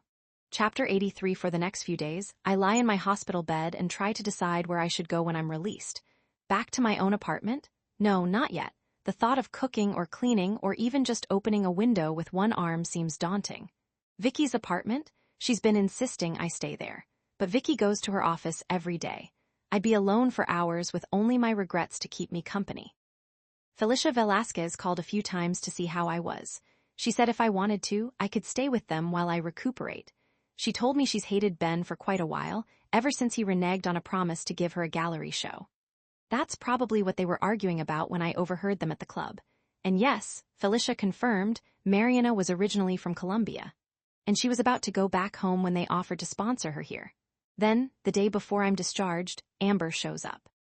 She looks spectacular. Designer coat, designer suit, designer handbag. She's carrying a large Saks Fifth Avenue box that I'm sure contains a designer something for me, as well as a bouquet the size of a small child, crimson roses, purple orchids, baby's breath, and massive pink peonies, all wrapped in lavender tissue paper with red velvet ribbons. Definitely not something she grabbed on her way out of Stop and Shop. Amber stands in the doorway for a few seconds. She smiles as she takes a few tentative Jimmy Choo stiletto steps into my room. Then she bursts into tears. You look so thin, she cries. Me? Oh, right, I forgot. Amber's never seen me without my foam bodysuit, which is now hanging in my closet like a soft skeleton. Did I say, she cries? Make that sobs uncontrollably. Last time I saw anyone weep this hard, it was me at the end of Toy Story 3. Slowly but surely, Amber cries off her entire face. Her La Mer eyeliner is the first to go. Then her Chanel cream eyeshadow smears into her Charlotte Tilbury blush. Even her waterproof Dior mascara finally gives up and starts zigzagging down her face like a small country road. This is all my fault, Amber keeps repeating between sobs. Really? Why do you say that? I ask. I can't imagine what she feels guilty about. Being beautiful, marrying Ben, giving birth to an angel. She starts to apologize, so I raise my good arm like a traffic cop to stop her. No, I say. This was all my doing, and I'm glad I did it. Yes, you saved our lives, she blubbers, sinking into a chair. If it weren't for you, Amber's vision of what might have been brings on even more tears. She grabs a handful of tissues to wipe her face, though it's way too late for that. The perfect woman who walked in a moment ago now looks messy and crazed, like something Picasso might have painted when he was going through his What Did I Ever See in Dora Maar phase. With my injured arm now in a sling, I hold out the other arm to hug her, and she lets me, even though I'm just the help. She even hugs back. Chapter 80. 2 months later, Amber wanted me back. She insisted. I made a feeble attempt to say no, but we both knew I didn't mean it. She said she really needed me, really missed me. And she swore Lily missed me too, though I won't be able to confirm that until Lily begins to speak in complete sentences. So here I am, back at the Harrison house. Another surprise. Haley might be the one who's happiest to have me back. Amber asked her if she'd be willing to swap her big second-floor bedroom suite for the attic space I'd been living in, and Haley said yes, even though she admits it's smaller, and to use Haley's own words, suckier. That's because Haley knows she owes me, big time. Thanks to me, she's now a local celebrity. When the story broke, that the woman who drove her to school every day had cracked a cartel mob, Haley became a superstar.